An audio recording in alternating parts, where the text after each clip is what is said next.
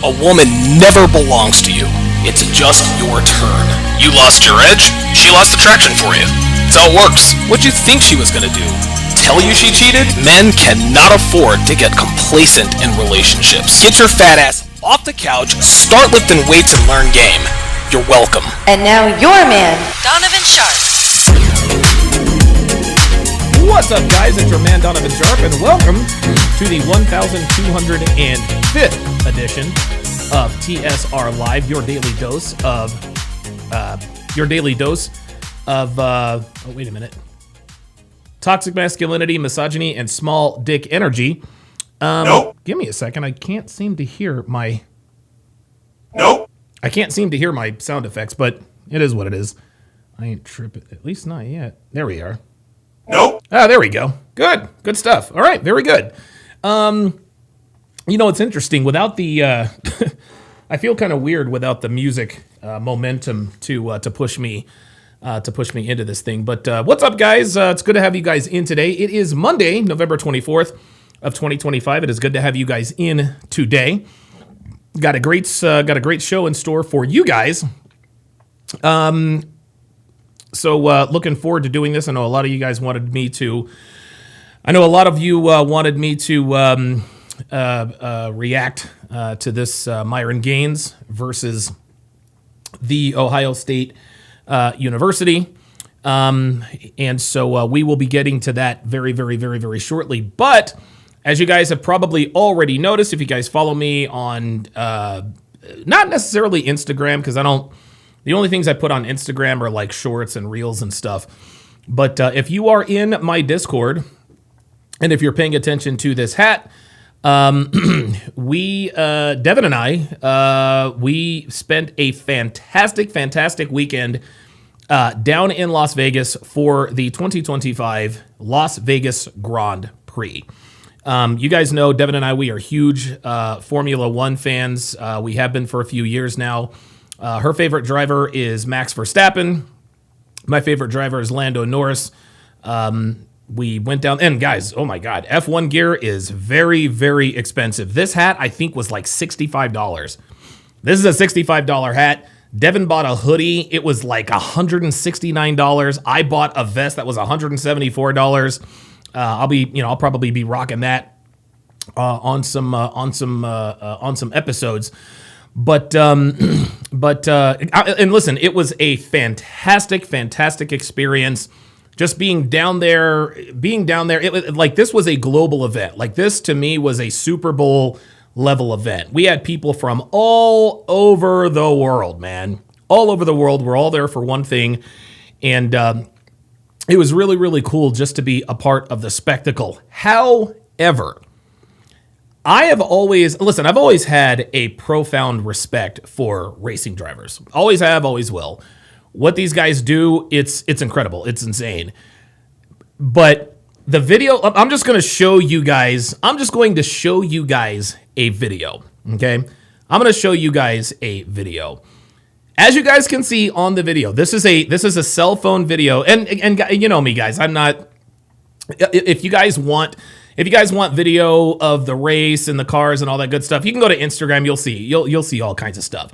What Devin and I decided to do, and this is what the picture that you see, the video that you see, this is qualifying. This is actually qualifying.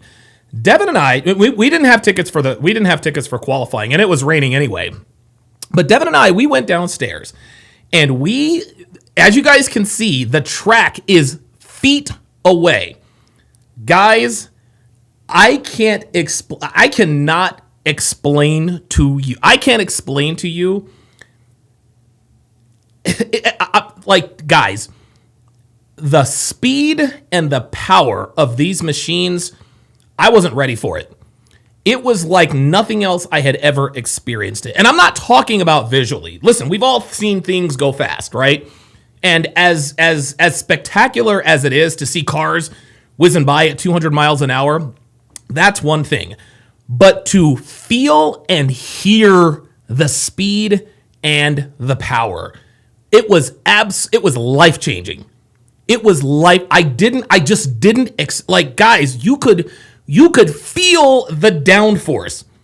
These engines, dude, these power units are so loud, it drowns out all the noise. And you can still hear the tires pressing against the street. It was, guys, I'm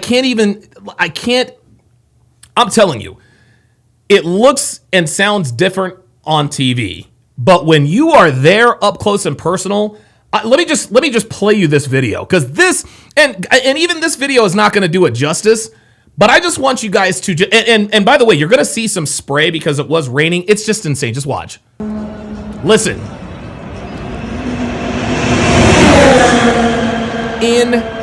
insane. Listen.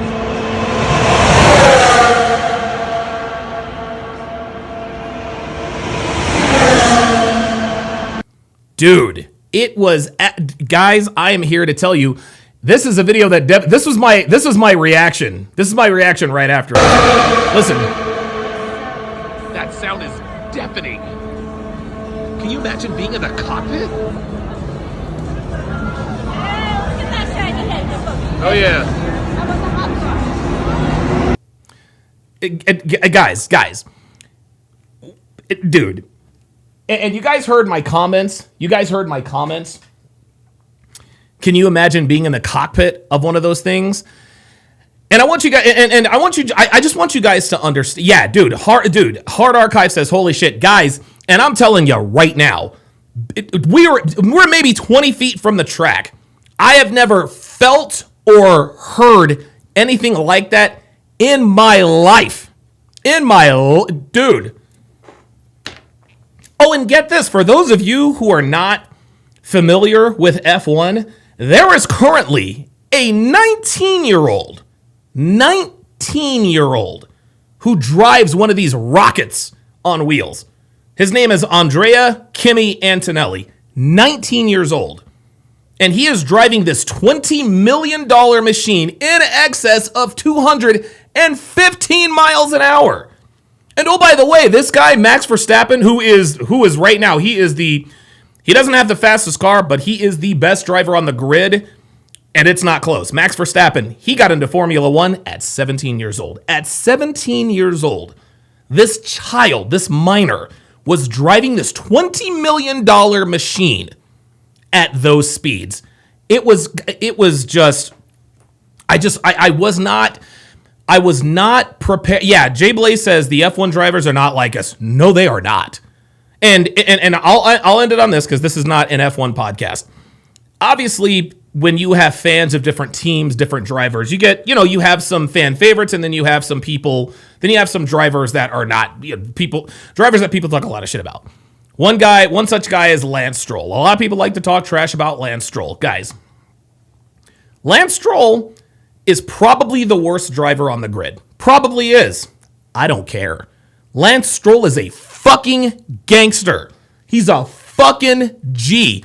Anybody who willingly gets into one of these rockets on purpose and does what we just heard deserves everyone's respect.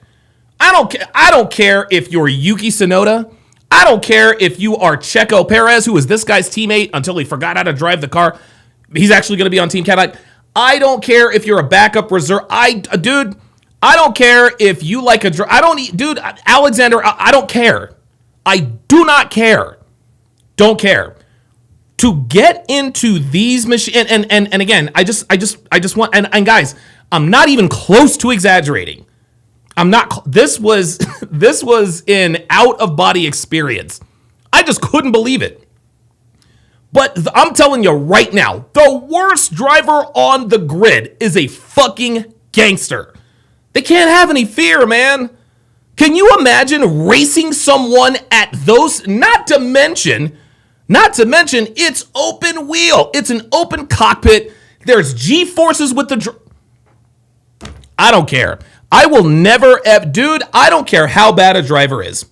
I will never talk trash about an F1 racing driver ever again for the rest of my life. What these dudes do, dude, this is dangerous stuff. I can't even imagine getting into a wreck. Oh my God.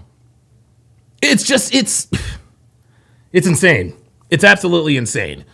So, not that I didn't have a profound level of respect for these guys before my trip to the F1 Grand Prix, dude. And even being in the stands and watching the cars, that doesn't do it justice. No, you need to be to see and feel and hear and experience the power of an F1 machine. You got to be where the marshals are. You know, the guys in the orange suits that are literally right on the track. It's unbelievable.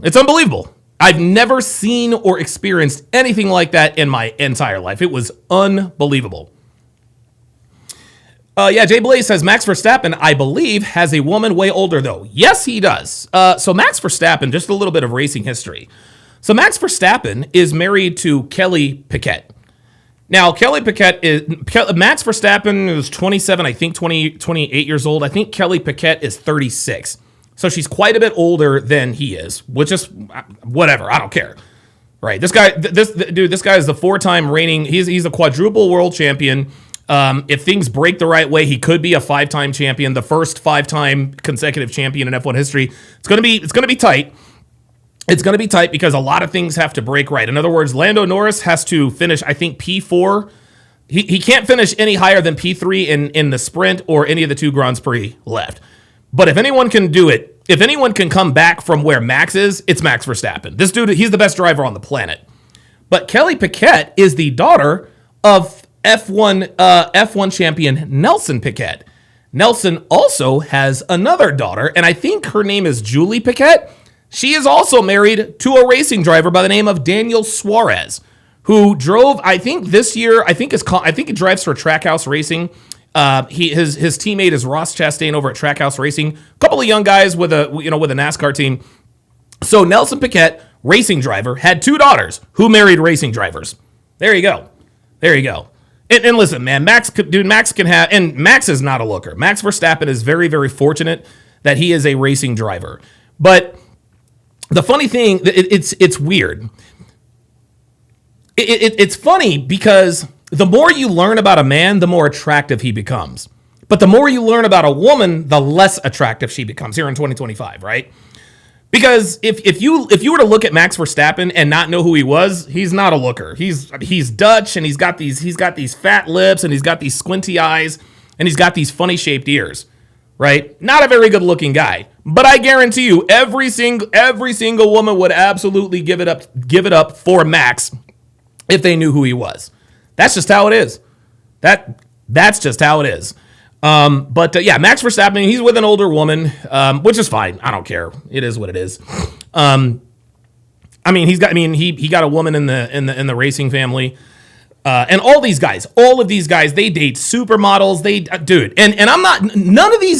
None of these F1 drivers are dating Instagram models. They're not dating thoughts. Okay. You don't hear, it's interesting because I follow F1 very closely. You don't hear anything about Yuki Tsunoda's girlfriend posts a hot selfie on Instagram. Liam Lawson's girlfriend smolders the internet with a bit. No. No. These girls are fit, feminine, friendly, and faithful. You better fucking believe it. And I would even go as far as to say, before these dudes get with these girls, I think the FIA, I think F1, I think they screen these girls. I think they do. They're paying these guys. Max Verstappen makes $65 million a year. $65 million a year. Charles Leclerc makes $20 million. Lewis Hamilton makes $60 million. They have millions invested in these dudes. The last thing the FIA or these Formula One racing teams wants is these drivers' heads being twisted and upside down over some drama with their women. Okay? You can play basketball dealing with drama because if you have a bad game, maybe your team loses. Okay? You can't, when you are in the cockpit of an F1 machine, you can't be thinking about your girlfriend on Instagram. No. Every one of these women is in, Pierre Gasly's woman, Charles Leclerc, every one of these bitches is in pocket. They're all beautiful. They're not, look at me, very light makeup, very demure, very humble, sitting in the garage with their headphones on. That's what these girls do. I think the FIA screens these bitches. I think they do. That's the only reason why we don't hear about these bitches and baby mamas and No. These dudes don't date regular chicks, okay? These dudes date the creme de la creme. Straight up. Because Anthony Edwards has 5, 6, 9 baby mamas? If he's having some baby mama drama, he might go 2 for 12, right? He might miss a couple of free throws. Nobody hurt. But if you've got some shit in your head going 212 miles an hour, dude, if you have a bad day at the office in F1, motherfuckers die. People die. Jules, what's his name? Jules God, what was his name? I think his name was Jules Bianacci.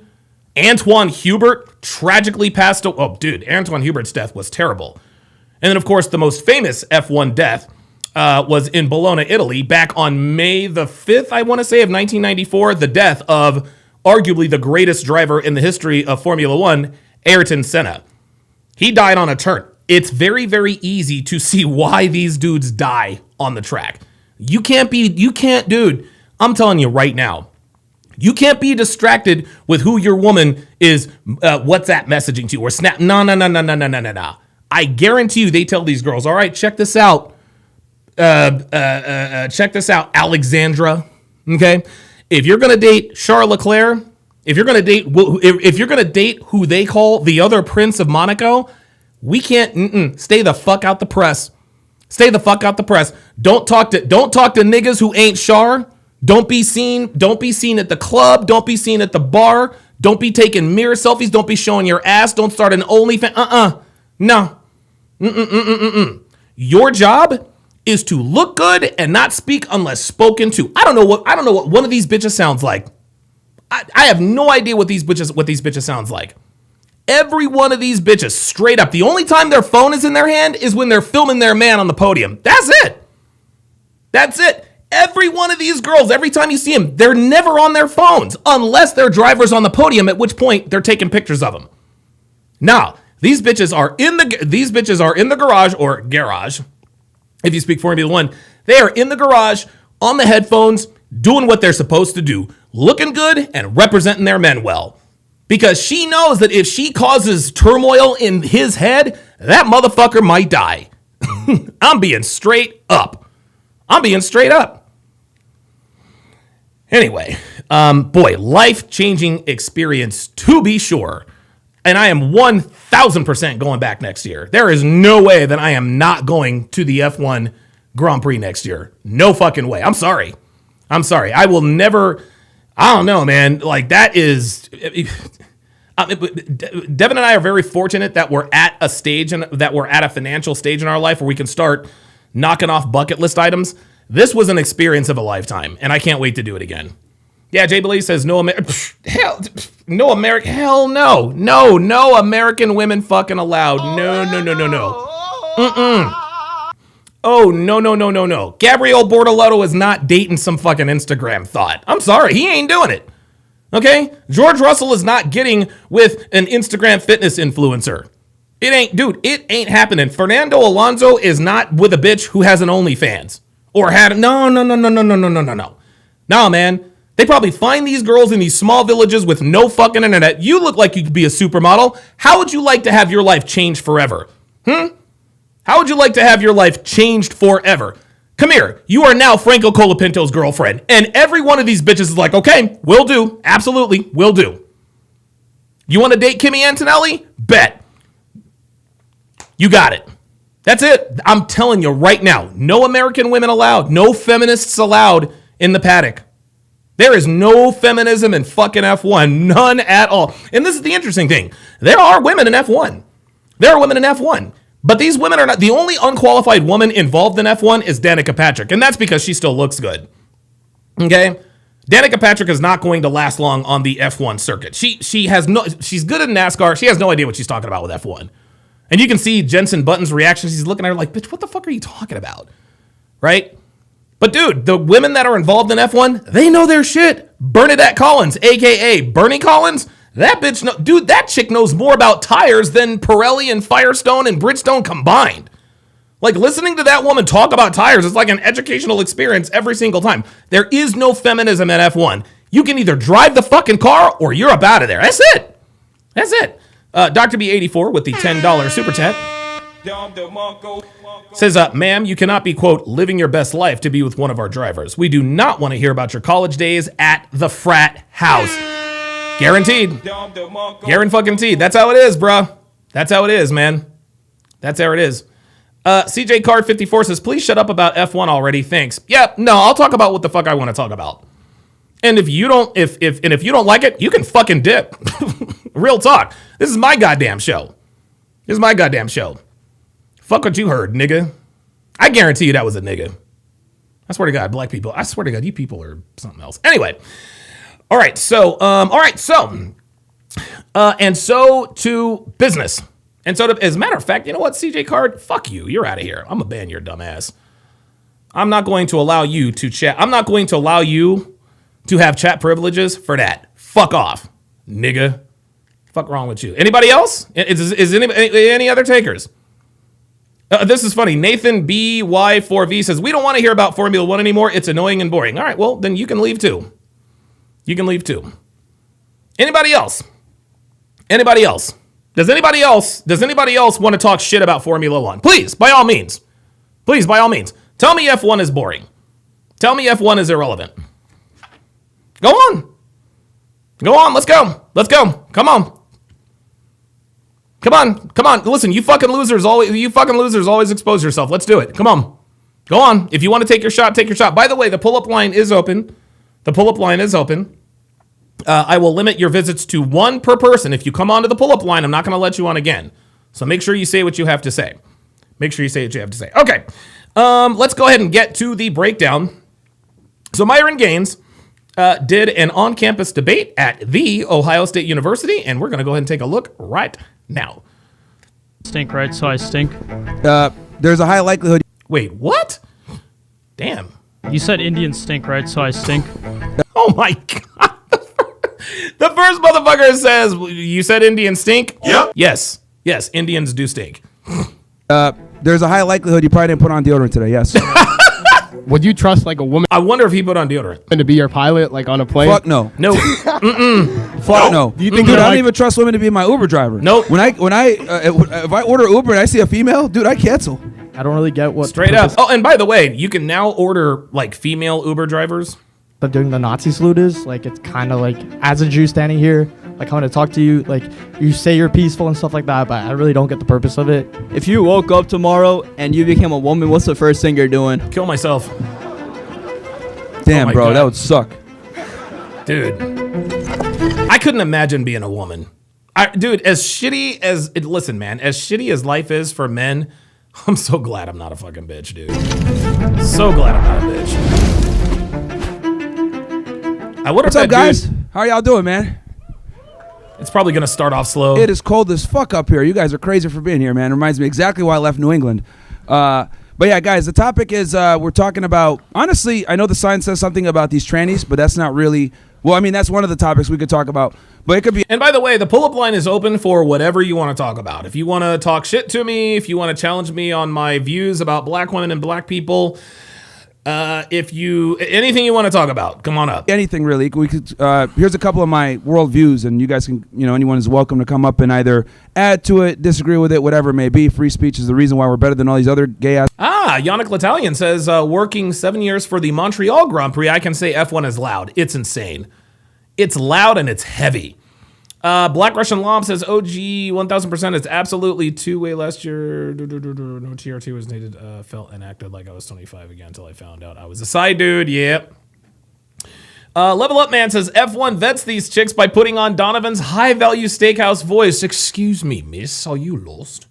Your Instagram posts on a yacht in Dubai disqualify you from an F1 driver. Go to McFling's down the street. Dude, I guarantee listen, and here's the thing, Alexandra St. Lemieux, who is now Charles Leclerc's fiance, she posts yacht pictures. You want to know where she posts yacht pictures? On the yacht with Charles Leclerc. The only yacht pictures these bitches post are yacht pictures of them with their fucking men. Please believe. Countries. So, number one, women are stupid. Number two, Jews have way too much fucking power in America, and we need to curb that. Yep. Number three, black people commit too much goddamn crime, given the fact that they're only about 6% of the population when you account for the males. Yep. And by the way, make sure you guys go and check out Pearl's Black Fatigue panel yesterday. I think it was on there for like an hour and a half. It's actually pretty good. What else? 4, ICE is doing nothing wrong, and we need to deport these people and send them all back. 5, trainees are mentally ill. Let's see here. What else? Yep. Oh, yeah, and 6, Indians stink. So, Yep. yeah, if anybody has anything, whether they agree, disagree, want to add to it, or distree with it, those are some of my worldviews. He says Jeet stink. And, yeah, oh, and it wasn't 6 million, by the way, either. Ooh, uh-oh. It wasn't 6 million. I wonder how many it was. 271K at best. So yeah. Wait, how much? Wait, hold on. He said how many? 271K? 271K at best. Okay, look. As far as what he is talking about, the events that transpired at Auschwitz, listen, whether it's 6,271K, that was bad. Like, dude, like, seriously? Like, look, man, look. Anytime one man is responsible for the deaths of over 250,000 people, that's a lot. So yeah, anyone want to come up? Under 200K, whatever. I don't care. I'm just not invested in that. Come on up. Come on up. Yeah, we got some OSS guys. Hey, shout out to all you guys. Yes, let's go. Oh, Slash. How you doing? Oh, what's up, man? How are you? So, you said Indians stink, right? So I stink. Oh, right out the gate. There's a high likelihood you probably didn't put on deodorant today. Yes. Okay. Yeah, I don't really have a problem. I don't consider myself a liberal. I believe in things like free markets and. Here we go. When someone says, I don't consider myself a liberal, what does it mean? It means they're a liberal. Every single time. It's the same thing as a woman saying she's not a hoe. She's a hoe. That's how it works. Things like that. Would Sure. you consider yourself like a man of ethics? Like you have an ethical code that you. Here we go. Here we go. So this guy is coming up. He's all offended. Do you consider yourself to be a man of ethics? Guys, the truth is not ethical. Okay? The truth is ugly. The truth is uncomfortable. The truth rubs people the wrong way. Fuck ethics. I don't give a fuck about ethics, man. In conversations like this. Because what this dude is trying to do now is he's trying to call Myron a non-ethical man. Myron is the most loyal. Myron is probably one of the most upstanding people I've ever met in my life. He is the epitome of ethical. He's ethical. He's loyal. He's disciplined. So for this dude to come up here and say, ethics, fuck out of here. Go put on some deodorant, G. Abide by, right?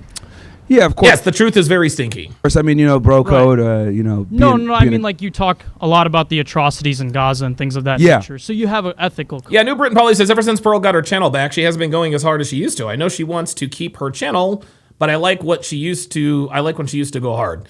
She still goes hard. She just watches, she watches her language. And you have to understand, it's a business decision. This is what Pearl does for a living. Like, I don't know what her financial status is. She depends on this. Okay. So like, I get it. I know you miss the old, vicious, Pearl, but Pearl can't do that anymore.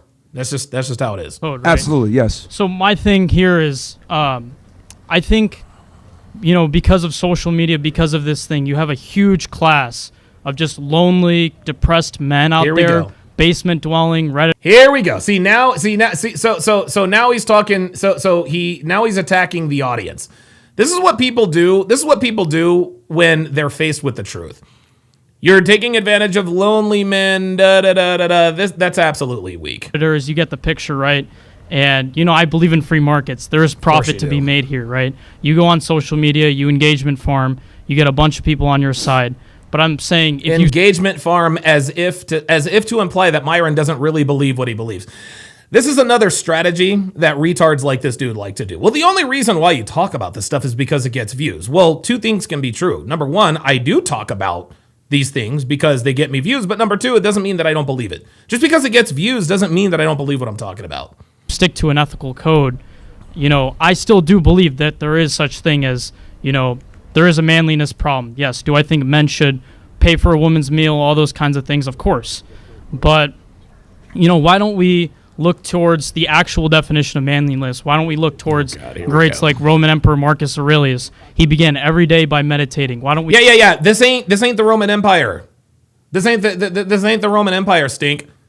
Sorry, Stinky, it ain't the Roman Empire. At Buddha, who, came up with this idea of taking accountability for yourself, right? So whether or not you I'm sorry, does Myron not take accountability for himself? Come on. believe Jews control the world or women should be eradicated or whatever you believe. Well, I never said that. Whoa. Nobody has ever said that women should be eradicated. Their voting rights should be eradicated, but they should not be eradicated. That's crazy. So now this guy's already coming into this conversation in bad faith.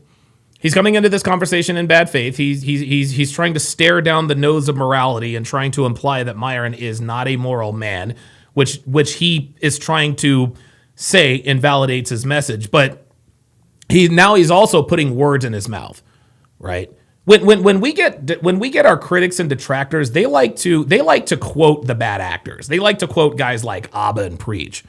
They like to quote guys like Alex from Playing with Fire, John Anthony Lifestyle, the bad actors, the frauds in our community, the Richard Coopers of the world, right? Richard Cooper is not red-pilled. He is a man with money who is black-pilled. Those are the people that they quote. That's just what they do. I know you never said that. I'm sorry. I'm slipping up with my Okay, you know you never said that, but you just said that he said that. words. But I'm just saying, regardless of what you believe, don't you think we as men should say, no, it is within my control? Something so... This is literally what we do all the time. We tell you guys, you don't control women, okay? You can influence them, but you can't control women. Women don't like controlling men. They like men who are in control. What is this guy talking about? Great about this country that most of the millionaires in this country are self-made.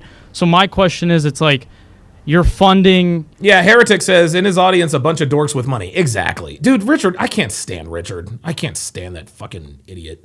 You know, this theory that a lot of males subscribe to, putting blame on other things. And I'm not here to debate whether or not that's true. So why are we talking about it then? I'm just saying we as men should take accountability for our own actions. Yeah, so when it comes to the problems that, face men, it's not about blaming. We got a nigga in the chat. This guy, Miller33, F4W. Bro, you want clout. You want clout so fucking bad. You want clout so bad.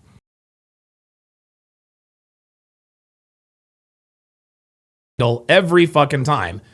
But, bro, look, the pull-up line is there. Oh, actually, no. Actually, hold on. You know what? If you're feeling froggy, go ahead and jump. I'll let you up. Because you said that you schooled Myron in a debate. You say that every single time, which means that you actually admire Myron. You admire Myron. You're Myron's biggest fan, but that's okay. That's all right. I'm going to give you an Oh, wait a minute.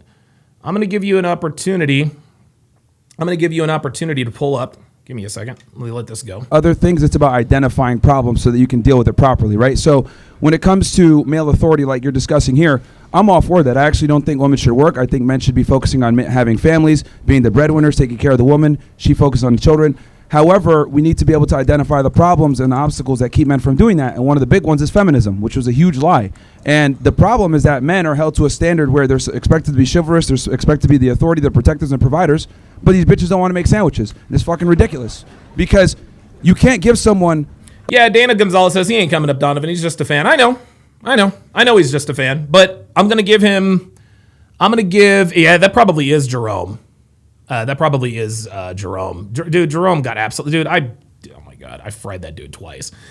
And now we got this guy, Miller, or whatever the fuck his name is. I owned Myron. You say that every single time, but when I ask you to pull up, you don't pull up. You just don't pull up. All you do is talk shit.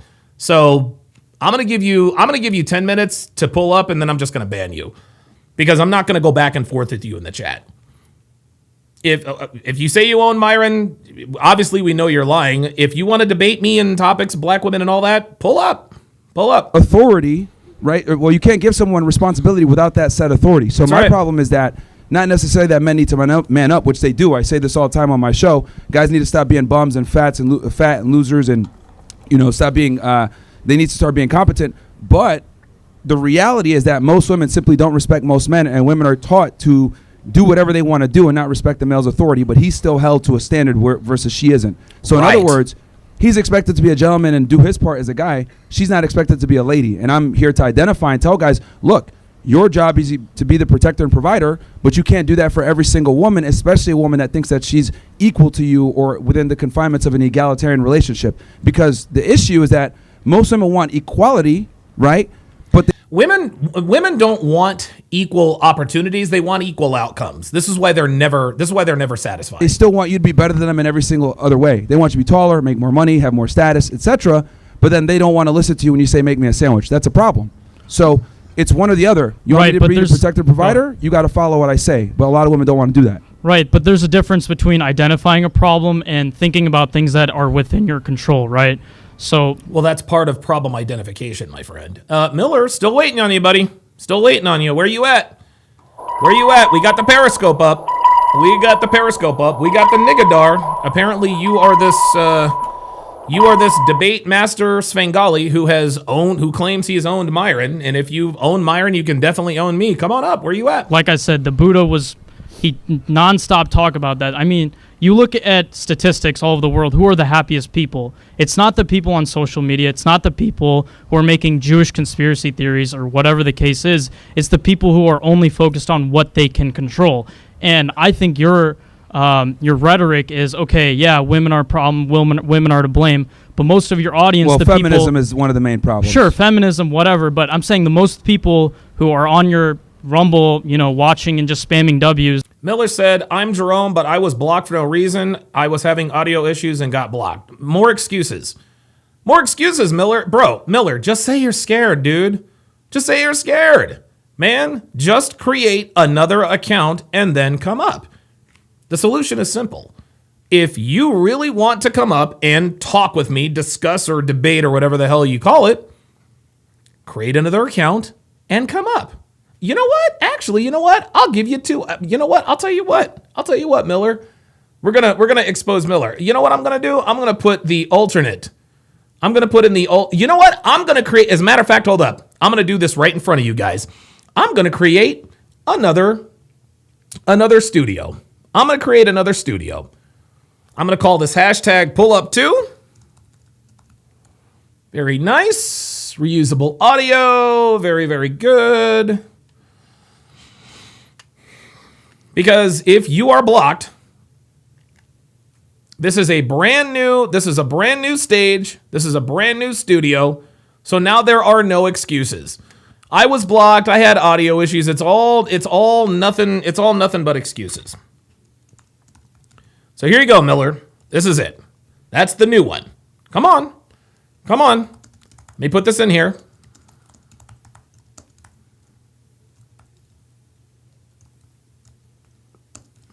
Yeah, we know Miller's Jerome, dude. Miller's Jerome because he wants to talk about black women. I might actually bring up you want to know something? I know a lot of you guys are probably wondering why Jerome is so mad. I might actually find the video and you guys will be legitimately, yeah. They're the one, how can you identify a problem, fix a problem of feminism when you yourself are a basement dwelling, kind of low life bum who doesn't really contribute anything to the economy? Well, no, that's a good question. That's precisely why I do my Money Monday shows. That's why I do my Womanizer Wednesday shows. That's why we do call-ins where people can ask questions. Do you see how this guy is smiling? The reason he's smiling is because he knows that Myron has just successfully rebutted his question. He has successfully parried his weak attack. Oh, they're a basement dwelling. Like, this guy is stuck back in 2017. Like, this guy is using, and look at his face. He knows he's full of shit. This guy is using insults that they've used about this community from like 10 years ago. You live in your mom's basement. You're an incel. You have Cheeto dust on your fingers. All you do, bro, come on, man. Like, it's 2025. Let's update our rhetoric. Questions, because it's not enough to just identify the Where you at, Miller? problem. We also Miller, if you don't come up here in 5 minutes, I'm gonna ban your dumbass. And every time you come up, I'm gonna ban you because at the end of the day, you're a cowardly ass Negro. That's what you are. I owned you before, and I'll own you again. we'll teach guys this is how you make money. This is how you invest in real estate. This is how you invest in crypto. This is how you invest in index funds in the stock There you market. go. So we Look at him smiling. don't just identify the problem, but we Yeah, get there you solutions go. to Yeah. See how uncomfortable he's getting? See, this is what happens when you tell the truth. This is what happens when people speak the truth. I'm trying to speed this up, but it's not letting me. It's weird. the problem, because I agree with you. Just sitting there complaining and screaming at the clouds like, "Oh my God, bitches!" But are isn't stupid. that what your platform is? It's like No. I go on your Twitter and it's nothing. No. That's not what Myron does. That's what part of his audience does. But just that, like, Oh, I what? get it. Like, making fun of Jews on Twitter? yeah, or That's whatever. hilarious. Yeah, I Thank you. understand it's hilarious and it makes you a lot of money. But I'm saying from an Actually, I'm ethical- demonetized on Twitter. Okay, it doesn't matter. There's money, there's revenue coming in. So I'm saying from an ethical standpoint, I understand there's profit to be made. Trust me, I love free markets. But I'm just saying, like, from an ethical standard, you're Yeah, Miller, you're out of here, buddy. I'm done. I've given you ample opportunity. All you do is talk. You're a nigga. That's what you are. the one who's calling out the atrocities in Gaza, Yep. but you're mobilizing a community of people who are kind of just down on their luck. They have nobody but to blame but themselves, and there's just zero accountability. I think that's a huge problem in America. There is zero accountability in men. If you watch my content, not just the ones where I have girls on or me talk the political stuff, I tell guys all the time, you got to get in the gym, you got to be competent, you got to stop being a loser, stop crying, stop complaining. Well, I'm actually way harsher on men than I am on women, especially when I do my call-in show and they say, hey, this is where I'm at. But then how come your poster is not men need to take accountability? The reason why, because everyone is always telling men that we need to take accountability. The world tells men that we need to take accountability. Everybody does that. That's why the red pill exists. Because the world, people all the time talk about, well, you guys talk about black fatigue all the time. Why don't you talk about white fatigue? White fatigue has been talked about for decades. They just didn't call it white fatigue, right? This is why black people get away with open and naked racism. It's because of the quote unquote white fatigue. They just didn't give it a name. But this guy is, well, why don't you hold men accountable? We do hold men accountable. But so does the world. Instead of transgender as a mental awareness, right? You're appealing to these dog whistles. Like, I'm supposed to be here, right? You're supposed to say, oh, there's a high probability I didn't put on deodorant. Well, you know what I'm saying? It's for true. you, kind of, yeah. Yeah, and it's funny and it gets engagement. For you, I'm supposed to. Yeah, it is funny and it gets engagement because it's true. But I would really like to know if this guy put on deodorant. I really want to know if this guy put on deodorant. Make a scene. I'm supposed to get all mad and get on my high horse so there's engagement to be made. But I'm not doing that, right? I'm presenting you an argument, and you kind of deflect here. You're deflecting. No, I'm not deflecting. It's that you're just speaking from a position where you're not totally aware of the type of content I make. You're saying, hey, look, why don't you put more accountability on guys? And I'm here to tell you I do. Literally, I do. We just did a Money Monday the other day talking about how to pull your budget and make money. Yeah, this guy. Yeah, somebody said it in the chat. This is the type of dude who just he's basing his opinion on clips, TikTok clips. That's all this dude is doing. You can always tell these guys do this. And keep from being a brokey. And we literally did a whole show on that. Spent like almost 2 hours. It's just that stuff doesn't go viral, right? That stuff doesn't go viral. The stuff that he's talking about, that's the stuff that goes viral. Panda Trucker has gifted 10 Donovan Sharp memberships. At Rebel by Choice, at Sire G Bullum, at Simply Rose, at JT47GH, at Bet All Young Attractive 644, at Kyle Curtis, at Brandon Nesbitt, at Danim 7876, at Grand Shy 8611 to welcome them to chat privileges. Let's go ahead and do a chat-wide age and location check. Hashtag where you at. This is how communities of like-minded men are formed. Let's continue. My self-help stuff doesn't go viral. It's me talking about other things that go viral, but I absolutely do present all that other stuff because I agree with you. Identifying the problem simply isn't good enough. You must come up with solutions, but the problem is that solutions don't go viral. But I make a lot of different content. I do true crime, geopolitical stuff, everything, but the stuff that goes viral is Is this guy reading a cue card or something? Like the cultural stuff, unfortunately. But what would you say about, statistically, people who exhibit levels of prejudice, people who are hateful people? Yeah, we can't control what our audience does, my guy. Okay? I can't control what my audience does. I can't. 10 on average to have lower IQs. Do you factor that into your assessment of anything? Of course. I'm a bit confused. You're saying so people that are prejudiced have higher IQs? Lower IQs. They tend to have lower IQs.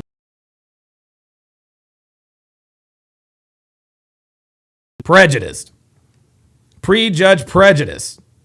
Prejudice is pattern recognition. Yeah, and King Life says he keeps moving the goalpost. Yeah, this is crazy. I mean, do you think it makes any of your fans money by going around and claiming dancing Israelis when most of us were born past 2001? About? The war in Iraq is kind of over. This guy's all over. And all these sort of things. It's like this guy's talking it's about. just. Oh, you really don't watch my content? Yeah, he doesn't. He doesn't know anything. This guy has no idea what he's talking about. I don't watch your content because I wake up in the morning, I do my work. No, that's fine. Oh yeah, I don't watch your content because I have better. He's telling I have better things to do. Yet here you are talking to this man about his content. Do you watch his content? Do you really know what this guy is about? Or are you, again, just responding to the viral clips you see on Instagram and TikTok? That's what this dude is. This guy is an Instagram and TikTok junkie. He wants to talk out of both sides. Well, your content says this and that and the other. Myron's like, okay, well, You don't watch my... Well, no, I don't watch my content because I have better things to do. Clearly, you don't. Right, class, but the I thing take is like, notes. I just love how you're like making all these like assumptions and you're totally wrong. That's actually the contrary. I tell people all the time, hide your power level. Don't talk about this shit when you're at school. Don't talk about this shit when you're There at you work. go. Don't mention anything when it comes to dealing with women or Jews or anything, because I don't want people to get in trouble for this stuff, right? It's cost me millions of dollars. But talking about these topics. how does me So I don't want believing people that getting in Jews trouble. control the world, how does that help me with my goal? How does that? Well, you need to understand the power structure of the United States. If you Thank don't you. understand who rules over you, then how are you going to figure out how to get power? Like, There you it's go. very important to understand who runs our government, how they run it, why they do the things that they do. And it's only probably within the last 2 years or so that people have woken up to Jewish power and Jewish supremacy in the United States, where it's getting us involved in a genocide that's been documented in 4K. I've been talking about this stuff before Gaza, right? But obviously that got That me stuff demonetized and doesn't go, yeah. create a whole bunch of problems. Yep. But it's good now that people are finally seeing where our tax dollars are going, and they're seeing how it's manifesting, and it's manifesting in bombs over kids. So that's why I think it's important for people to understand, because if we want to change the structure, we need to identify the problems with the structure and then put those people in positions of power. But they're not going to get those positions of power if they're running around saying, it's the Jews. Like, no, we got to hide our power levels, acquire power, and then take our country back. All right, I don't want to take too much of your time, but I really wish that you could just level with me, kind of put down the character, and actually understand. Now he's accusing Myron of not being who he is. Put down the character. That's all this guy wants to do. This guy's overarching message, when he says put down the character, he is implying that Myron is not the same off camera. Myron is the same. We are all the same off camera. Praetorian Guard with the $5 super chat says this guy isn't a liberal. He is worse. He is a woke right person. He is like that dude who wanted to go back to the Matrix and eat steak and knew it. Yeah, exactly. What goes into it, because Yeah, I'm the same guy on and off camera, man. I don't know what really to say here. Like, it's just, it is what it is. I just See, don't. no, Told but you. I'm saying it's just like a politician. There's a profit incentive to be made. See, again, this is what this guy is trying to do. He's trying to do two things. He's trying to tell us three things. He's trying to low-key insult Myron. You're not a moral man, number one. Number two, you're just playing a character. Number three, the only reason why you talk about these things is because it pays you money. You have a large fan base of people. Mm-hmm. They're on their Discords. If my goal was to even make money, this is the stupidest way to make money, by the way. Thank you. I don't think so. You're It's making absolutely great. the dumbest way to make money. No, bro. No. Yeah, there it is. There it is. This is the dumbest way to make money because this stuff gets banned and demonetized all the guys. The only reason why I'm still monetized is because I'm irrelevant. Okay? I am completely irrelevant. I have never gone viral. Ever. I'm one of the lucky ones, man. I'm one of the lucky ones. I'm actually, and it's interesting. Kevin, I knew Kevin, Pearl, and Myron before all of them got big, right? And I can freely admit that all three of these people who eclipsed 1 million subscribers, total followers, whatever, they're all better than me at this. Pearl is a lot better than me at this. Myron's better than me at this. Kevin was better than me at this. Okay? And the proof is in the pudding. I am still monetized. I can still get super chats. I can still make ad revenue. It's because I am irrelevant. Okay? But I don't make nearly as much money doing this now as I once did. And Myron is right. This is a very stupid way to make money. But dude, if I want to make just money that's I would be a motivating. progressive. Now it's not just money that's motivating you. So we're moving the goalpost again.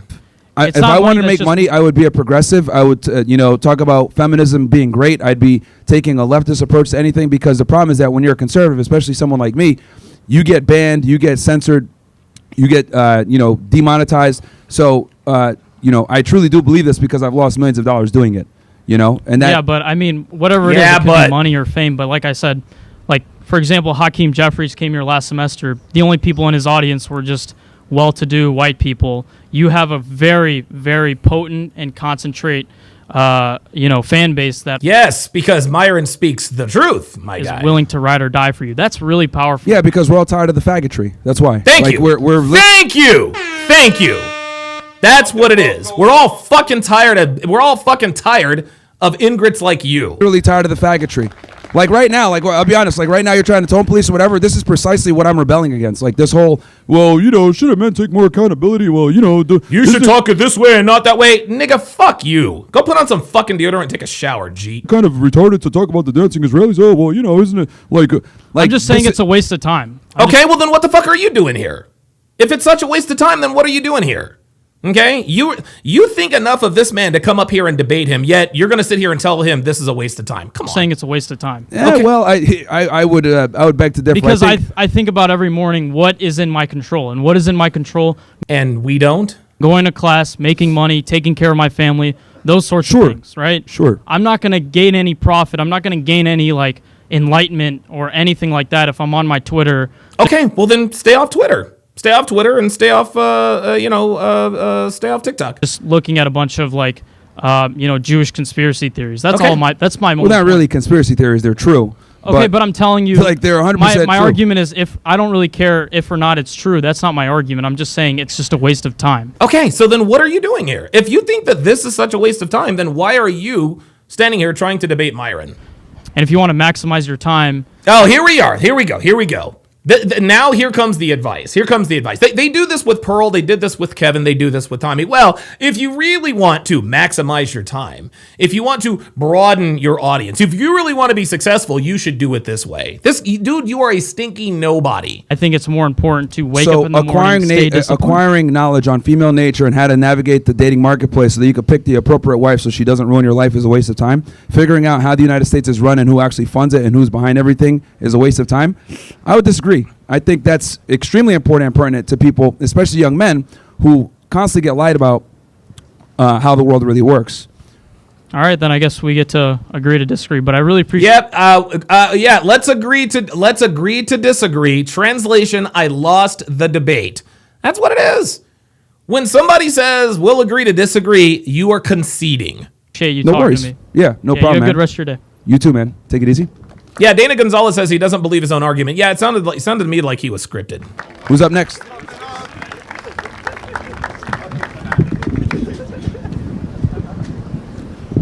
Yo, Hey, how are you, man? what's up, man? How are you? I'm doing well. I am just like coming across you right now, so I don't really know a lot about you. Oh my God! Here we go. Now listen. This is what bitches try to do. I'm sorry, what was your name again? Oh, I don't know who you are, yet you thought enough to come up and talk to him. Give me a break. Is this partially joking around, or are you serious about all the claims that you've made? Here we go. See, once again, this is somebody else trying to say Myron is playing a character. Are you really just doing this for the clicks, or is this really who you are? Stop it. Because if you didn't know who he was, you wouldn't be asking him this question. Give me a break. Which one in particular? Like you said earlier that like women are stupid. Yes. They are. Women are stupid. They are. You're serious about Yes, it? Okay. we are dead ass Yeah. serious. Do Yes. you have women in your life? Of course. Of course. Yeah. Well, I do too. No, like I have a mom. I have Yeah, I have a mom and I have sisters, but guess what? My mom and my sisters were sluts. Okay? Just because people are related to you does not mean that you can't tell the truth about them. No, I have a beautiful mother, right? Yeah, I'm and sure- she's extremely intelligent. Yeah, I'm she's sure smarter she is. than I am. Yeah, great. I Congratulations. grew up in a large family, and I had two sisters, and both of them are extremely intelligent, smarter than I am, right? I have a younger sister who is studying like biochem at University of Tampa and doing extremely well with that. Great. So how can you make this broad generalizing statement that women are stupid? Like, is it? The world operates in generalities, my friend. And just because a girl is a biochemist or is in school for something does not mean she isn't stupid. We got a lot of people with degrees walking around with degrees who are as dumb as a box of fucking rocks. Are you not talking like? Help me to understand. Yeah. So like when I say that, what I'm talking about is like feminism was a lie. Yeah. And a lot of women are stupid for buying into it because it creates a lot of problems. Yeah. Well, wouldn't you agree? And women are stupid, bruh. They're dumb. For example, I'll just give an example of a lie that men have bought into, right? Sure. Like I think pornography is a lie that men have bought into, right? I agree. I think So- pornography is very bad. Yeah. Pornography is not a lie. It is bad though. What are we talking about? Pornography is bad. This guy looks like he might have Down syndrome. Yeah, it's terrible, and a lot of guys use it, and they use it a tremendous amount. From your logic, I could say that men are stupid, men are retarded. No. Men are not stupid and retarded for watching porn. Okay, men are smart for watching porn. Okay? You want to know why most men watch porn? Because most women aren't approachable. Okay? Watching porn, that satisfies a biological desire. Okay? Women do dumb shit that they have. Men, we can't control our biological desires. Okay? We have to have sex. We have to have some sort of sexual release. And when we can't get it from an actual woman, they get it from a screen. That doesn't make him stupid. That just means he adapts. Porn saves lives, gentlemen. You think that's fair? Yeah, absolutely. I would argue that most dudes are retarded, but here's the difference. Yeah. Men get told that they're stupid, women don't. Oh! As a matter of fact, Gotcha. There you go. There it is. that you're even up here talking to me right now and you're so triggered by it proves my point that women never get told that they're stupid. Yeah. Because you felt the need to come up and defend it because that's how rare it is to hear from a guy saying, yeah, women are retards.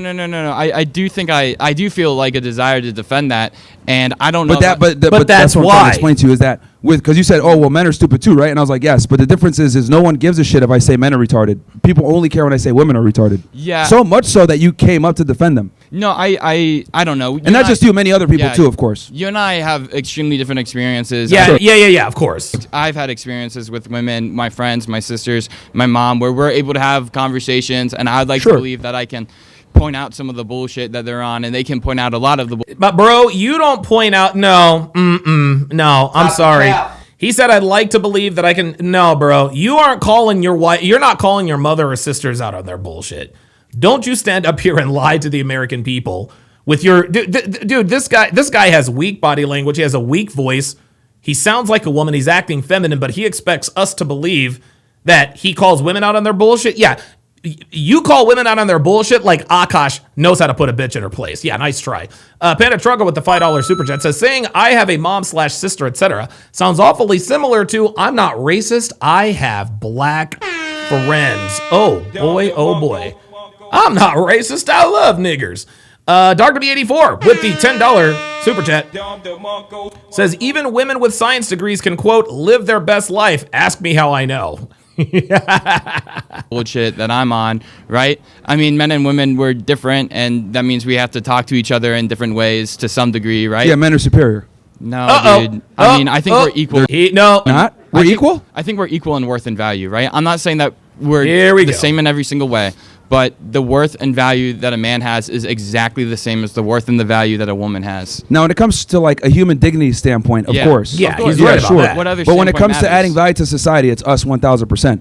Well, it depends. Like, what do you mean by value? See, here we are. Now we're obfuscating, moving the goalposts. Because if it wasn't for women, I mean, human beings wouldn't exist. No. If it weren't for women and men, because women need male sperm to create a baby. It's funny. It's so funny how losers like this like to come up and claim that women are asexual. It's crazy. Well, they need a man to do that too. But Well, yeah. So no, 100%. and that's another common misconception that we pedestalize women way too much. I disagree. Like the reality I is that disagree, yet you're up here talking about, well, my mom and my sisters are hyper intelligent. I don't believe that for 1 second. I believe that your mom and your sisters are as dumb as a fucking picnic table, but you're up here caping for them. Sorry. outside of sex and having children, like women are effectively useless for society. Let's Thank be you. very honest. Let's here. be honest. No, right? that's evil, man. I'm being honest No, here this is because- not evil. This is not evil. This is honest. This is honest, man. Okay, let's look around here. The cameras, the lights. All created by all men. these different structures that are built. Men built all of that. Women don't build anything. They just move in. I don't. And Yeah, Matrix Hoops says hashtag Donovan pull up. Matrix Hoops, you are more than welcome to pull up, brah. You're more than welcome to pull up. I've just created, and just so you guys know, I have created a brand new studio where nobody is banned. There's no excuses. this is Then like we know considered that. like a very taboo thing to kind of understand that men are superior to women in almost every way. And we have to be because men have to add value to society. Women don't. Look, you and I must have different experiences because I have professors at this school There it who is. have made a tremendous impact on me. I've had teachers. Oh my, clearly. I have professors who have made a tremendous impact on me. That's the first honest thing that this dude has said all day long. Matrix Hoops, my guy. Bro, look, man, hold on. Let me tag you. Come on up, man. Quit talking shit. Come on up. If you got something on your chest, pull up. Let's go. I'm going to give you 30 seconds to pull up, and then I'm going to ban You you. have taught me so much. Of course they have, and we can see. I have sisters in my church. Yeah, that's a part of the who are- problem. Thank you. Women control academia, and that's why it's getting cucked. And this is why you're up here sounding stupid talking to Myron. this guy is literally the human representation, the male avatar of this guy is the avatar for the male feminist. Okay, bud. I mean, I don't know. I've just had a lot of great people in my life who have played a tremendous amount of influence. Great. And I'm happy for my you. mom, and my mom did a Look, great I'm job not of saying raising all me, women are yeah. retards. There's some brilliant women out Yeah. there. But for the most part, most of them are retards. Just Thank like you. with men, most of them are retards. Most of us are retards, okay. Yeah. See, most of us are retards. He can admit that. But when it comes to women, well, I don't know about all that. So People in general. look, if I'll agree with women are stupid only if we all agree that human beings in general are stupid. No, we do agree. See, now he's trying to make women equal to men. Now he's trying to make women equal to men. No, women are not equal to men, my guy. You Of know? course, but the Yeah. difference is that with women, we don't call out their stupidity. I Because we're disagree too. with Because that, You disagree. That's why you're up there arguing with him. Try again. Yeah, Matrix Oops, bro. You're done. You're done, bruh. He says, still blocked. I support black women. You can come up and talk to me anytime you want, Matrix Oops. trying to fuck them, so we don't tell them what it really is. Okay. Every single one of you guys in here knows a dumb bitch that you're like, damn, this chick is annoying, but I'm trying I to also get know laid. a lot of dumb. Let's be honest, bro. Every single one of you guys know what the fuck I'm talking about. I know a lot of. Come I on, know man. A lot of, You're like, how the fuck did I this know bitch a get lot in? of. Here we go. Dumb What the guys, hell? too. And I know a lot of dumb guys too. I know a lot of dumb guys, dumb guys too. But like Myron said, the difference is we don't call girls retarded. Oh, by the way, Siege Clan with the $5 super chat says, W Donovan, would you throw hands with John Transtheny lifestyle? No. You want to know why I would never fight John Anthony lifestyle? Because only a coward fights a man he knows he can beat. I'm not going to fight Alex. I would never fight Alex with playing with fire. I would never fight Abba. I would never, like, if they were to accost me, I would absolutely handle that. But if somebody said, hey, Donovan, will you get into the ring with Abba? The answer is going to be no, because I'll fucking destroy him. Like, dude, I'll rearrange his face. Would you get in a fight with John Anthony lifestyle? Would you get in a fight with John Anthony lifestyle? No, I would never throw hands with somebody that I know I can beat. No way. No way. Because if I were to ever throw hands with John Anthony lifestyle, I would end up in prison. Man, it's the same thing with Abba and Preach. Dude, I would cave in both of their faces, man. I would cave in both of their faces, dude. So I can't, like I said, only a coward takes a fight he knows he can win. Oh yeah, I mean, look, you and I strongly disagree on that, and also, Bro has his girl in this fucking stance right now. That's why he's saying all this. yeah, Defend you, my lady. Yeah, see, that's why he's saying this, because he's got his girl in the stands. There you go. Oh, by the way, big announcement. Cappy himself, Aaron Clary. Aaron Clary is going to join Devin and I for Thanksgiving dinner. He is going to be at the Sharp family compound for Thanksgiving. So shout out to Aaron Clary, who happens to be in Reno, Nevada right now. Him and a friend of his, he's going to come by and have Thanksgiving dinner with us. yeah. And my second question was about the 6 million statement. Do you truly believe that it wasn't 6 million Jews who died in the Holocaust, or were you joking around? Wait, you think 6 million Jews died? 100 I think so. Yes.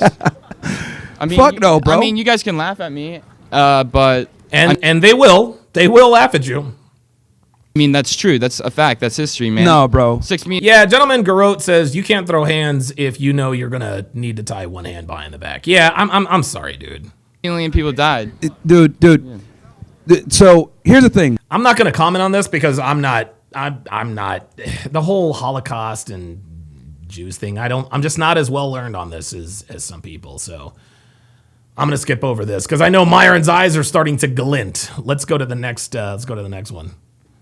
1,000 Jews who died, or All right, whatever, kiddo. Cool. But yeah, just Mentabariya, bro. From 1948. Wait, ovens for the event.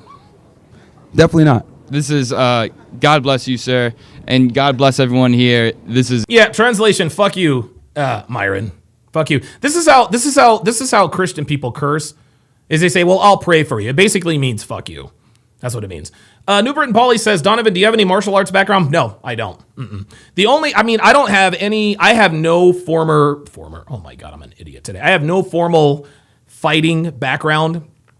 I took a couple of, I did jujitsu. How long did I do that for? I think I did jujitsu for like 7 or 8 months. Picked up a lot of helpful and useful tips, but no, I literally learned how to fight by getting into fights. That's how I learned to fight. And I still have all my teeth, no broken bones, never suffered a concussion. So Evil. This is really Oh, evil. now this is evil. Telling the truth is evil now. 100% it is. Thank you for speaking with me, though. Yeah, no worries. Who's up next? Dana Gonzalez says, how was your trip this past weekend? The F1 trip. It was awesome. If you want to hear about it, rewind to the beginning because I talk all about it. Hey, Myron, how are you? Yeah. What's up, man? Yeah, Ali Satillo says hood martial arts.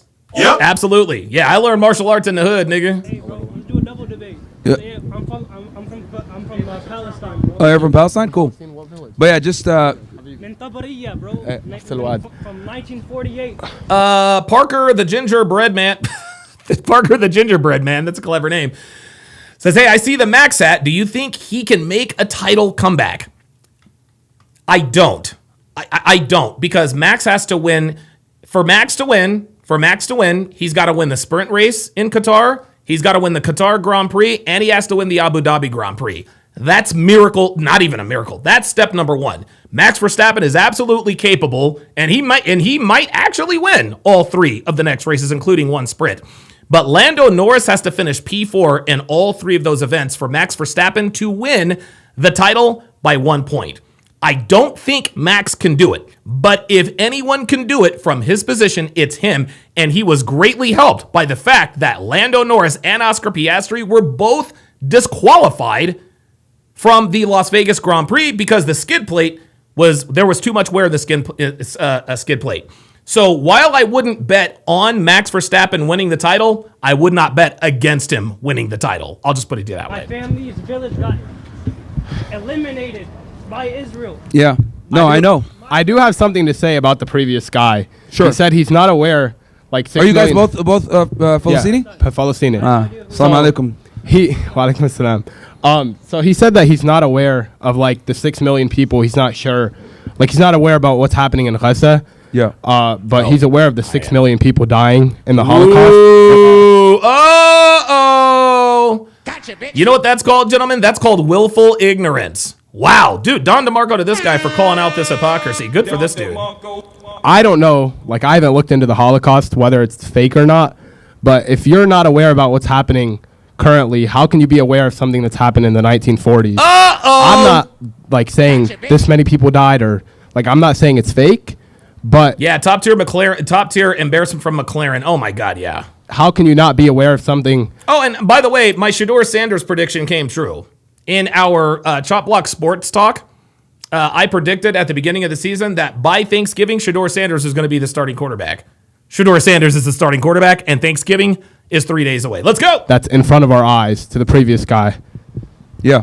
And that's my argument is like, look, if they're going to deny a genocide, what makes you think that they wouldn't lie about a historical event that gives them an enormous amount of power, victimhood, and there's a financial and commercial incentive to, continue to, push that narrative, right? There's like Holocaust museums everywhere that make millions upon millions of dollars. You can't even find history on my village. I'm from Tabariya. Yeah. Tabariya. Hey, we got somebody 1948. And if you actually look... Hey, we got PLG in the motherfucking house. Phoenix Light Games. What's going on, brother? How you doing, man? I'm good. How was Vegas, Don? Dude, Vegas was unbelievable. I don't know if you heard my opening rant. I did. I was at the start. Trust me. I saw that video. Look, I heard those cars running by. I was like, holy shit. Bro, look, I'm telling you right now. I can't even describe it.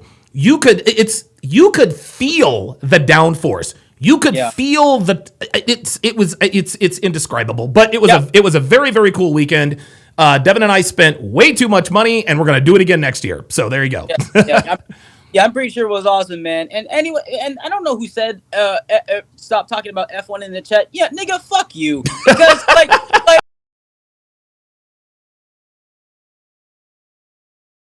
one. Yeah. But, to be honest, man, I'm starting. You were the catalyst of it. Like I didn't really think of that much of Formula One until I started, watching you and stuff like that. Yeah.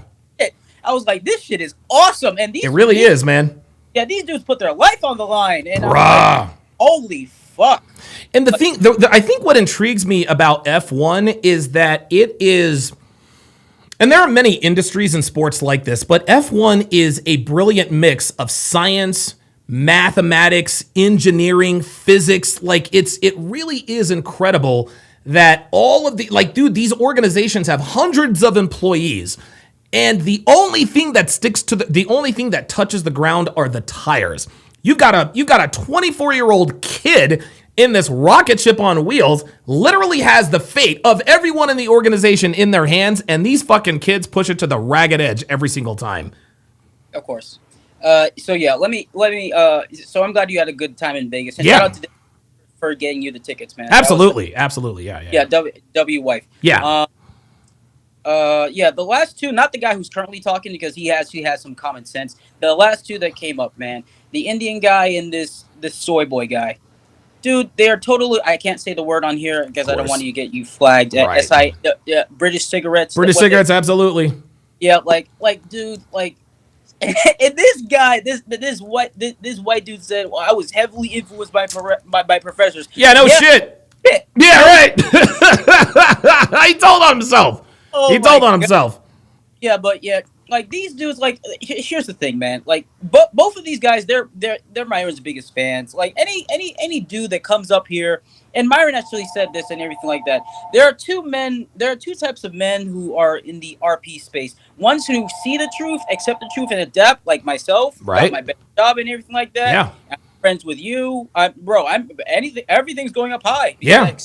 That you guys tell me, and I'm applying it to my life. Good. And there are guys who just simply cannot accept the message because it's too fucking hard. It is tough. I don't this and everything like that. So and shout out to Pearl because whenever she watches these interviews, she's totally right. The reason why these men go up to debate Myron and everything like that is that they think that this is going to increase their sexual market value, make them more appealing. Oh, I know. They just want to. They think that they're just trying to get laid, brah. Yeah, they're just trying to get laid. At the end of the day, they think, but it backfires because women, no matter how promiscuous they are, they know that Myron is telling the truth. Of course. And if they see men trying to combat Myron's message, this doesn't make you more attractive to them. It makes you more repulsive to them and everything like that. They're like, they actually think that, these male feminists go up and talk Myron like, I'm going to get more pussy if I destroy Myron. No, you're not. Yeah, like this guy Miller in the chat who keeps telling us that he owned Myron somehow, but he still won't come up. Owned Myron, no. Dude, please. No way. Yeah, that's one of the reasons why they do it. And I do have a question, if you don't mind me. Sure, what you got? Yeah. I can't find the if I did anything to help that made you delete that video, I apologize. The recent hard R. Oh, no. I had to delete it because of actually YouTube deleted it because it was preceded by the Steven Crowder thing. That's why. That's the only reason why it's gone. Yeah. Okay. That's the only reason why it's gone because if you remember, we did the Hard R podcast right after that, but it was but they specifically pointed, "Hey, Steven Crowder flagged this video down." Thankfully, I didn't get a community strike, but it is what it is. Okay, I thought it was me because I thought I No. Had nothing to do. No. Had nothing to do with you. And I like the fact that you have categorized everything. I like the fact that you have hard R for Rumble. And at some point, I am going to start a hard R for Rumble. That's going to be a little bit more thought provoking, a lot more violence with a lot more pew pew. But no, you had nothing to do with the fact that the video is not up there anymore. Absolutely. Okay, no problem. Yeah. And one more thing before I go. And I did text you this. At first, when I told you about it, I didn't have that much videos. But let me tell you something, man. The booty juice videos are increasing. So the booty juice videos are increasing. All right, I might have to check that out for the next Hard R podcast. Yeah, booty juice. Oh, the homeless. You mean the homeless / booty juice? Yes. Okay. All right. Yeah. I might actually have to name the next Hard R podcast Hard R episode 62 Booty Juice edition. Yeah. My God. Man. You know what, man? I think you should put a poll though. Because, I think you should put a poll because these are the two so far. They're the two most hilarious out of all of them. It's either niggas on the run or the booty juice one. I'm gonna put it. Look, I'm gonna put it in the poll right now. Right now. Which category do we do next? Yeah, that way you can decide which one you want to do next time you do a Hard R podcast. But okay. Man, I'm telling you, man, the videos are insane. And guys, and this is not just for you, Donovan. Everybody in the chat. these cops are losing patience because the no nonsense cops with black fatigue, dude, they go in on these niggas, man. Dude, I'm trying to tell you, man. They're not being patient anymore. Nope. It's like they ask these niggas one time, comply or good fucking bye. See you later. See you later. All right, I got Jay Blaze in the chat, but yes, listen, keep adding those booty juice videos because I think that's gonna be the star attraction. Thanks for coming up, man. I appreciate it. No problem. Have a nice day, man. All right, let's go to Jay Blaze. Jay Blaze, what's up, brother? How you doing, man? Hey, how's it going? Good. Dude, see, the problem is, you say women are retarded, they vote for their own disinterest. Exactly. And that's all they do. Oh, shit. Like, you had them vote 81% for McDonough, who is going to try and release prisoners from jail. Right. Which will make it unsafe, and he wants to remove all misdemeanors, so you can literally group women on subways. Unbelievable. Not a crime. And not get prosecuted for it. And what do you think is going to happen when that happens? We're gonna see more Irina Zarutskas, right? We're gonna see a lot more of that. And I'll tell you this too. If things continue to go the way they are legally, we're not going to just see murder on subways and in public transportation. We're gonna start seeing EPAR. What are we gonna do? Like, honestly, think about this, Jay Blaze. What would somebody do if somebody walks onto a subway or a bus and sees a man engaging in non-consensual sex with a woman? What's going to happen then? It already happened. It's already happened. Are you kidding me? Yeah, there was a man assaulting a woman, and all the guys are like looking around, going, "Am I supposed to do something?" Because we have made it like because of the Daniel Penny thing. We just had a guy who was arrested 72 times.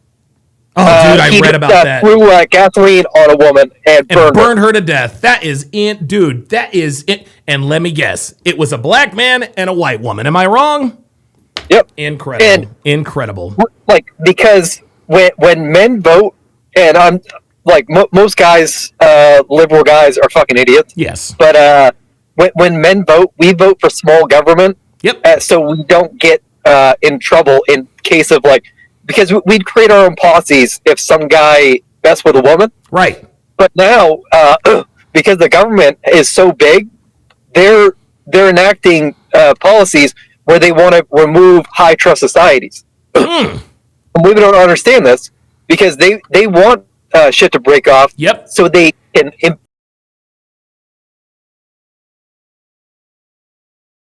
He says people will either take the law into their own hands or a lot of women will soon become true victims. What are your thoughts on that? I fully agree. Yep, I agree too. And these women, like in New York, maybe a few months ago, some guy was just punching him right in the face. Yep. And that won't be a crime. Nope. If it's just a misdemeanor. And you're going, what are you doing? Dude, it is going to get to the point, Jason, where we're going to start seeing rooftop Koreans, if you know what I mean. Like, it's going, I just can't, I don't know, man. I don't want there to be a civil war, but dude, like, something's got to give. It cannot continue like this.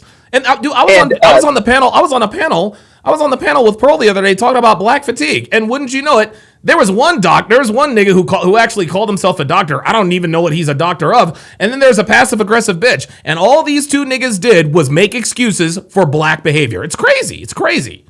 And the problem is, have you seen the stuff with Dearborn? No. What happened there?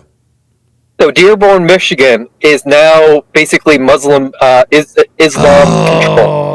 Dude, I've seen Instagram shorts where they'll show Michigan before with just regular Americans, and then Michigan after.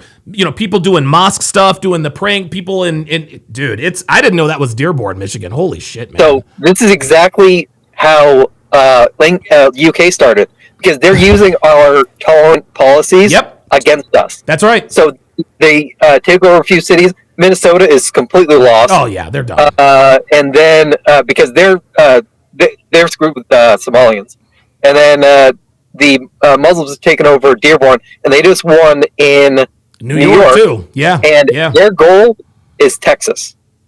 Oh, they'll never take Texas. They're never going to take Texas. No, they say that's their new mecca, and they've already. You know how many mosques are in Texas now? How many? 340 mosques in Texas. They just made a Muslim city called Epic City. It's a massive. You gotta look at it. How in the hell? Epic City. How in the world? How did 300 mosques make it into Texas? That is crazy, man. Can't stop it. They can't stop it. We have the such tolerance. Yep. Except for when it comes to Christians, right? Yeah, and when Biden came in, dude, because I told you earlier, all those people that he brought in due to the low border, dude, 60% of them are on SNAP. Oh, and I was like, yeah, I remember you telling us that the left actively wants this, even though Muslims hate the left. They despise them. That's but weird. They will use them for their own interest. Okay, you and I definitely need to have a phone conversation. I have a lot to catch up on. Eventually, either on here or because this would be the thing I want to explain. Okay, is a great opportunity for anyone to listen to. Okay, let's go. Right now? Yeah, let's go. Okay, so ask questions if you have any issues with it. So, do you know anything about global economics? No, not really. Not as much as I should. Okay, so in the 2008 crash, you had we had low interest rates, like zero. Right. And so they were giving the banks were giving out crazy loans. Yep. And then the bubble burst. We over leveraged. Yes, right. So that is happening in Japan. For the past 30 years, there's been zero interest rates. What? Oh, yeah. So these high-level people, this is not financial advice. This is just for entertainment and just to cover you. Disclaimer. Yeah, so they have been borrowing. 401ks are borrowed against them. Dude, tens of trillions of dollars have been borrowed against the yen. Oh, my God, dude. So last August, Japan was announcing, because they need to increase interest rates. So think of it like a monopoly board. Okay. Say you own a monopoly board, and then right across the street or right across the room, I have a monopoly board. Okay. And say King Life, Level Up, Dre Raven, they're on my monopoly board. You have no interest in yours. Right. So they're buying Park Plaza, they're buying the Boardwalk, purple, the orange. Right. They're going to yours, so you have to lower your interest rates, and they're going to yours to get free money, and then sending it back to me. Oh my God! How pissed would you be, dude? I'd be ready to go to war, man. So Japan last August said we're going to announce an increase of interest rates. They only announced this. 2 trillion of the tens of trillions were about to get liquid. So our stock market crashed 13% in one day. So the yen, the 10-year, 20-year, and 30-year of the Japanese yen is at an all-time high. Right now it's at 1.8. The yen, the danger zone is 1.5 to 1.6. Oh boy. But they cannot take blame on themselves. They need an outside influence to take to give the blame. Right. So oil is, I think it's going to be oil. Okay. And so when oil spikes, the unwind happens and everything goes. And so it's going to be, the collapse will be massive. Oh my God. This is. I think that if what you're describing actually comes to pass, I think it's going to have global implications, man. Oh yeah. It's going to, think about it. 2 trillion of it caused the 13%. Right. And so it's going to, and so I'm just telling people, get prepared, have some dry powder. Okay. But the way I think it's going to go, because think of the monopoly, it would be like you being in Japan and flipping both monopoly boards on the, and so it would hit the floor. Then it turns into hungry hippo. And it's every man for himself. So that's the back of the stock market. Okay. And I think XRP is going to be the thing, because they couldn't do it last year, but this year they have the Genius Act, okay, where now companies can make their own stable coins, okay, and they can buy up the liquidity. So on that's the almost pool. like that's almost like a backdoor way to get it to get it. So I think it's gonna be extra deep, but again, not financial advice. Yes. For entertainment. Yes. purposes No. only. For entertainment purposes only. This is not financial advice. But if you're not into crypto, have some dry powder on hand and wait for the collapse to happen because it has to happen. Okay. Like, yes. There's because no we other have way. Venezuela would cause a spike in oil. Iran and Israel would cause a spike if stuff pops off, and then you have Russia, like the terrorists going on there. And if we get a spike in oil, it unwinds. Everything goes. And that is the financial / non-financial entertainment purposes only. Jay Blaze, thanks for coming up, man. That was good stuff. Later, man. All right, appreciate it. Yeah, I've been trying to get together. I've been trying to get together with Jason for a while, but between being doing the F1 thing this weekend, it's been hard to get up. But yeah, I've actually been talking. One of my consultation clients is big. I can't really give too much information away. He's pretty high up in the financial district, and he's talked about this before. King Life with the $5 super chat says, I think Mandani is going to take people's property and mostly put it in a business name that's going to house illegals here from Uganda. Wow. Holy moly. Midi user says FNF's last 2 shows are really good. You should do a reaction. I think I will. Okay, let's continue. To details on it. And appreciate Jay Blaze and Phoenix Light Games. From booty juice to Bitcoin. Boy, I'll tell you what, we covered all here on TSR Towers. Right? Jewish and Muslims lived together. My grandfather lived with the Jewish community. Okay. They massacred their own Jewish community. I've read this and I've done detail about this. So I appreciate you, Myron, for speaking on this, because never have this been publicized like this. Obviously, I don't agree with all the points, I feel like, you can just be like a little less sense on Indians being stinky and all that type of shit. Because you feel me? Like, it's more professional. Hey, man, you don't curry have sucks, to, bro. I mean, I can't lie about that. I understand where you're coming from, but like. Hey, Myron, quick question. So you said woman, like, do you think that they deserve to like stay in the kitchen? Yeah. Like, yes. So I'm what a is firm your, believer in keeping them in the kitchen. Yes. So what is your do you have like a plan that you could talk about? Like, how do you plan to get that to happen? Is there like a certain year or like? Like how we're gonna get women back in the kitchen? Yeah. Like how do you want to know how we're gonna get women back in the kitchen, guys? You want to know how we're gonna get women back in the kitchen? Sex robots and legal prostitution. Gentlemen, there's a reason why most women are staunchly against sex work. Because if prostitution were fully legal in all 50 states, that would force women to have to offer something other than sex. Because if a man can go and just pay for sex and not have to put up with the bullshit that it takes to get sex for free, man's just going to pay for it. This is why women do not want prostitution to be legal. Right? But guys, sex robots are coming. Sex robots are coming, y'all. They're coming. They are coming. Dude, every so often I see an Instagram reel or I see a TikTok video, and these, dude, they're making some pretty big strides with these sex robots. They really, really are. They really, really are. Robert Anderson says sex robots are already on the market. I'm trying to tell you, man. I'm trying to tell you. And I'm gonna tell you what, in less than a decade, dude, I think that in less than a decade, sex robots will be indistinguishable from the real thing. And at that point, women will get their asses back in the kitchen. How do you plan on getting women back in the kitchen and like cooking, making sandwiches? Yeah. So the plan is this. Basically, we need to start incentivizing women to get back in the kitchen. So we have to do it in waves. So my plan is, like you go to airport and they say group 1 can board, group 2 can board. Yeah. Yeah. So group 1 is going to be the hot girls. We're going to send them back to the kitchen first. Right? So, hey, all you bimbos. This is great. That are hot, you can get back in the kitchen first.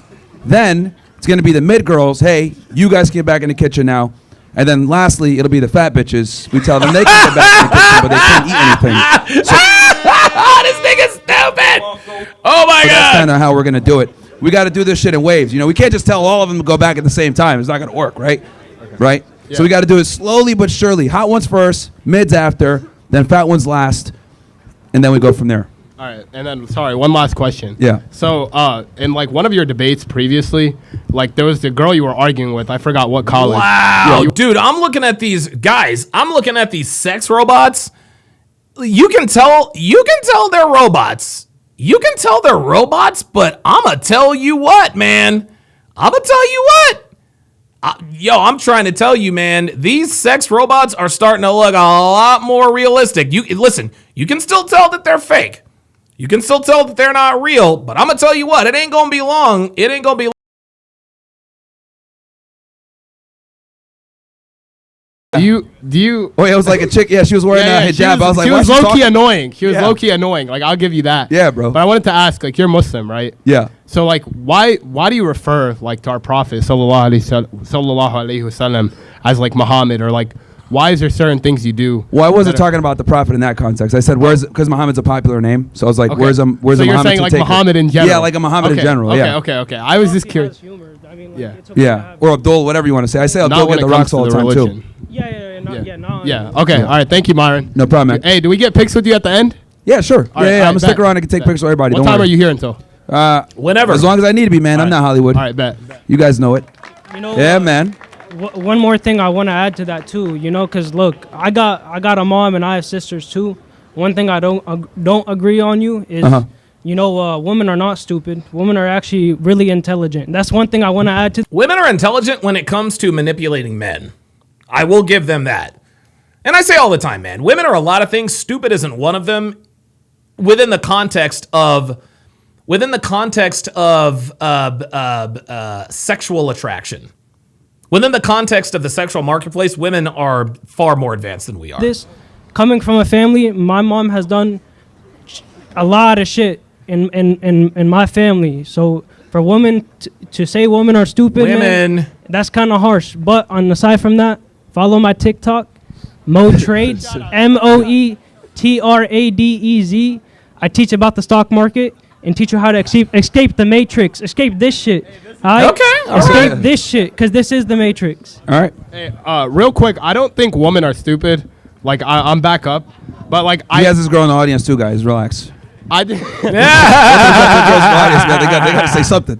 Like when you EP Signature with the $5 super chat says, the way I see it, if a simp stops simping and spending tens of thousands and gets a 5K robot, it's a W. I'm telling you. I'm trying to tell you. I am trying to tell you, man. We talk about, you're not going to force women back into the kitchen. Women are not going to go back to the kitchen. They're not going to go back to the kitchen willingly. Okay? There needs to be an incentive. You went up there and you did challenge him on women. When you say like women are stupid, could you like elaborate on that like a little more? Like, yeah, when I say that, what I mean when I say women are stupid is, well, number one, they're easier to sell to. Truth Right says, why can't people say women anymore? I don't know why. Guys, listen, man. I'm gonna do like a miniature TikTok video. Can someone please explain to me why we don't use the plural version of women anymore? Like, people say one woman, three woman. We say one man, two men. So it's one man, two men, one woman, two woman? I don't understand it. I don't get it. I need someone to please explain that to me. I really, really do. I really want to understand. They're easier to market to. Oh, yeah, for sure. Number two, they buy into the lie of feminism, thinking that chasing a career and money and income and status is going to make them happy and fulfill them overall. Yeah. And then number three, a lot of them are whores, and they don't realize that being a whore is going to fuck them up long term with finding a partner. That's right. So, like, do you think would you trust like a woman to be your pilot, Hell like on no. a plane? Fuck no. Oh, Fuck no. Do you think dude, I don't like, even trust women to be my Uber driver. If I order Uber and I see a female, dude, I cancel. Nope. Like, Dead do you ass. think, is it because they're too emotional, or like what is it? They're always What is late. it in particular? But look, let me be very clear about this. Are all women stupid? No. There's obviously a small group of women that are competent, that can do things that men can do, that aren't morons. But the reality is a majority are stupid because there's no incentive for them to be smart and or be competent, because women. So with a man, right? Yeah. If we're a loser, when you go outside and you talk to people and you present yourself, you will know very quickly where you stand. Here's the deal, guys. The reason why women are useless is because they've never had to be useful. And when you've never had to be useful, you don't develop yourself outside of your sexual market value. That's it. And socially, if you're a loser, girls don't want to have sex with you, guys don't want to be friends with you, you're not able to get a job. Like, there's a direct like mirror reflection of your inadequacies as a man. As a woman, though, you could be a bumbling, bimbo, dumb whore with an STI, and people still treat you like you're the best thing ever since sliced bread, because women rarely get held accountable for their poor decisions. They're really level up, man. Actually, this is actually a pretty good. This is actually a pretty good answer to my woman versus women. Says I'm thinking that because women have become such a hive mind that they basically are all just one woman, no matter how many you're talking about. You know what, man? I'm gonna go with that. I'm going to go with that. That might actually be it. Panda Trucker with the $5 super chat says, let's start a collection so we can get Abba and Destiny a couple of robots. Dude, well, listen, Abba and Destiny, if they could buy sex robots, they probably could. Or maybe they already have.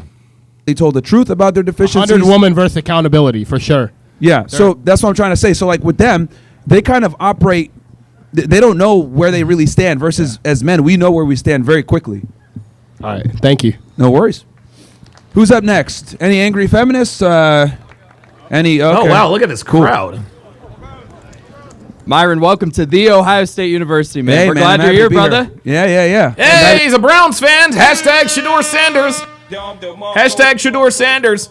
Dude, I like Shador. I think Shador's, listen, man, he's got some judgment issues, but I like Shador, man. I'm pulling for the kid. I really am.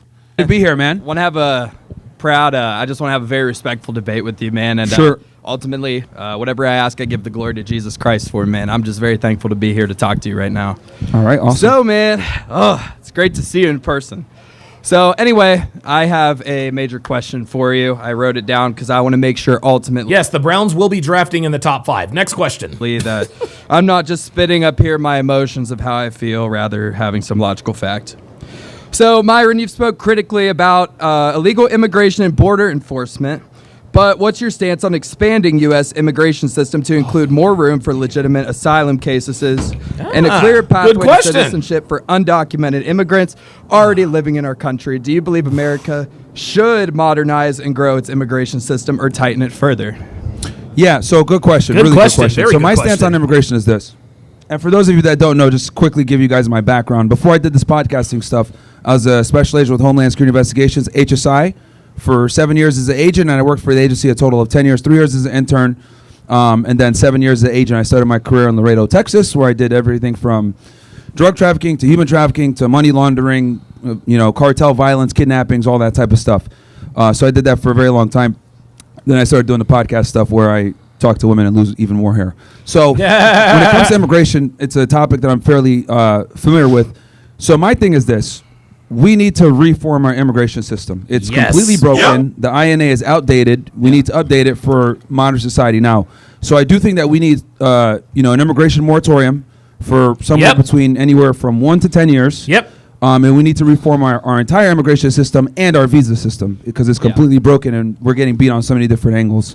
Because I just feel like that's the one area Trump needs to kind of be better at. I mean, like, look at what he's brought to the country with the $17 trillion of investments that he's bringing into America and, like, making America great again. The system. Praetorian Guard says, Abba and Preach can buy box. They're rich. Correction. Abba and Preach do buy box. They do pay for pussy. It's absolutely broken and exploited, and unfortunately, I wish the American public knew more about this. But it's not just us getting beat on the southwest border of them coming in.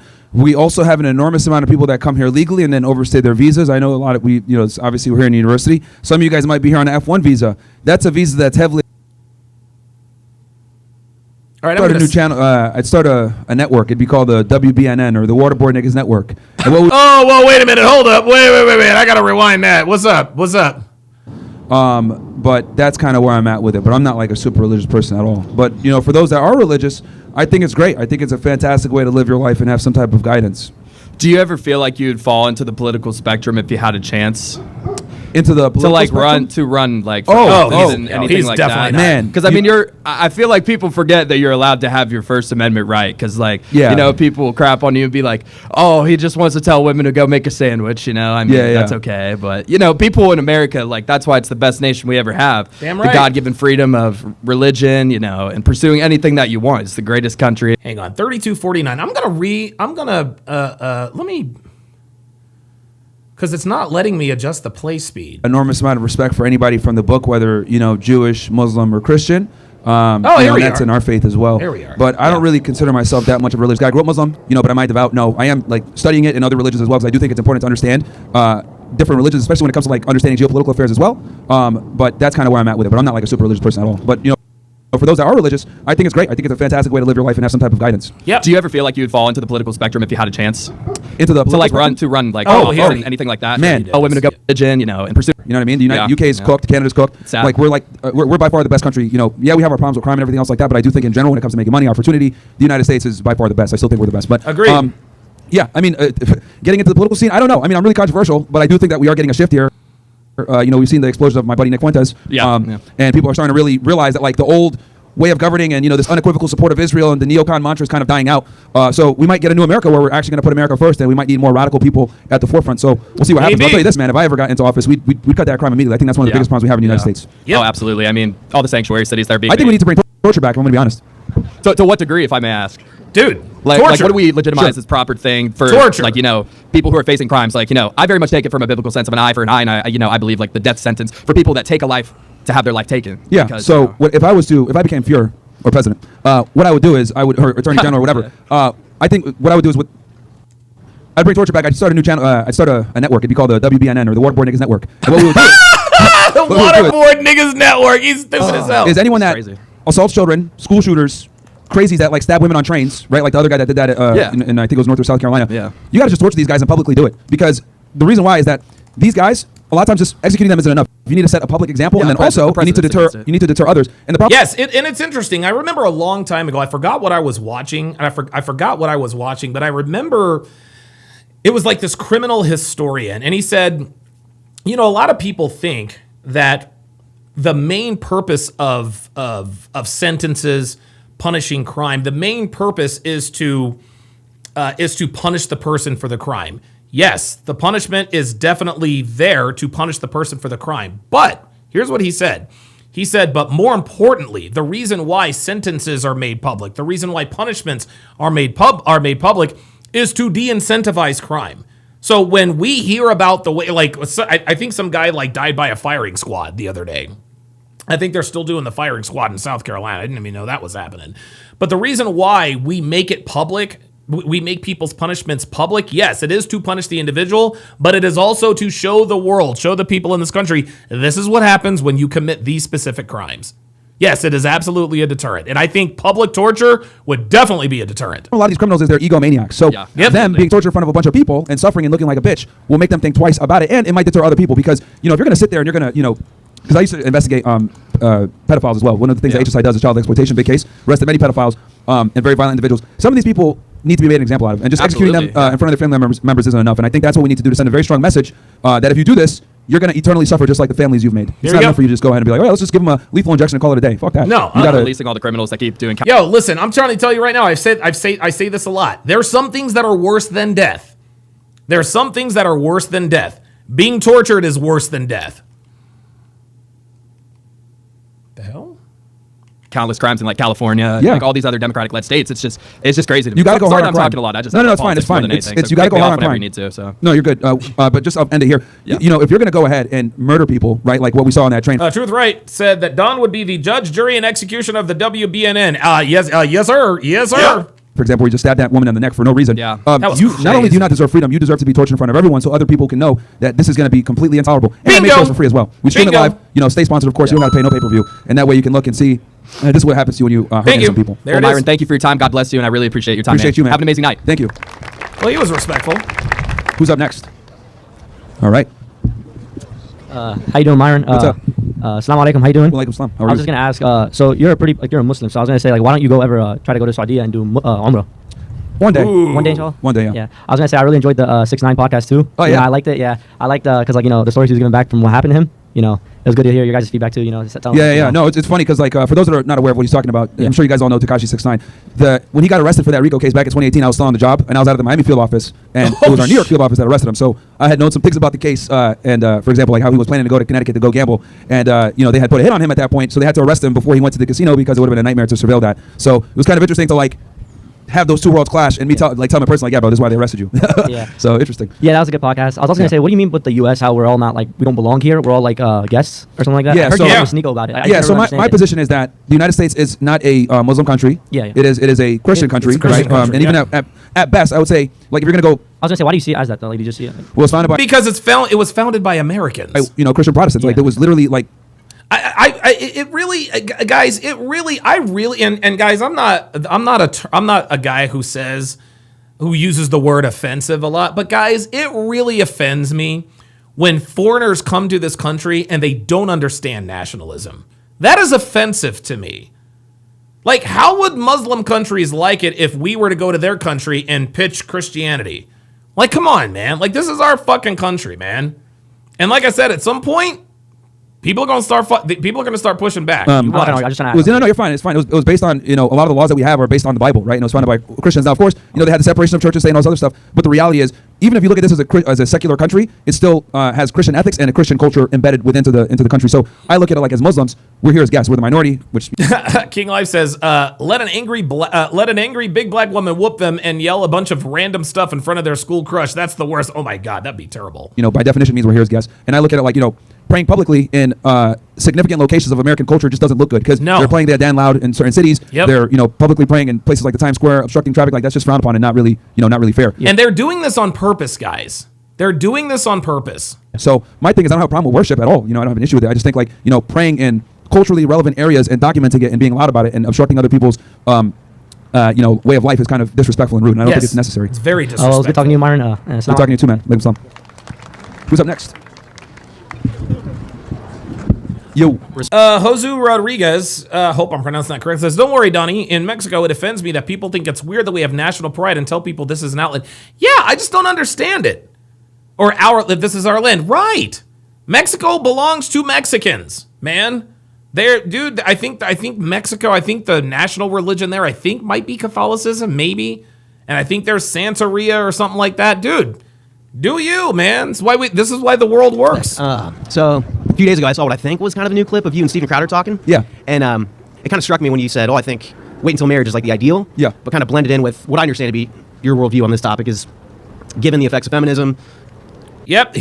My guess is that he's going to start talking about the 50 lay count.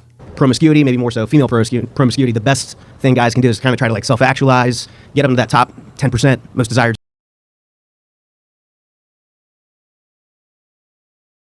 And so I'm sure for like most men here, that kind of sounds like a fun journey, at least at the individual level. Yeah. Sure. But I'm wondering, like, in terms of at the societal level, is that kind of encouraging the top 10% of men to effectively create a new class? No. Because if you're in the top 10% of men, you are going to be promiscuous anyway. Listen, man, the top 10%ers in terms of men have always been promiscuous. Always had multiple wives, multiple girlfriends, and this was a normal thing. Dude, Genghis Khan had like 1 million wives. Right? King Henry VIII was banging Anne Boleyn on the side and divorced his wife. Actually, King Henry VIII actually had the very first known divorce, legal divorce. That's the way it is, man. Promiscuous women. Does it push us away from healthy two-parent families toward... E. Jones says, look up the 1797 Treaty of Tripoli, Article 11. It states that the United States was not a Christian country. The founding fathers practiced such things as deitism. Look it up. Yeah, E. Jones, got to disagree. Even if what you're saying is true, and I don't have any reason to believe that it's not true, this is a Christian nation. Just because some treaty back in 1797 said that the United States wasn't a Christian country, dude, look around you. Our Constitution, our laws, all of it is influenced. All of it ecumenically, it's influenced by Christianity. We are a Christian. Well, we're supposed to be a Christian nation. So, yeah, I got to disagree there, man. The more polygamous, like King Solomon having however many 100 wives and concubines and whatnot. Yeah, no, I totally understand your concern, and I can quickly, for people here that might not be familiar.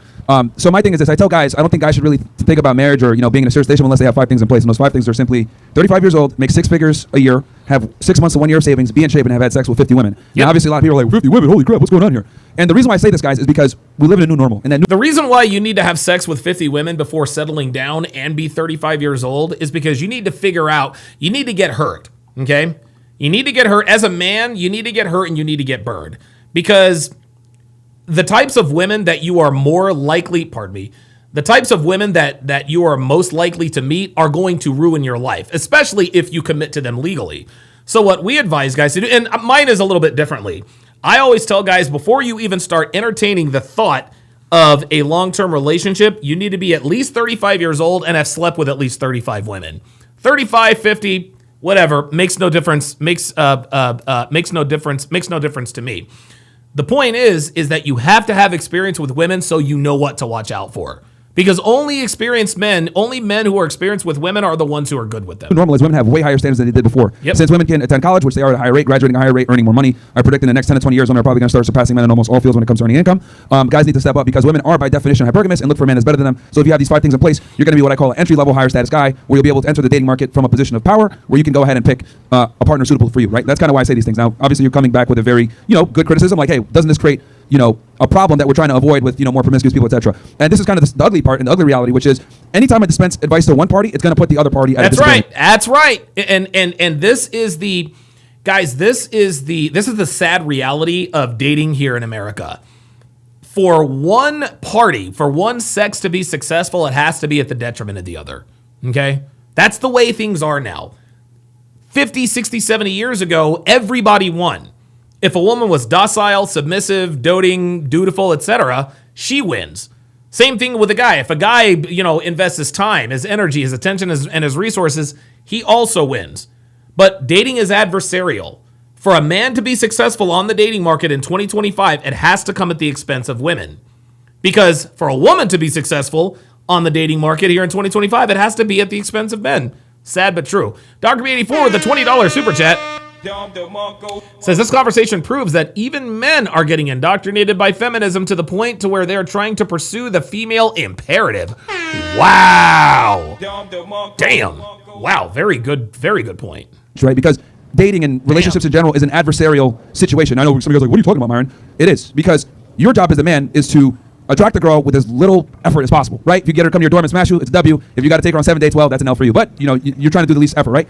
On her end, she's trying to extract the most time, resources, and time, energy from you for the least amount of type of sexual access. It's a dance between the two genders. So anytime I dispense advice to men, it's inevitably going to put women on their back foot because I want guys to have the advantage. Now, when it comes to this situation here, my thing is I want guys to have choice, and I want them to be able to decide how they want to, move. Because the problem is that we live in a society now where if a guy gets in a relationship with a girl, right, marries her, gives her his resources, etc., that puts you in a bad position because we have a family court system literally set up to destroy every single one of you guys. Yep. Right? Even with a prenuptial agreement, you can still lose everything.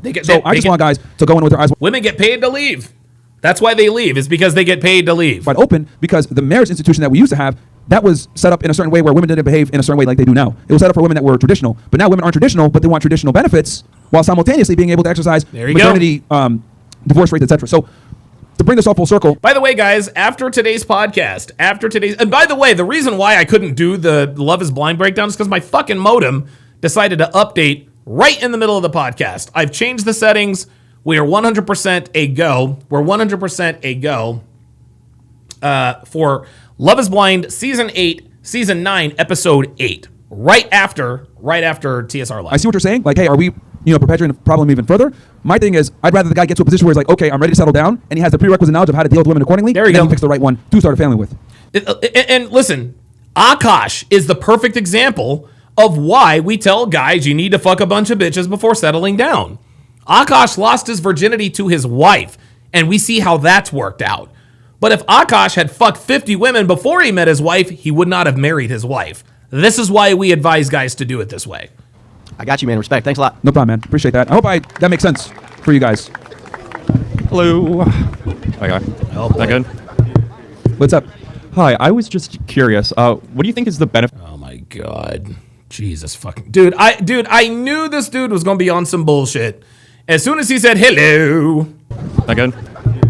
What's up? Listen. Hi. I was just curious. Listen. He said hello. Okay. Is that good? Listen. What's up? Hi. I was just curious. Down, and he has the prerequisite knowledge of how to deal with women accordingly, and then he picks the right one to start a family with. I got you, man. Respect. Thanks a lot. No problem, man. Appreciate that. Respect. I hope that makes sense for you guys. Respect. Hello.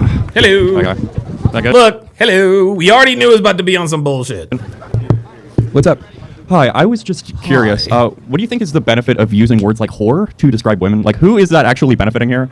It benefits men because we're telling the truth about women.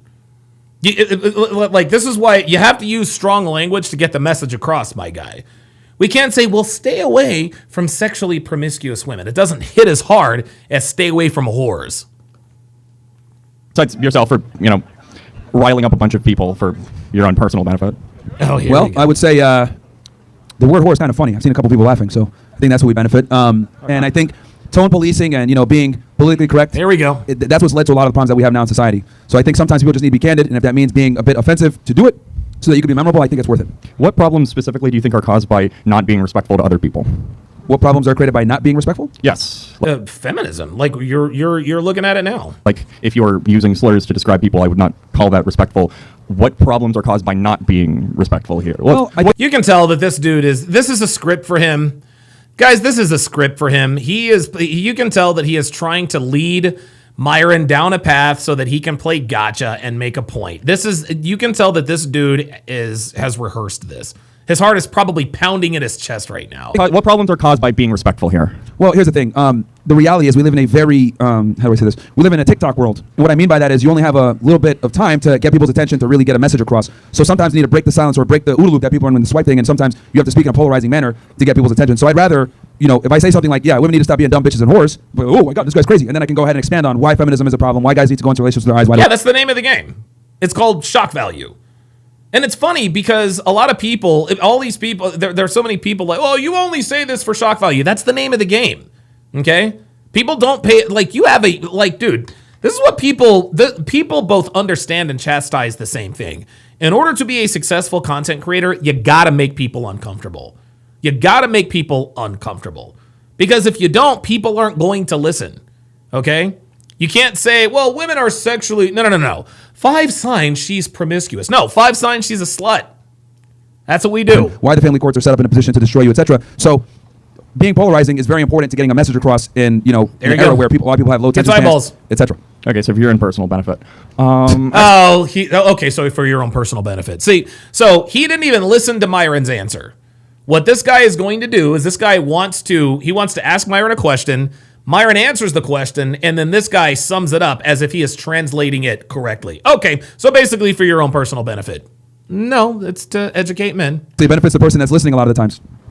Disagree there. I mean, I have... Why do you disagree? Why do you disagree? You can disagree all you want. Substantiate it. Thousands of guys that write me that say, hey, I was going to kill myself, and I decided not to after watching your content. I'll actually tell you a quick little story. One time, a guy said he wanted to end it all because his life was miserable, and he found a nice little tree that had a good view of the sunset, right? And he was going to, hang himself. And what ended up happening is he was surfing YouTube one day, and he found one of my videos where I talk about, not being a simp, taking responsibility, every guy can increase their sexual market value, etc. The guy's alive today, has a family, makes 6 figures, and he said it's because he found that video that he canceled the day that he was going to kill himself, and he has a family now. So there you go. See? But see, this is what our detractors don't. This is the thing that our detractors conveniently leave out. All they want to talk about, well, you take advantage of these lonely men, and this is self-aggrandizing. This guy, again, just like the first guy, he's accusing Myron of not really believing what he talks about for his own personal benefit. And this is funny. He can't use money now because Myron is demonetized. So he's saying for your own personal benefit. Makes absolutely no sense. To me, I look at it like if I got to call some women whores for that, so guys can wake up and realize that, there's another way, I think it's worth it. Your sign says transgenderism is a mental illness. Oh my Yes. God. How many people do you think that has made a little bit more want to kill themselves? Who gives a shit? You mean like trannies that want to kill themselves? Yes. Well, here's the thing. They already had a mental illness. Me telling them they have a mental illness doesn't change anything. They've already had these problems. Uh-oh! That seems a bit circular, but...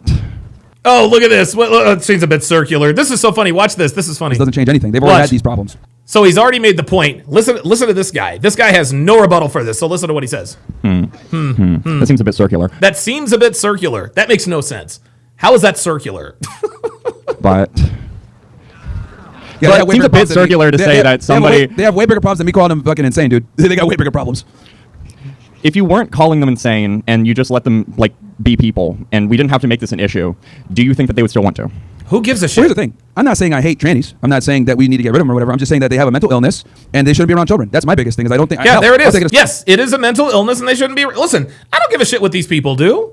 Right? Dude, I was just in Las Vegas. I see RuPaul stuff all over the place. Let RuPaul do what he wants to do. Right? He said he's going to do a drag race for the mother-tucking world. I think that's actually kind of funny.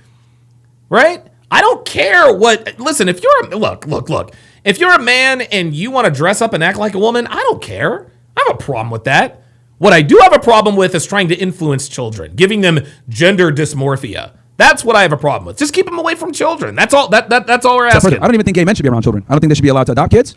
And if I had my way, I would put gays in their own part of town. And the reason why? Love to hear. No. Nope. No. Disagree with Myron there. No. I want gays in my part of town. I want homosexuals as my neighbors. Yo, surround me with homosexuals. Surround me with gay people. You want to know why? Because that property value goes way up. When you are, when homosexuals move into your neighborhood, the property value goes up. Dude, we live right across the street from a couple of lesbians. Man, coolest people in the fucking world. They hooked us up with Christmas lights. They gave us a little outfit for Fernando. Like, dude, we love these people. We love these people. I think one of the women drives a Porsche. The other one, what does the other one drive? What does the other one drive? The other one drives like a Ford Bronco Raptor or something like that. Yes, bring in the gays, bring in the lesbians. Yes, love to hear that. Well, I'll go ahead and expand on this. I don't think children should be exposed to homosexuality at all. What do you think I'm going to do here? Huh? What do you think I'm going to do here? What do you mean you do here? Yeah, what do you think the gays are going to do to the children exactly? Well, what gays are doing to children is they could sexually molest and rape them. That's why.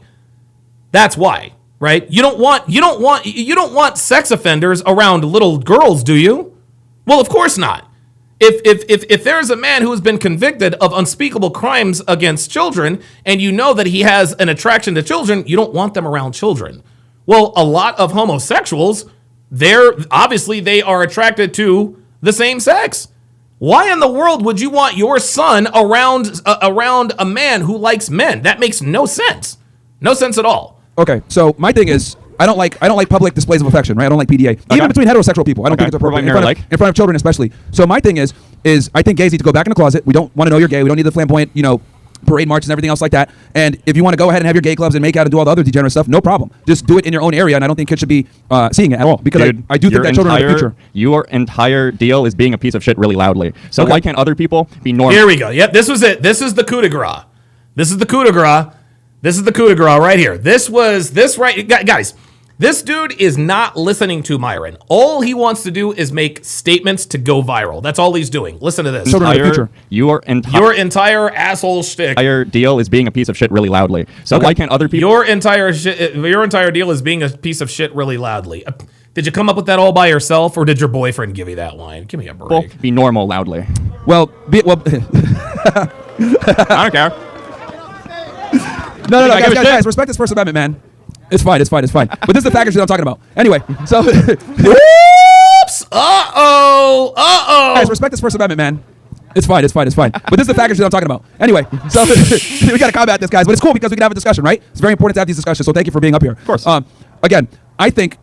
Okay, so my worldview is this: children are the future. Children need to be protected, and if that means that we need to do certain things in society to protect said children, I'm willing to do that. So I don't think it's appropriate for gays and lesbians and other people that are sexually degenerate to be around children and or even be able to adopt them. I think that's a problem, right? If they want to become an adult and then they want to learn about homosexuality and everything else like that later on, that's fine. But they can do that when they're an adult and their brain is fully developed, so they can kind of have their own worldview. But I don't think it's fair to children when they're still developing, still going through life, etc., to see these things. So that is a big reason why I have the worldviews I have when it comes to trannies and gays. I don't think kids should ever be exposed to that. I think rainbow flags should be completely banned. I think if it was up to me, I'd put gays in their own little part of town where they can go ahead and practice homosexuality openly. They can do their parades, everything like that. But then when they come into regular society, we don't want to see any of that. I guess the last question. Do you think that that's protecting parents from having to deal with the fact that their kids aren't cishet? Or do you think that it's... Wait, I got to slow this down. He already said. And I might have to do the closed caption. Like, I guess... Go ahead and practice homosexuality openly. They can do their parades, everything like that. But then when they come into regular society, protecting parents from having to deal with the fact that their kids aren't cishet, or do you think that it's like... What is cishet? Hang on a second. What does cishet mean, guys? Oh, cishet. A person that identifies with the gender they were assigned at birth. Oh my God. So now heterosexuals are being called cishet? Like, oh my, okay, whatever. Like, I guess here's the point. How is that protecting the kids? Because presumably some of those kids are going to be trans or gay, and if you're presumably some of those kids are going to be trans or gay. It's called the power of suggestion, my guy. Spending all of this time trying to make sure that they don't know about trans or gay people, then they're just going to think that there's a problem with themselves. And that's because there is. Not very fun for anybody. I don't think it is. I don't want anybody to feel that way. So yeah, you don't give a shit the way people feel. You just want to call Myron an asshole. Why should we be trying to make other people feel worse about themselves for no fucking reason? Sure. Well, no, it's not for no fucking reason, because they say we're here, we're queer, and we're coming for your children. This is what they've said. They said we're coming for your children. See, and this is the thing, man. This is the thing. I don't have a problem with gay people or homosexual people. But when you make statements like that, and then you come up here and say, well, why do you make them feel bad for no reason? No. You guys make yourself targets. You guys make yourself targets. This is why nigga behavior is frowned upon, because niggas make themselves targets. Why do you talk about black people for no reason? No, they do nigga shit. That's why we talk about them. For one, kids can barely wipe their ass properly. They don't know if they're gay or not. You know what I mean? They don't know anything, right? And I'll give you guys an example. Every single one of us here probably grew up with like that one girl who's a fucking tomboy. She always wants to play basketball and hang out and play Yu-Gi-Oh, whatever it is. I'm showing my age here. Maybe Magic the Gathering. I don't know. But she grows up, and I want to be around the boys. What ends up happening? She turns 18, then all of a sudden she's a girl again, right? Yep. She's like wearing dresses, she's being pretty, etc. And you're like, what the hell happened? Okay. Well, imagine if she had said, I think I'm a boy, and then she goes ahead and gets transitioned and fucks her life up, right? But she grew up out of that and realized, no, I'm a girl. So kids don't know anything, and I don't think we should be deferring to them based on what they think they feel or their sexuality or whatever. It's like, she's like, oh, I'm a boy. No, you're not, bitch. You're a girl. And then, boom, she grows up and she'll end up thanking you for not, transitioning her. So exactly, because life as a man is a lot more difficult than life as a woman. I don't think children should be making those types of decisions whatsoever, because they can ruin their life in the process. I think it's a bit weird to use the word children for people that are like usually at least well into their teenage years. But yeah, they are still children, my guy, because guess what? When an older man has sex with a minor, they call her a child. See, what he's trying to do, and again, this is tone policing, he's trying to make it sound a little less nefarious. Well, we shouldn't call them children. They are children until they reach the age of majority. I don't even think in their teenage years they should be able to make that decision.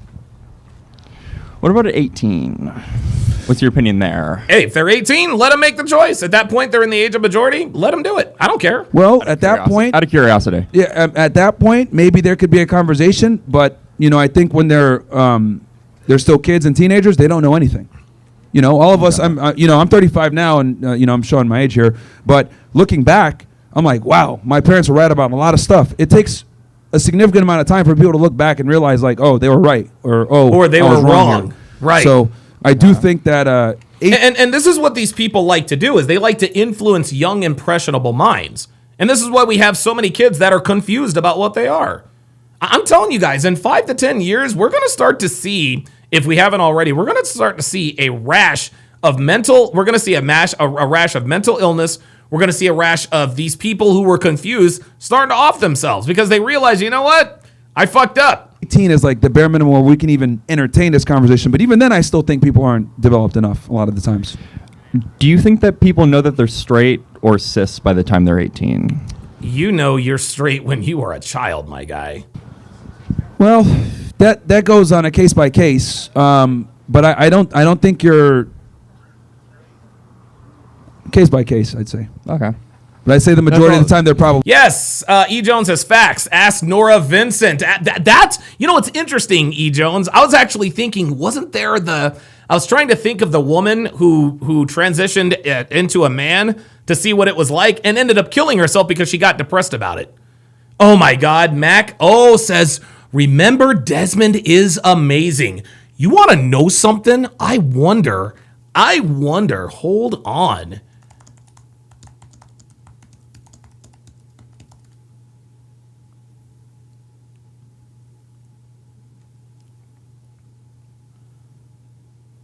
Oh boy. Oh.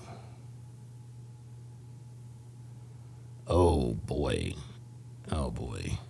Oh boy. Oh yeah. Oof. Oh my God.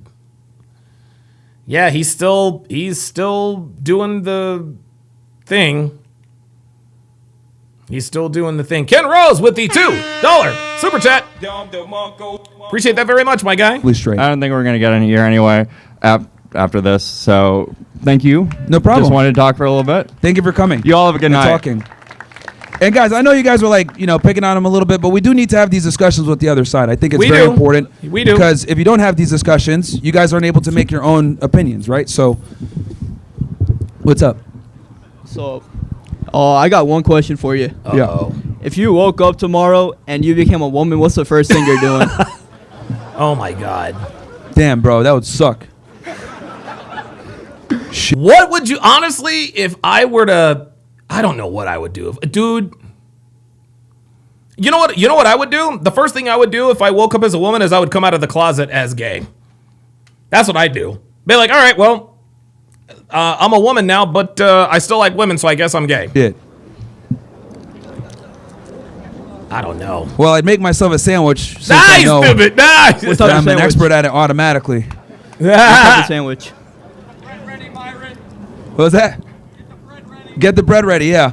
I don't know. I'm assuming since I'd be a woman, I'd know exactly the best one to manufacture right off rip when I wake up in the morning. But yeah, I don't know. I mean, like, look, as a female, people get mad at me for saying this, but women live life on easy mode in 2025, yes, they do. bro. Yes, they It's do. actually nuts how it's like we're playing on fucking Halo level legendary. They're playing on recruit difficulty, so it's nuts. But yeah, I'd make myself a sandwich. Gotcha. That's the only question I had. All right. Cool. Thanks. What's up, man? So I wanted to ask you about voting for Republicans. Yeah, Robert Anderson says, whether she knew it or not, Nora Vincent was a hero to men. Absolutely. Absolutely, man. And Peter Thiel in general. The faggot. Yeah, the Palantir, the neocon influence on the right wing. Yeah. So growing up, like during my early teenage years, I was down that right wing pipeline. Starts with Ben Shapiro, as of everyone. Jew. And then we get Charlie Kirk. Yep. Rest in peace. But Yeah, all right. yeah. So after Charlie Kirk, you start getting Nick Fuentes on your feed, and then I get you, and then I get Sneeko and all these people. Nice. So my question, The real niggas. I've kind of woken up to the right-wing influence of the neocons, and I feel like my vote is being wasted. If I vote Democrat, I completely disagree with all the policies that the left has. If I vote right-wing, I'm just sending my tax dollars to Israel. So how do you think you combat that? What do you do with your voice? What do you do with your vote? Is voting even worth the time? That's precisely why we got to take our country back. That's literally why, like... This man, this dude, guys, what this man just described, this is the mentality of the disenfranchised American. He was born and raised in America. He's obviously got some other descent. His nose is actually he's actually got Myron's nose. But this is the mentality of the disenfranchised American. I can't vote Democrat because you're basically just feeding people who don't want to work. I can't vote Republican because they just want to send all of our money to Israel.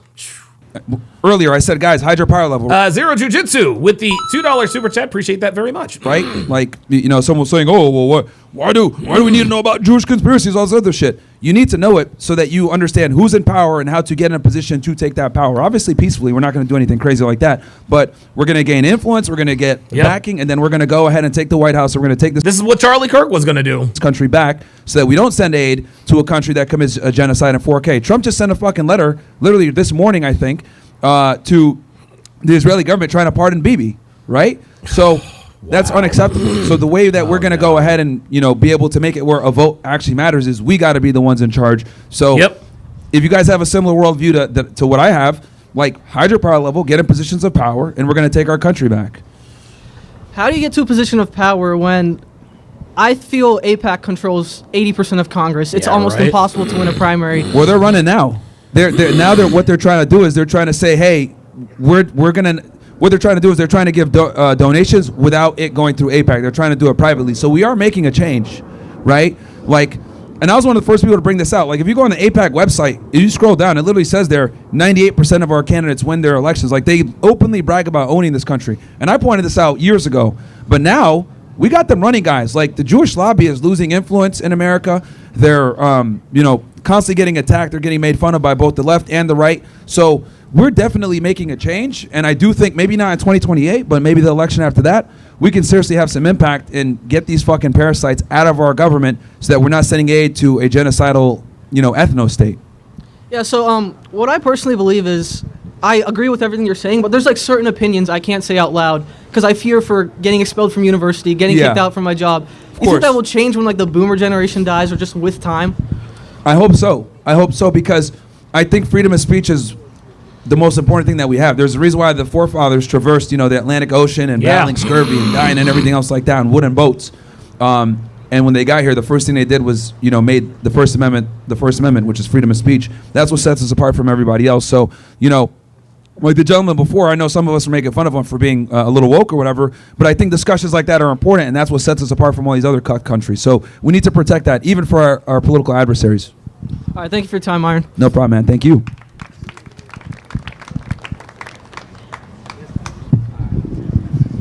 Maybe not so much freedom of speech for women, though. Just kidding. No, they can talk. We just ignore them. That's all. Because we all know women opinions don't matter. What's up? What's up, Myron? I just got off work to check you out. Come check you out, man. I ain't here to debate you. I'm here to thank you, bro. I was sitting at home one day playing a game. Saw a video. All I heard was if you're a man making 25, 30K a year, you're a loser. And look, I ain't got no college degree, but in the past year, I obtained my CDLs. I'm on pace this year to make about 90K. Nice. Woo! Yes, sir. Hell yeah. Very nice. I wouldn't consider that high value, but I'm earning value. Oh, you're getting there, bro. You're getting there. Yeah, Kevin Samuels used to call men like this Henrys. High earner, not rich yet. I really just want to come here to tell you thank you, bro. For No, real. thank you, bro. The relationship advice, how to deal with women, holding yourself accountable as a man. Bro, I needed to hear that. So it was really like words from a big brother. I just want to come and thank you. Thank you, brother. I Good for him, appreciate man. that. Yeah, don't Thank you demote so that much. guy. And guys like you are why I do what I do. So like even when people like that guy before, like, why do you need to say this stuff? That's why I do That's what I why. do right there. There you go. That gentleman over there. Watching you 3 years, Myron. Okay. Watching you 3 years. Hey, what's up, brother? Biggest your supporter. I want to shout you out. I want to shout out Sneeko. I want Yep. to shout out Andrew Tate, Nick Funyas, everybody. Yeah. You guys are Funyas. amazing. Those are the homies. Listen, The homies. guys like you need to make everybody better. Thank Because you, man. there's too many men in this world that are falling down. And Yep. I believe that. And I keep quiet a lot. When I'm around people. If I'm Yeah, at work, yeah. I'm at work. I'm working 6-7 days a week. Damn. I'm not in college here. Like I'm just grinding. Like you guys say, do. I believe people should stop partying so much and you focus guys are on the what you fucking need. future, man. Like the reason why I tell you guys, especially young guys, like you guys are literally the future. So Yeah, like, man. look, when you guys listen to me, Nick. This is why Charlie Kirk was doing what he was doing. He knew that the only way to change America was to start with the youth. Fuentes, Sneeko, Andrew Tate, any of these guys, make sure you got headphones in, right? Yeah. Nobody knows. I'm getting in trouble because I'm listening to you at work. Yeah. No, I'm you being can't do for that. real. No, put in the headphones, brother. Bluetooth. No, dude, I know. You guys got to be careful, man. I don't want y'all, getting in trouble. But guys, build yourself up. Get that influence because I'm telling you guys, 10 years or whatever, you guys are going to be the future of the country. So that's what it is. But Yeah, maybe I'll run for president one day. Who knows? Myron, I want you to be careful because you're gonna get bigger. Yeah, You're appreciate gonna get that, man. bigger. You Thank know what I thank mean? you. Like you got a big impact. So like I want you to be careful. Thank you, man. I appreciate 'Cause, that. like I don't want the same thing with Charlie Kirk. you Yeah. know? But Yeah, fuck that guy, whoever did it. Whether it was that dude or somebody else, like whoever was responsible for that, fuck them. So Yeah. appreciate that, man. Thank you. All right, who's up next? All right.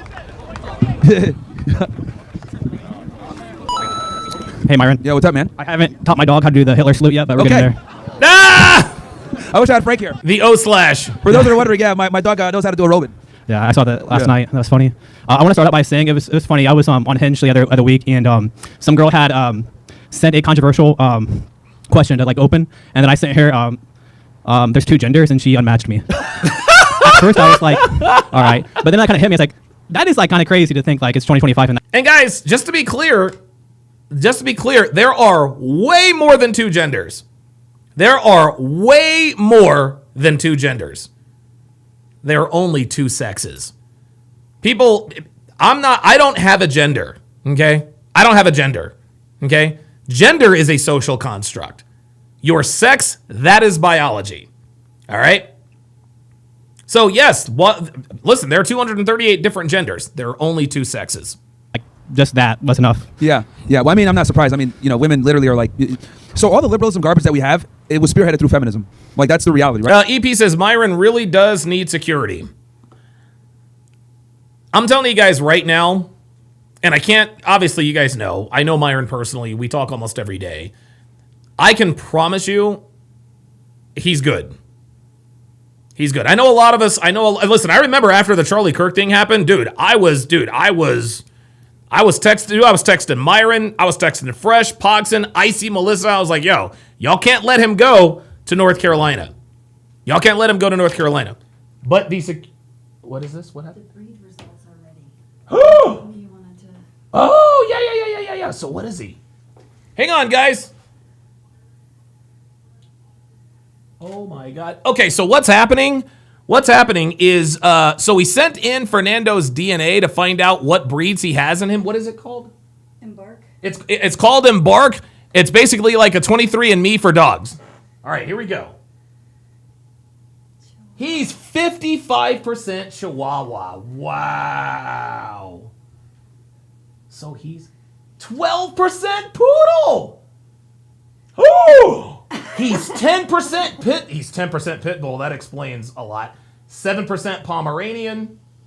Oh, he's 7% Pekingese. How about that? 4.2% miniature pincher. That's where he gets the markings from. He's got German Shepherd in him. Oh, this is wonderful. How about that? 100% Fernando. Send me a screen grab. Send me a screen grab of that. Oh my God, dude. Wow. So good. So Devin is going to send me a screenshot of his Embark. We've been waiting to find out what exactly Fernando is, because Fernando is a fierce little fella. He is small, but he is incredibly athletic, and he is really, really strong. Like, he is strong for a small dog. He really, really is. Doctor Who Design says, can we see him a bit? Yeah. I'll have her bring him up. Okay, let's continue with this, and then we'll get into the Fernando stuff a little bit later. Alone Again with the $5 super chat says, Donovan, how do you know girls are attracted to you in the workplace, and why would a girl give me her number with no intention on texting me back? Let me do a screen grab, and I'm going to put this on the screen when I answer this, so that when people go back and watch the replay, they will know what I am referring to. Give me 2 seconds. I do apologize. Okay, so this is actually a very good question. So he says, Donovan, how do you know girls are attracted to you in the workplace? And why would a girl give me her number with no intention on texting me back?